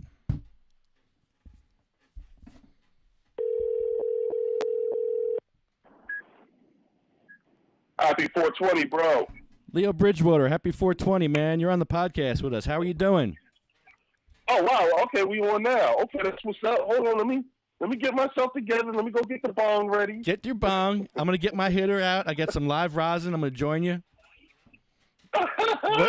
What strain are you smoking? Because I'm gonna try to match whatever strain you're smoking. I am right now. I am hitting on some Gorilla Glue. I got you. I got GG4 right on deck here. All right, I'm joining you with GG4. There we go. I love this. Oh man, I was waiting on this. Like, okay, I'm heading out to the. You know how I do here at the house. You know where I'm at. That's it. That's it. You've been here. Nice. And the best part about this is the one day my wife ain't messing with me. It's your holiday. This is your day. Yeah. Yup. She even woke me up with a Merry Christmas. Yes, I lit the bong. I got Christmas lights on the bong. This is great. Oh my God! Yeah, when you watch your tape later, you'll see the bongholios here dressed up as Christmas bong. It's the best thing ever. Okay, hold on. GG4 on deck, everyone. If you're home playing along, GG4 on deck. Smoke them if you got them. I love GG4. It's one of my favorites. It's so strong. Yeah. Oh, you talking about GG? GG4 is very strong. Yeah. But you know what though? For me, it also is how I have a dreamless sleep. Okay. You know, so I sleep hard. You know, and so What do you mean you sleep hard? Like you have nightmares? Right. Yep. Really? Yep. Oh shit. Yeah. So it took me a while to figure out that it takes something with a high THC content, and it'll put me right out. But I won't dream, and that's what that's what it did for me. How bad were your dreams? And what were you dreaming about? Was it stuff like that happened to you, or just reliving stuff, or just? Yeah, it was like, I remember it was crazy because my wife and my son, and hold on for a sec. My wife and my son would bleed into my dreams. So the way that would translate is on the outside is I'm in the bed and I'm just it's like I'm fighting. So I would wake up more tired than when I went to sleep. Oh man. And that's because, you know, when you're fighting in your dreams, you're tense the whole time. So it's like a workout, Lefty. Mm-hmm. You know what I mean? And so, you know, like a lot of times you wake up, like for me, I would wake up and I feel like I can go to sleep for another 10 hours, you know? And that was because I was having a workout. And what do you do for that? I mean, just suffer through it? Is there a strain? Nothing helps you during the day that you're all tired? No, you know, like, not necessarily. It's more so like, I had to learn what strains, allow me to remain functional. That's all, you know, without having to, you know, so like, I'm good with the whole sativa indica thing, you know, that actually works well for me. And so like a lot of, you know, cannabis consumers, you have to learn what strain works for you and how you would utilize that strain. And so like, remember when we would do the podcast together and everything, Lefty? Oh yeah. I was hitting on, oh God, I forgot the name of the strain that I was hitting on. I want to say it was bubblegum. But what bubblegum did was it allowed me to go through the podcast with you and then get my studying and stuff done. Mm-hmm. You see what I'm saying? So you had to learn which does what and for who. Okay, so wait a minute. Can I hit it now? You ready to do this? I'm ready. I'm ahead of you. I'm way ahead of you. Oh, okay. I'm doing it right now. Try to keep up, Leo. I'm doing it right now. Mm-hmm. I hear it. Yeah, boy. Happy 420. Yes. Yeah. Yeah. Yeah. Okay, terrific. I think every time you wish somebody happy 420, you should say it like that. That's the way to say Follow it, man. with the hard cough. Yeah. Happy 420. Yeah.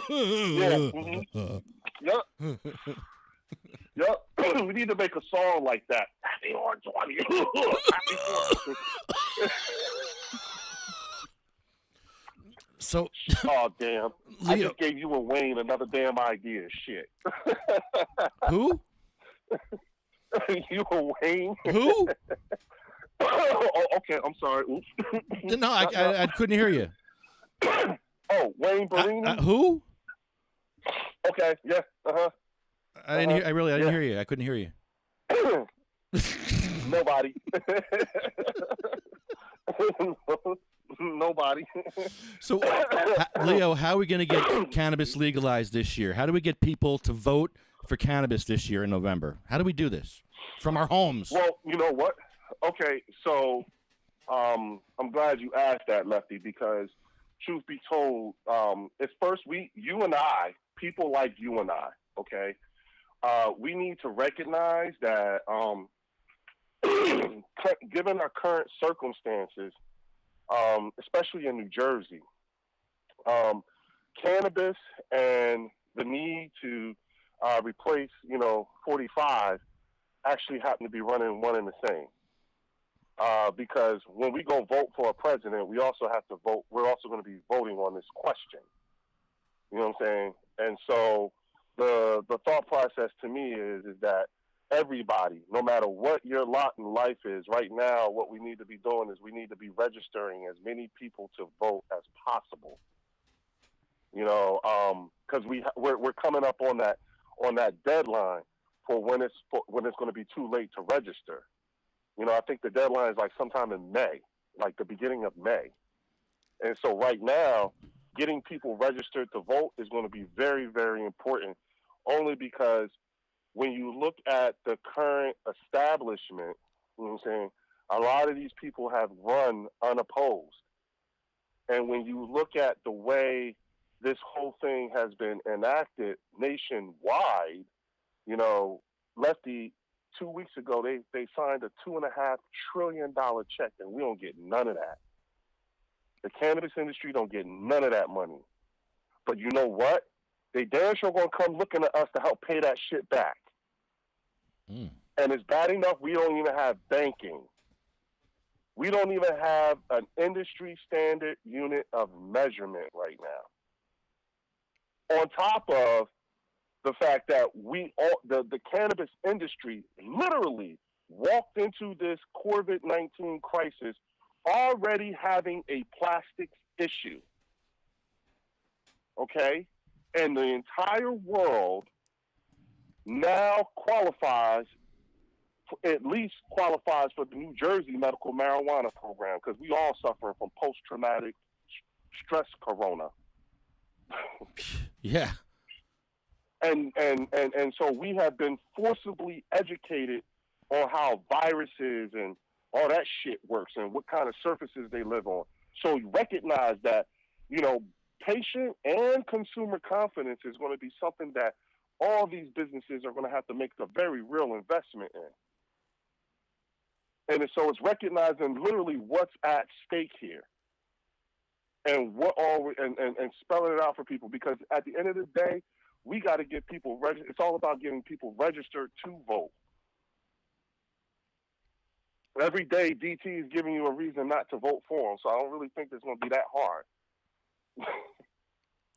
Can we get out there on the street, though? We really can't. I mean, it's... Well, see, this is where all the keyboard activists come into play. Now y'all up. Right? Yeah, wake up, keyboard Right, activists. Lefty? We need you. Yeah, right? Remember how, because we used to cuss their asses out all the time, right? Yeah, because they would talk They're crap just the about keyboard us. Activists, yeah, okay. Where you at now? Think about it, because let me tell you what pisses me off. What really pisses me off, Lefty, is that the NIH, the National Institute of Health, they say people who consume cannabis have a higher chance of getting or more susceptible to COVID-19. Okay, but nobody from our industry said anything. And what I don't want is I don't want anybody leading our conversation or the only one saying anything. What about our experts, the ones from our tribe? What is the hierarchy in our tribe telling us? You know what I'm saying? How are we going to, is this true or are they just saying that shit? Is they playing with numbers? Is this some sort of a way to, you know what I'm saying? What about cannabis and consuming cannabis that makes me more susceptible to getting coronavirus than someone who consumes cigarettes? No, it's just the opposite. Yeah, that's my point. But that's not how they said it. It's just unbelievable. They didn't say, it's like they planting little things in people's heads, you know what I'm saying, and ain't nobody saying anything. And then the insulting part is that you got people like Kevin Sabet and them who are running victory laps and shit like they did something. No, they didn't. They're claiming victory right now. So people are leading a conversation, you know what I'm saying? And nobody from our side is really saying, is challenging that. You know what I'm saying? The narrative. So we have to regain the narrative, bro. And what we have to do is we have to have a central meeting location. It's not where everybody's going to be at. Where the real conversation takes place, our conversation, the breath of fresh air type of conversation. All that needs to happen.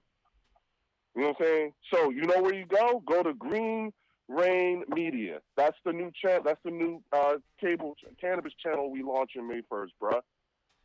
Because what I can't do is I don't have the bandwidth to rip and run around this damn state like a chicken with its head cut off trying to tell people something that don't want to hear it. What's the name again? Green what? Remember? Green Rain, REIGN Media, MEDIA. We're launching the site on May 1st. Awesome. Cool, dude. Yeah. You know what I'm saying? So don't worry. Look, and yes, Lefty, there will be room for you there too. Oh, I'd love to be on there. Yeah. There's going to be room for it's because it's basically. Look, man, you know what I'm saying? When you look at our identified leaders in the cannabis industry, particularly from the African-American community, that's the perspective I'm coming from right now in this moment, okay? But when you look at from the African-American community, you know what I'm saying, the identified leaders from the established authority are not actually time appropriate or actually time appropriate. So when you want to send a message to African Americans in the cannabis community, you don't go to Al Sharpton, Oprah Winfrey, and Michael Jordan, because they're not Al Sharpton, Oprah Winfrey, and Michael Jordan in the cannabis industry. They're not that. I mean, we know who they are, but they ain't that. Right, Lefty? As much as I love Mike Tyson, I want to smoke Mike Tyson's weed, though. I really do. I really, really want to smoke it.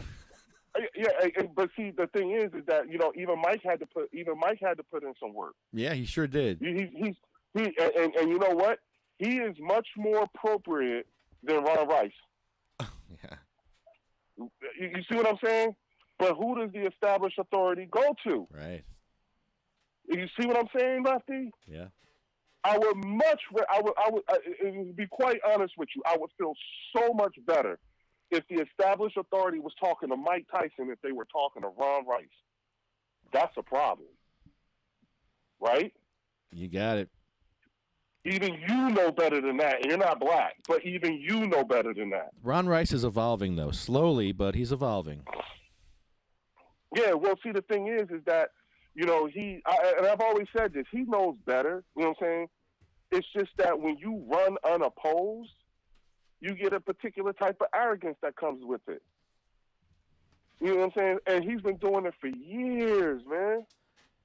I got a bottle Which is why he didn't... Here, I got a bottle of Ron Rice's sex toy Hoyle. Right here. It's about. Yeah, you see what I'm saying? And here's the thing: when he said that, Lefty, this is another litmus test. When he said that whole sex oil thing, he didn't even know to be embarrassed. I know. Right? Remember that? That was crazy. He didn't even know to be embarrassed. That's clueless.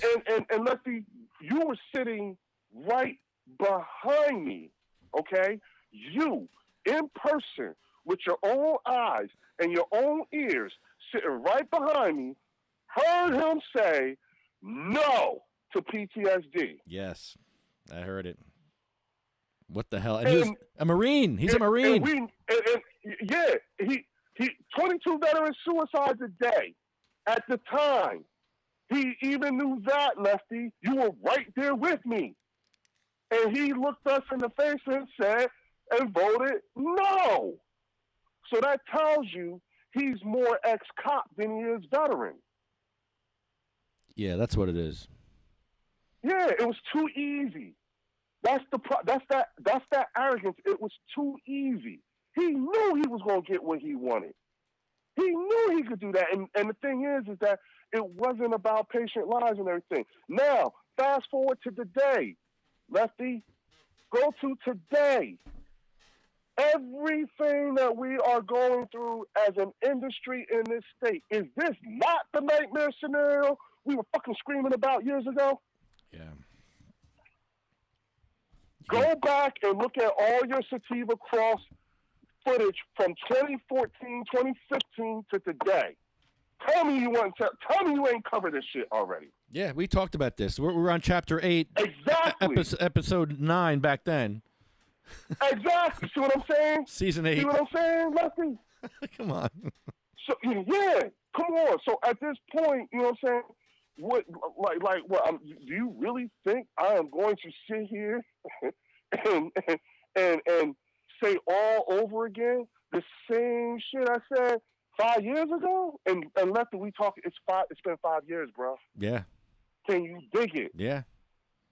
5 years ago, matter of fact, 5 years ago today, motherfucker.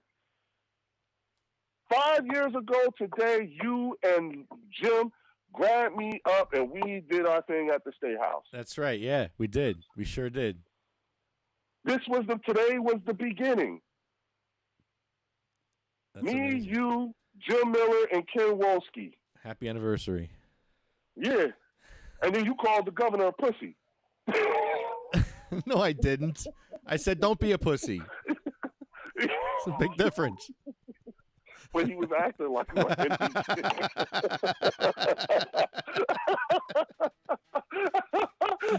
Look. I remember one of our encounters. I shook his hand. I said, I forgot what the hell I said to him, but Jim Miller said, "Oh my God, Leo, you just bitch slapped the governor of New Jersey." I think I heard what you were saying. You were like, I know you have a tough job to do. I get it. And you had like a really nice one-to-one with him that one time. Yeah. Oh, because I told him the first 5 words you're supposed to say is "thank you for your service," because I did something for your wife and kids you ain't do. Oh, you yeah. Because Jim Miller felt his mouth hit the floor. He was like, "Oh shit!" Wow. And you right. And he shook my hand. You right. And I said, "I know that wasn't easy." Yeah. And I told him, I said, "I know that wasn't easy. It's not because they, you know, I get it. Heavy is the head that wears the crown. Yeah. You know what I'm saying? And you can't say the way you want to say it. I get that, man. And me and you might be generals in 2 different armies, but at some point we're going to have to talk." And he said, you know, and I said, "But thank you, you know, for signing the PTSD." I think that's what it was. And Jim said, "You just bitch slapped the governor of New Jersey." Yes. Oh my God. Well, he finally talked to you. He walked past you twice. He literally walked past you twice and didn't acknowledge you. Yeah. Yeah. And then we got the pin. And then it just turned around. Mm-hmm. That was great. Mm-hmm. Good times, man. And so, hey, man, it was what was needed, though. And I remember, like our first conversations and stuff, and you said to me, "Are you sure you are aware of the commitment or something like that?" It was like we were talking, me, you, and Jim Miller, and I was like, "Yeah, I recognize this is going to be a years-long project, and I want to bring a dispensary to Trenton, New Jersey." And you was like making the noise, and everybody's like, "Hey," Now look at us. You think that'll happen soon? You know what I'm saying? Dispensary in Trenton? There's one in Ewing right there. It's like where Justice Grown is. It's like right there on the border of Trenton and Ewing. So you might as well just say it. Yeah. I mean, I'm happy. I mean, it'll be more here. You know what I'm saying? We need something within our own borders, though. Yeah. You know what I'm saying? We need a whole lot more something, particularly from an industry perspective, and that's where I'm at right now. Because I recognized it was through activism is how the business side revealed itself to me. And I realized even on the business side, the kind of activism we were fighting for laws and for patients' rights were the same kind of needs and activism that was needed for business. Because then historically, it turns out the cannabis industry has not been kind to black and brown people and women. You know what I'm saying? And this shit was built on our backs. You know what I'm saying? So it was like a kind of like a double slap in the face. You know what I'm saying? I'm angry Terry's not going to be here to see the fruits of his labor. I'm angry Cheryl's not going to be here. You understand what I'm saying? Think about the people we've lost. Terry Harris. Doug Green. Yeah. Doug Green. You know what I'm saying? There's some people. You know what I'm saying? And with this shit going on, you know what I'm saying? So yeah. A lot of people who's been, like who put in that real work, Lefty. If you think about it, go back and look at that footage and think who and ask yourself who here, who ain't. Jake ain't here no more. Jake Honan. No. You see what I'm saying? What's my man, the lawyer? You know what I'm saying? Come on. Like seriously, a lot of people. You know what I'm saying?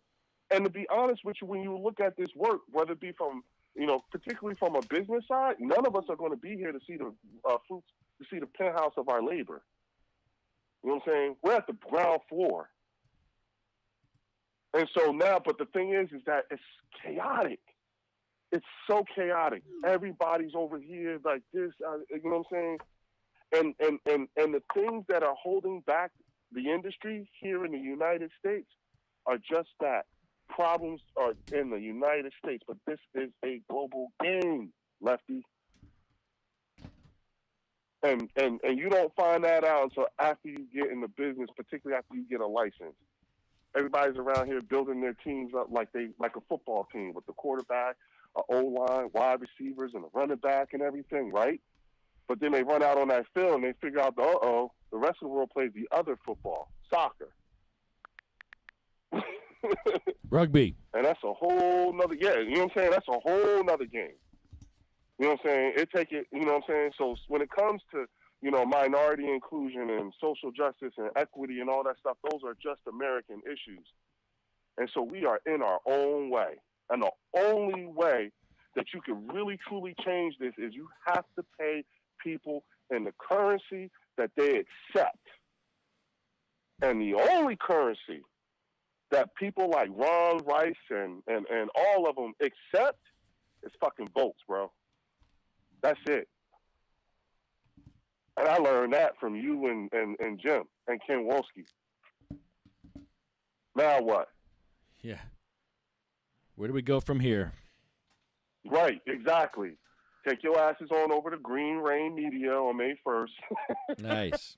Good segue. And there'll be a plethora, there'll be a plethora of options for you, but at least you'll know where everybody's at, and you can find out who's who, what's what.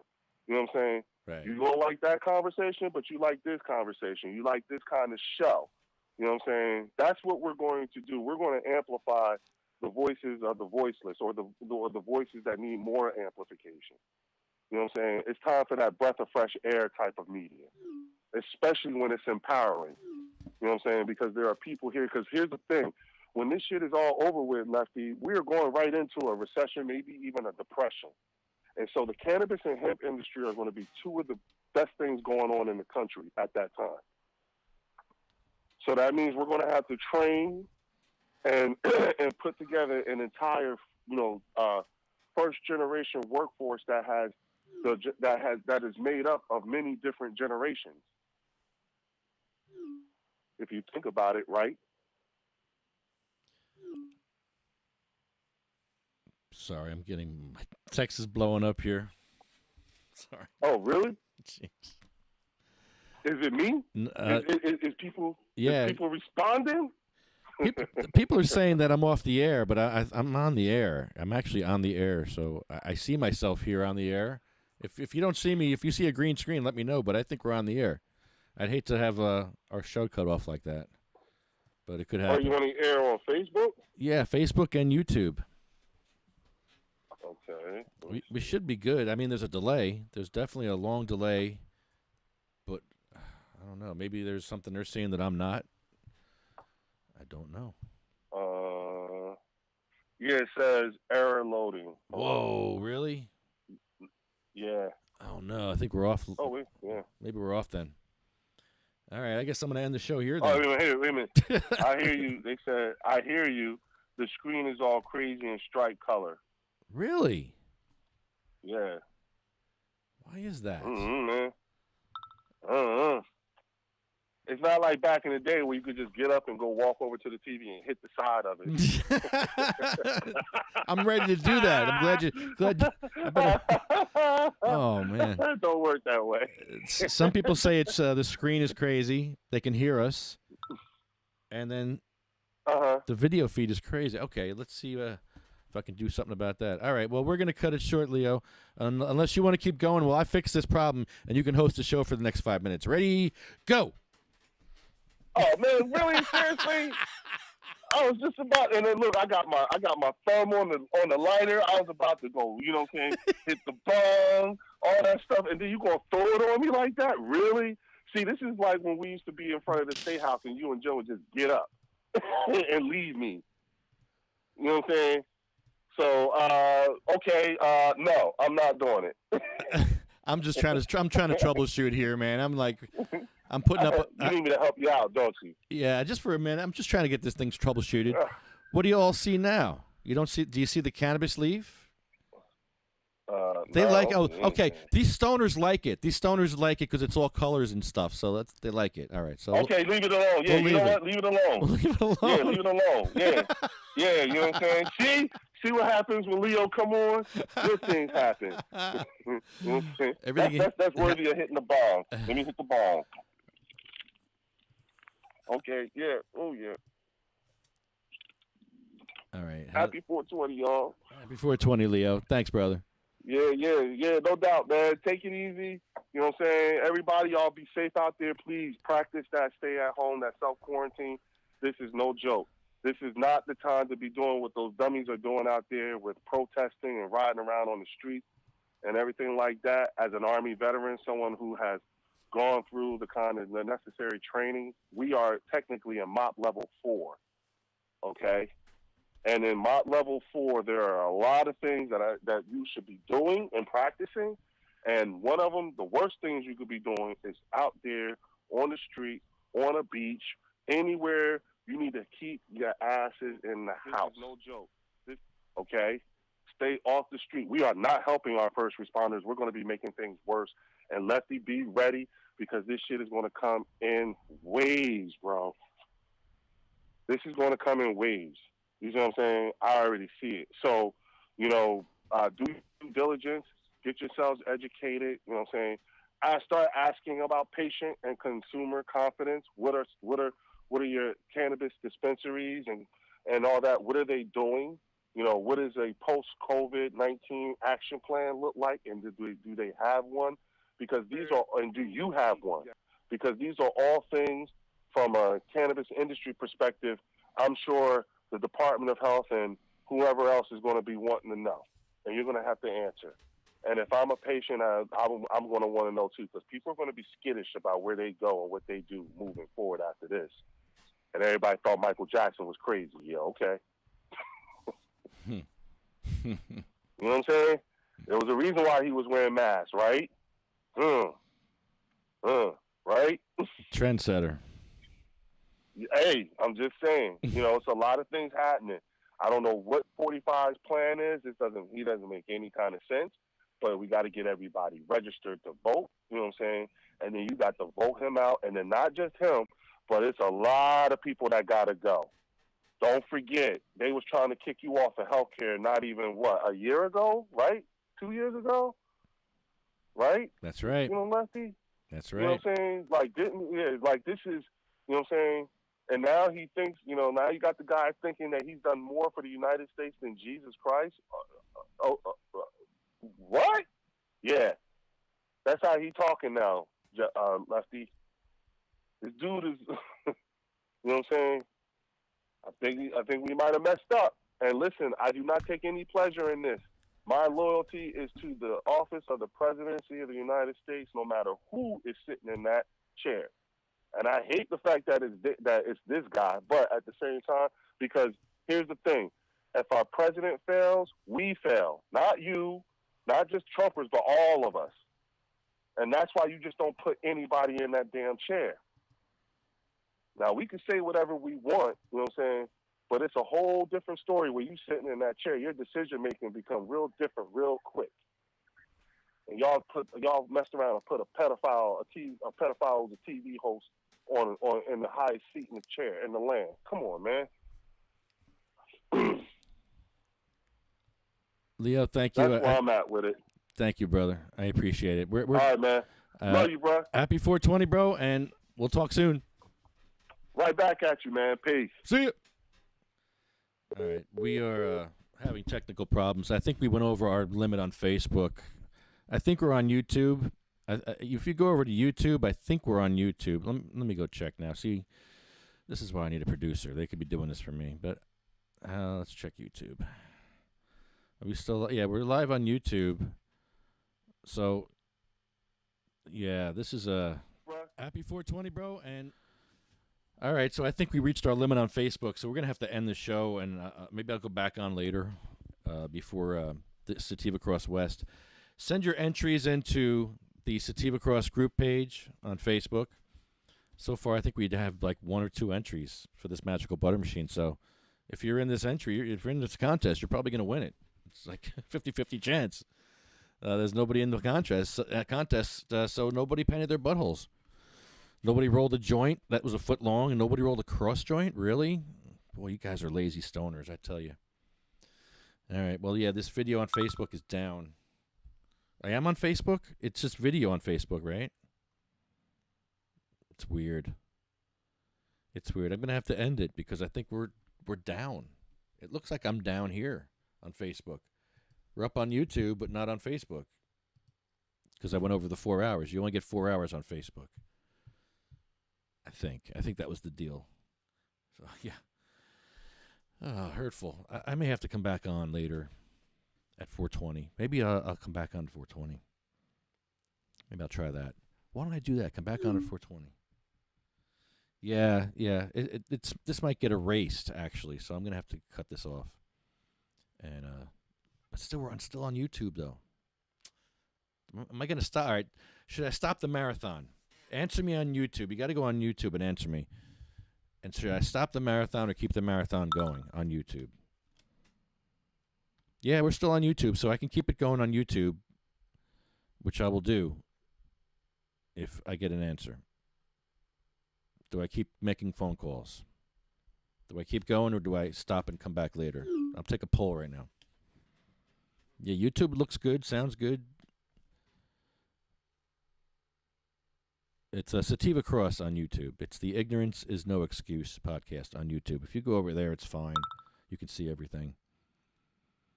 No what? No, you want me to stop? I should call back. Do not stop. Do not stop. All right. We are live on YouTube, so share the YouTube link. That's all I can do because the Facebook link is woo. Maybe I'll start it and I don't want to do that. I'm just going to go with it, man. At least the YouTube video's up. And yeah. All right. Let's make a phone call. Let's call our next guest, who's a cannabis grower, and we're actually an enthusiast, but she makes oils that were very helpful. She knows growers. I think she grows too. All right, where do we? Here we go.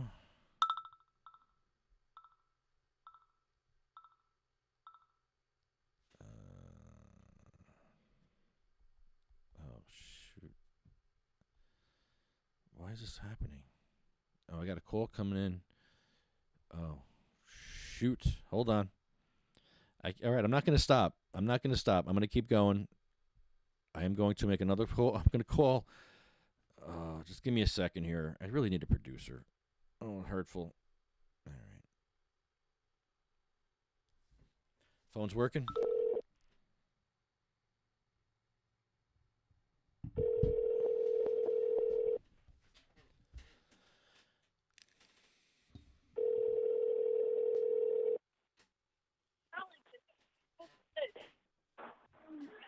Hello, Lassie. Hi, Betty Budz. How are you? Happy 420. I am good. I am sitting outside in the courtyard, and Ed is behind a doorway right now. I actually haven't gotten a chance to talk to him. He's kind of got a little bit of a line. He's what? But, He's got a what? He has some people that are outside. He's kind of like has like a little drive-through window here, walk-through window. Oh, really? Yeah, it's a little walk-through window. He's got a little hole in it. Yeah. It's okay. I'm not in the line. I'm sitting at the table. We're at the back door. It's all good. It's beautiful. It's working perfectly. I love holes. It's a very short line. I love a hole in the I'll wall. get up here to him in a second. That's great. That's great. I'll get in the line now so we can go talk to him. All right? I'm going to get in the line now. So I'll be up there in a couple of people. There's not that many people. Are you practicing social distancing? Yes, I am. Yes, I am. Oh, and Dio's here, too. Hey, Dio. Tell him I said hi. He's back from Oregon. Nice. He's back from Oregon for a little bit. Yeah, he was telling me a few of the stories out there about their overabundancy issues, what's going on. Oh, I wish they could ship it all here and buy the truckload. It would make things a lot nicer. Yeah, I could use weed for $1 a gram. Sure. Oh, yeah. Oh, my goodness. You know how many people they could be saving with all that? It's a rotten shame. Yes. You know? So what else is going on there? I seen you had Duff on there earlier. He did something really beautiful. I love him. Yeah, he's great, ain't he? I love him very much. He is a wonderful, wonderful man. He's the He best. does beautiful things.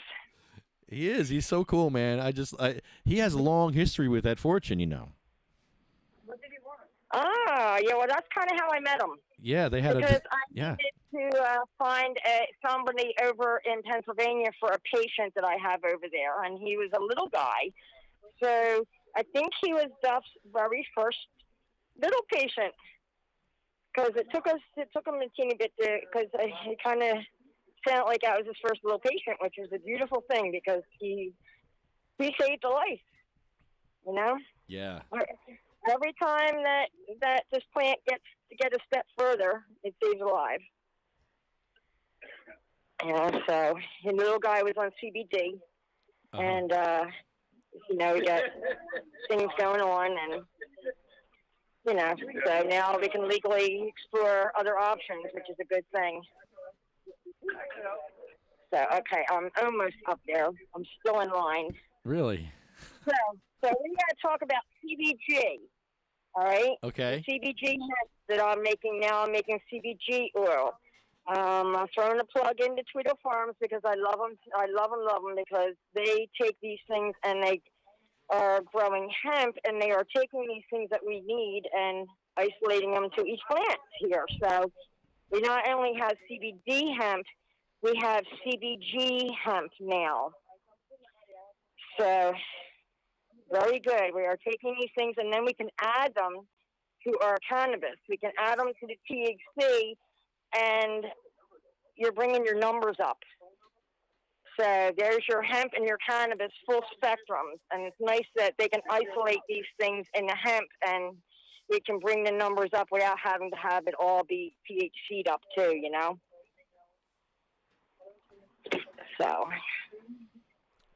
Also, there's a lot of benefits. I think we ought to start looking into the benefits of dispensaries selling raw products too. These patients need the raw products. There's a lot more vitamins. Yeah, the fan leaves. We need those leaves. Yes, we do. So here's a thought too. We're going to have all these hemp farmers growing this hemp this year.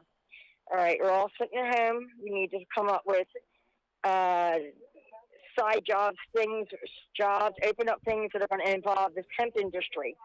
Because last year, our friend Dimitri, he had to donate that crop because there wasn't anybody there to buy it. Because Pennsylvania, they jumped on that wagon and they were ahead of us.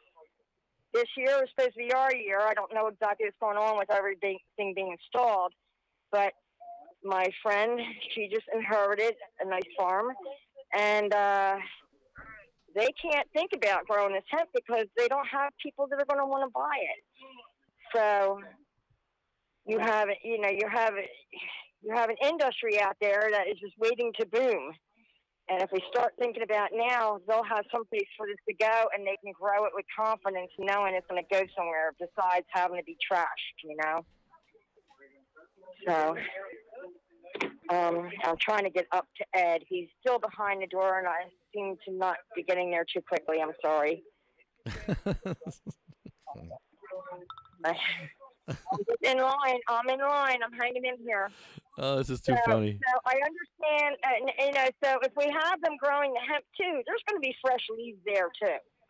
Okay, so there's a lot of fresh leaves going to be available, and we have to start utilizing the thought of using them. Okay, and if there's so much vitamin D and vitamin C and all in your fresh leaves and all their goodness is in there, I'm wondering too, because you know how I'm always the science about it, is, man, how much could be just delicious and wonderful in raw buds? Like, do they have to be dried to give you all that medicine? Lots Right. of thoughts in there. Right. Yeah, I make the CBD oil, and now I'm making CBG oil from my hemp that I buy, and I've been feeding the leftover flour after I drain it out of the oil to my chickens. They're real healthy. You should see my eggs. Nice. So now I'm infusing the chickens with CBD and CBG now. I saw they're taking the pucks. They smush the cannabis and they get the pucks. They feed the pucks to the pigs and the cows and the horses. Yeah. They love it. It gives them their endocannabinoid system is like 10 times better than ours. Yeah. Yep. It makes them nice, healthy, and it's also an antibiotic. Uh-huh. So, you can eliminate all the stuff. And, growing hemp that is pest resistant. They don't have to spray it with stuff. They don't have to do anything with it. It's a beautiful plant. Now, I don't know what the deer are going to think about it when it gets nice and pungent, but hey, I guess we'll figure that out. I don't know how many deer eat it in Oregon and stuff, but I know New Jersey's a little bit overcrowded. Yeah. I'm almost up there. There's there's two people in front of me, but they're together. Uh-huh. So it's like one person in front of me. So I'm almost there. Yeah, just hand the phone to him and he'll be like, "What? Who's this?" I will. I'm going to put it up to the hole. There's only a hole. There's a hole? There's a little hole in the glass. Like, I'm going to have to take a picture of this and send it to your messenger. I'm going to send it. He's good. He's secure. He's healthy. He's not going to get germs. Wow. This is too funny. We got to keep him healthy. Shoot. Yeah, you're right. We're all out of luck right now. I love that it's a hole in the wall. Mm-hmm. It's a doorway. It's a doorway. Uh-huh. It's a doorway in the back corner. Mm-hmm. And we've got a piece of plexiglass over it. Okay. Yeah, with a hole in plexiglass in the middle. And then on top of it, he has his graded door. I'll take a picture. I'll send it to you. Nice. After I get him. Oh, that's just too funny. He's not going to want to touch my phone, but I think I'll be able to put it through the hole enough that you'll be able to hear him. Okay, so he doesn't even know yet. I'm just going to surprise him. He sees me, but I don't know if he knows who I am with the mask on. He might know because I have my hat on too. So he might know. God. I don't know. Oh my God! I'm be like, "Hey, you're on the air." I'll be like, "Oh my God." He's not. He's gonna flip out. Watch. This would be great. I like his mask. He's got a big COVID gold written in gold. He's got COVID across his mouth with a big circle with a line through it. Big red circle with a line through it. He's sitting. Yeah. He's opening up things, and he's putting it up to the opening, and they're putting their nose up and sniffing it. No. They're sniffing because they can't. Let me check out this one. That smells good. Through the hole. Oh man. It's through the hole. Can you tell that I've had a little bit of Fruity Pebbles myself here, right? Oh, you have Fruity Pebbles. Really, that's my favorite. Yeah, and I just got a pineapple upside down cake from my girlfriend. Oh man. Yeah. I haven't gotten. I'm afraid to bring that in there because I think Dio's going to hit me up for it if he spots me. He's around here somewhere. I might have to share with Dio or Ed if I pull it out. We're almost there. How many more people ahead of you? There's the same two people. Just 2 people. Yeah, they were sniffing. It's okay. We're almost there. Sniffing. Wait till I get up there. Wait till I get up there, and I'm not even getting nothing. I'm just handing you two. You're not gonna buy anything. We're gonna hold up the line. It's my turn, so I get to hold up the line long enough to buy something, right? Oh, he's gonna kill me. This is great. Yeah, it's okay. It's my turn. It's my turn. I get 5 minutes. I get 5 minutes. I don't care. I've been standing here. In fact, I've been here for about 45 minutes, sitting out here at the table, minding my own business. So there you go. I deserve 5 minutes. I just want to wish him a happy 420, and there you go. That's We're all. there. As I know. And ask him what he's smoking on, and maybe I can match with him. There you go. Smoke what he's smoking. We'll be quick. We'll be quick. We won't make this hurt too much. No, I heard him enough. I heard Weedman. I love Weedman. He's the best. I've known him for like 20 years, man. I know. He's awesome. Hey, he's actually from down my end of the woods. I know. His daughter lives around the corner from me, like really around the corner, sort of, kind of. I got Ed thrown in jail once, so hey, I know him real good. There you go. There you go. I think I heard this story.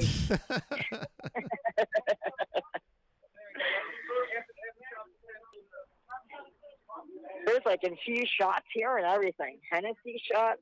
Really? You could do Hennessy shots? Yeah, there's somebody out here. I don't know. It's just a somebody. Yeah. The line's getting longer. Okay, Oh, this is going to be great. I think we're there. I think we're almost there. Oh, this is great. Oh, I can't wait. Don't know. I don't know what they're doing. I can't wait to do this. This is so funny. This is like an ambush. He doesn't even know I'm on the phone. And then I'm probably going to get out of line with you and sit here a little bit longer, and then I'll probably get up and see what he's got back there after the crowd dies down. Right. So I get to spend a few minutes with him, too. Yeah. But that's why I came up here to spend some time with him. But he's just had such a long line, you know. Oh, my. And I figured I wasn't get in it so you were on the phone. It's all right. Everybody's being very cool. Yeah. All working out good. People are very supportive of each other, which is great, because we have to be. Yeah.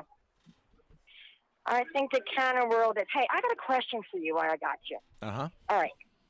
So, with CBD and the cannabis, the hemp, and all these good stuff, okay, so if it kills MRSA and it's an antibiotic, how many of the people out there, and I'm not just talking smoking a little on a Friday or Saturday night, I'm talking everyday smokers, good smokers, 420 smokers, okay, have gotten sick with this coronavirus. How many has it gotten into their lungs and made it, gotten them sick? Not many. They're finding out that many people may have had it and not even known it. Yes, I may have too, almost, because I had a little bit of an incident, but I think I got rid of it quickly, if I did back in February. But the thing is, here, like, my question is, like, I read somewhere last night, and I can't quote it, so I'm not even going to go there all the way yet, but I read somewhere that they were treating corona with marijuana. They called it marijuana in this thing. I read a teeny bit, but it was quite late last night when I found it. And I saved it, so I'm going to go back and take a look and see where it was. But they were treating it with cannabis, which made me a little bit like, So inhaling the medicine, it's medicating in your lungs, so maybe it's keeping the corona from penetrating its walls because it has the cannabis there, you know what I mean? Right. The inhaling, not the edible part, the inhaling that is coating the lungs with the medicine. That part is the part I'm thinking, like, how many people? So take a poll and see how many people out there even know somebody that got sick that smoked heavily marijuana. Just out of curiosity, and today's a good day to ask that question. What do you think? Do you know many people? Sure. I mean, that got sick with it. They got sick? No. The thing is with that, I've always been healthy. My back is really bad, but I'm always healthy as far as not getting colds and getting flus and getting stuff like that. Too. I do know people that got sick, but nobody that uses cannabis. So, if you, that's true. Yeah, I've never had a flu shot, and I've never had the flu. Okay, here we go. All right. Ed, here you go. Say hi to Lefty. You're on. Say hi. Say something. Weed Man. Hey, you're on the air. Just want to say hi. You're on the Wish air. you 420 happy. Happy 420. It's 404. 404. All right. Will you I'm do going to it? go sit back down again. Yeah, ask him if he'll do the countdown. You got him, Lefty. Will you That do was the countdown with us? What did you say? Ask him if he'll do the countdown with us. I just got out of line. Okay. Yeah, I want to do the 420 countdown. Okay. On the phone and stuff like that. Oh, okay. You little girl sitting there. Okay. Yeah. Okay. All right. I got out of line, and the line is long, so let me see. What time is it? We got 15 minutes. 4 or 5. You got 15 minutes. Why don't you call me back in 10, and I'll get back in line again. Okay. All right. All right. Thanks. All right. Bye-bye. Thanks, Betty. All right. Wow. All right. Let's do this. Do this. Boom, boom, boom, boom. All right. Yeah, I'm sorry about Facebook. If you're on Facebook, go to YouTube. YouTube is actually working. Facebook, we went over 4 hours on Facebook. This is a marathon. And once you go over 4 hours on Facebook, they kind of mess up your video. So you could probably still hear me on Facebook, but you want to see what's going on, you have to go to YouTube onto Sativa Cross page. We're going to go till 420 at least, and then we're going to cut it. Because I think YouTube will cut you off too, I believe. I'm not sure. Facebook is down. Facebook is down. Go to YouTube. You got to go to YouTube. Let's see if I can do this call.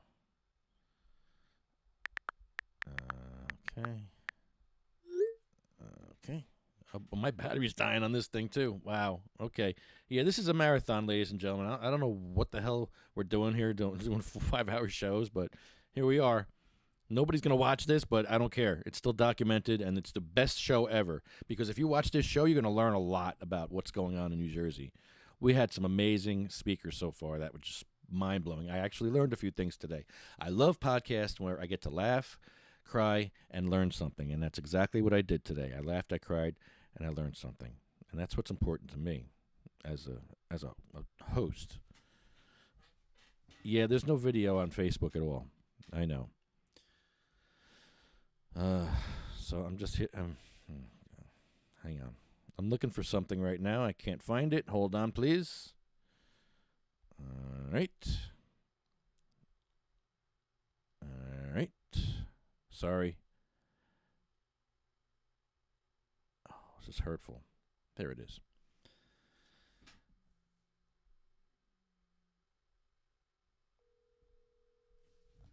All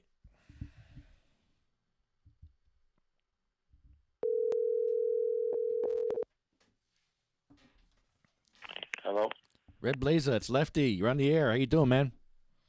Good. How are you, man? Happy 420, dude. Happy 420, man. Yeah, dude. How you doing? Well, good, good. How you guys doing down there? We're doing great, man. I'm just we- What are you smoking on? I'm gonna try to join you. I'm gonna try to match your cannabis. Whatever you're smoking on, I'm gonna try to match you. What am I smoking? I'm smoking on some 94 OG right now. Okay. What's comparable? I have some Obama OG. I have. Oh my God, Obama OG. How's that? No. Yeah, that's fine. You like That's it? fine. How about grape cookies? Grape cookies. Grape cookies is nice. All right, we'll do that one then. All right, here we go. Happy 420 with Red Blaza. Happy 420. Oh. How's everybody doing out there? You know, you guys doing good? I am fantastic. My back is hurting me, but it won't be in a minute. Oh yeah. Take this hit. I'll be good. Yep. Nice. Nice. Yeah. Here we go. Nice. That's tasty. Grape cookies, very tasty. So what's going on up by you? Are you still making those beautiful, wonderful lollipops that we all love? Oh yeah. Oh man, Yeah. those are the best. Yeah. Oh yeah. How are you? What are you doing for the Corona situation? Are you able to stay home and? Yeah, I just stay home. That's it. Stay home, hang out. You know. You have a hard time getting your cannabis? Sometimes I do. Really? Oh man. Yeah, I gotta leave the house, go to my friends. You need to get in the car. Yeah. Yeah. That's an issue. It's tough. Yeah. Hey, when did you ever think? You know, we always waited for this month. April 2020. It's going to be the fucking year. But guess what? We all get to stay home all month and smoke weed. But the worst part is we can't smoke it with our friends. No. You know, that's the worst part. You can't share it. Your video is not doing good. Yeah, I'm on YouTube now. We're actually good on YouTube. If you go to YouTube, we're good on there. Facebook is shot. We're over our limit. We're only allowed 4 hours on Facebook, and we're way over. Yeah. Oh, yeah. So how you guys doing down there? Yeah, we're doing good. We're trying to get by. I'm making wheelchair ramps out of Legos for our wheelchair-bound friends. That's keeping me busy during this quarantine. Out of Legos? Yeah, it's really a great idea. I love this. Uh, Helpful. It's a very helpful thing. Where you getting all the Legos? I'm asking people to donate Legos, and I got boxes and boxes so far. But I still don't have enough for a ramp. I'm still looking for more. Really? Yeah, yeah. We'll get there. Oh, yeah. That's pretty cool. That's pretty cool. Yeah, man. So you guys all locked down there? Or Yeah, can you guys go out? We can go out, but there's nothing to do. There's nowhere to go. All the parks are closed. All the stores are the good stores are closed. All the liquor stores are closed? No, we have liquor here. That's essential. Okay. Okay. What about you? Well, because I heard one of someone that was living there that they stopped drinking since this coronavirus started. So it's been a while. So I thought they shut down the liquor stores. No, not yet. They haven't considered that yet, but who knows? Who knows Yeah. what they're doing. Oh yeah. Yeah. I'm just glad they're saying cannabis is essential here in New Jersey. Oh yeah. Medical, right? Yes. Yes. Yeah. Cannabis is essential. Well, they said dispensaries are essential. And I'm like, no. Dispensaries are not essential. Cannabis is essential. Get it right. Yeah. Oh yeah. Yeah. So are you involved in any other events up there, like virtual events? There's got to be people up there that are like doing something. Not really. No? Oh, man. Nothing's going on. Ah, this is rough. It is. It is. If you said to me we'd be smoking weed all month at home on 420, I'd be like, yay. Like, no, Yeah. not this way. No, that's for damn sure. That's for damn sure. You know. There we are. Yeah. Your hair's all long, huh? Yeah. Yeah. Let me just shut this off. Yeah. So what else you been up to? Nothing. I'm sitting here with an 8-foot bong. It's all lit up for like a holiday. It's Oh, yeah. I don't know if you could see it. It's beautiful. It's a bong Oh, yeah. Julio. Best thing ever. Oh, yeah. Yeah. We used to take this bong to council meetings all over New I know. Jersey, and it's great. We got some towns to flip, actually. Some towns actually came around. Oh, yeah, I saw that. It's amazing. That's incredible. So funny. You know, thank you for the work you do in New Jersey, and you guys should be thanked a lot more because of all the exposure you guys do. You do all your events at the State House, and you go all over the place doing podcasts. You know. Thank you. They canceled our permits this year, but you know what? Why do we need a permit to protest? We shouldn't need a permit to protest. Yeah. It's a protest. Yeah. Now, why did they? Just because of the virus, or? Yeah, they canceled it for the virus. All the permits. Yeah. Yeah, I don't see why you can't, though. You know. Yeah. You know? They haven't canceled May yet, but they canceled April. Yeah. So we'll see. Oh, yeah, definitely. So what else you do there? Do you go to the Weed Man's place? Yeah, we just called there. We're going to call there in a couple of minutes and see if he'll do the countdown. Betty Budz is down there with him. Oh, yeah. Yeah, that's cool. Yeah. He's got a cool new vehicle, huh? Did you see it? It looks like a trooper car. It's great. That's so funny. Fucking that guy is always at it. New Jersey Weed Man. Happy 420, guys. Yeah, man. I want Stay safe. Want to call it the Bud Hunter. Yeah, that'd be funny. Because people see it on the highway, and you see him getting tagged in all these videos and photos. They see his car, they're like, "Are we getting pulled over?" Yeah. No, we're not getting pulled over. He might get. Give me all your weed. Yeah. Here, take some weed. Yeah, that's funny. You know. So who else did you have on today? Anybody good? Oh, we had a bunch. Dude, I'm not even halfway through my list yet. It's insane. I know. Rick Naya. You were supposed to call me at 12. I know. It's been crazy. I know. I see it right here. All of a sudden I see this, like, I'm like, oh, Grimes is finally calling me. Yeah, I see 12:15 Red Blazer. I'm like, oh, well, we're a little past that. Yeah. Yeah. That's funny. But I just want to call, wish you a happy 420, man. I want to get there and see you soon. I don't. Yeah. Please come up. Yeah, man. Yeah. Maybe a Freedom Festival, or we'll see. Well. Yeah. See what happens.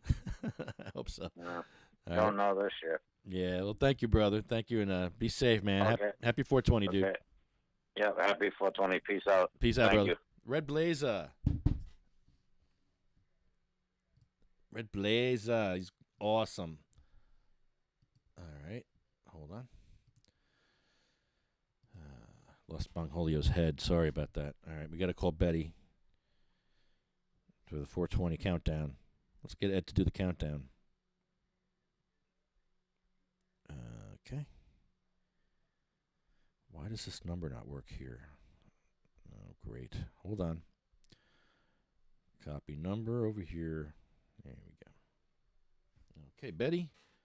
Betty's down at the Weed Man's joint. Let's get him to do a countdown with us. It wouldn't be the same if the Weed Man didn't do a countdown. It just wouldn't.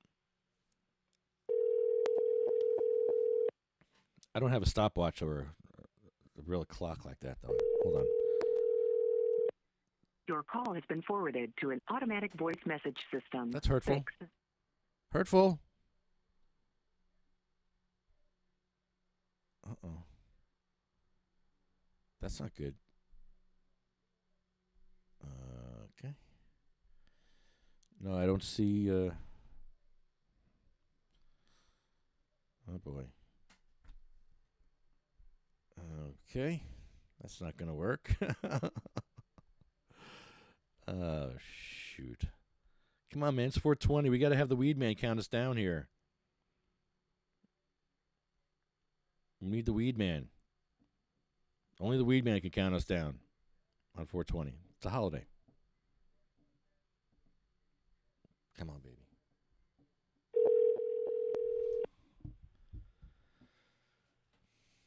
Come on, we got 3 minutes. We got 3 minutes to do this. Come on. Your call has been forwarded. No, come on. I'm just going to keep calling because now she might not be able to hear the phone. She probably can't hear the phone because there's a huge line down there. Hello? There she is. Hey, Betty. Hey, sorry, I can't get back up on that line. He's like, no. He even said, no, not today. You can't get back in line again. I want him to do the countdown. No more line for you. We want the countdown. We want the Weed Man's countdown. Isn't he going to count down 420 for us? How close are we? He has like 8 people on the line. I can't get back up to the front of that line. They won't let me. Oh, my God. They won't let me. Should I say to him that I think he ought to count out loud to all of us so you can hear him? Yeah. Yeah, he should count out loud for everybody. Well, you should do it then. You should start it, and everybody else, make everyone count down with you. You start it, and make everyone do it with you. Do it. What time is it? Where are we? We got 1 minute, about over a minute left. Over a minute left. So tell me when we'll start counting down. When we hit 30, tell me I'll start counting. I'll give these guys count. We got 1 minute? 1 minute. 1 minute. They're going to do a countdown. They are going to. All right, go closer so I can hear it. I can't hear it. Go closer. We got 1 more minute. All right. We're going to count down.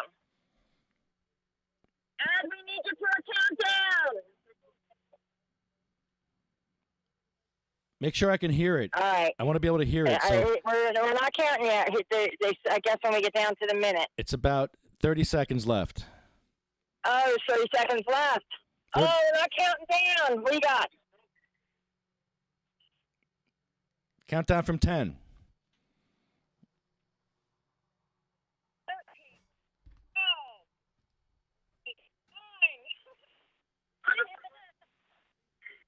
5, 4, 3, 2, 1. Happy 420! Yay, thank you. All right. Did that work? Perfect. These guys weren't very joining in. Perfect. No, Ed. He's behind the wall here. I couldn't hear Ed, but I know he was there. 420 That's from great. everybody. That's from great. The Wee Man. Have a good one. That's awesome. We got it. We got our 420. I'll talk to you on my ride home. I'll dial in again on my ride home if you're going to be on. I think we're going to end it because I've been on way too long. There you go. You've been on too long. There you go. Well, happy 420 to you. Happy 420. Make this wonderful feeling last the rest of this month. Thank you, dear. You have a good one, Ed. You too. All right. Bye-bye. All right. Bye-bye. Okay. Yeah, we have to end this now. Seriously, it's 420. I want to go lay down and just relax now.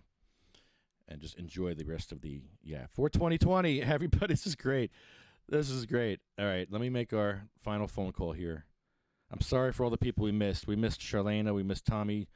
We got Weed Man. We missed William. Sorry, William. I didn't get to you. Jay Lassiter. I'm sorry. Mama Bear, I called you before. I didn't get through. Joanne Zito. I'm sorry. Probably not going to get to you. Warren, Chucky. We're going to... Maybe if I take a break. All right, hold on. Let me put something on. I'll take a 5-minute break, and that might help me to get a few more calls in. Hold on.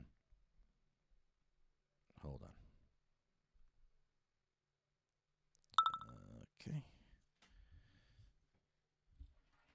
Let's get this going. All right. Yeah, I'm going to take a break for about 5 minutes now. You enjoy this guy. Smoke him up. Smoke him if you got him. Destroying forever. And you'll never be back.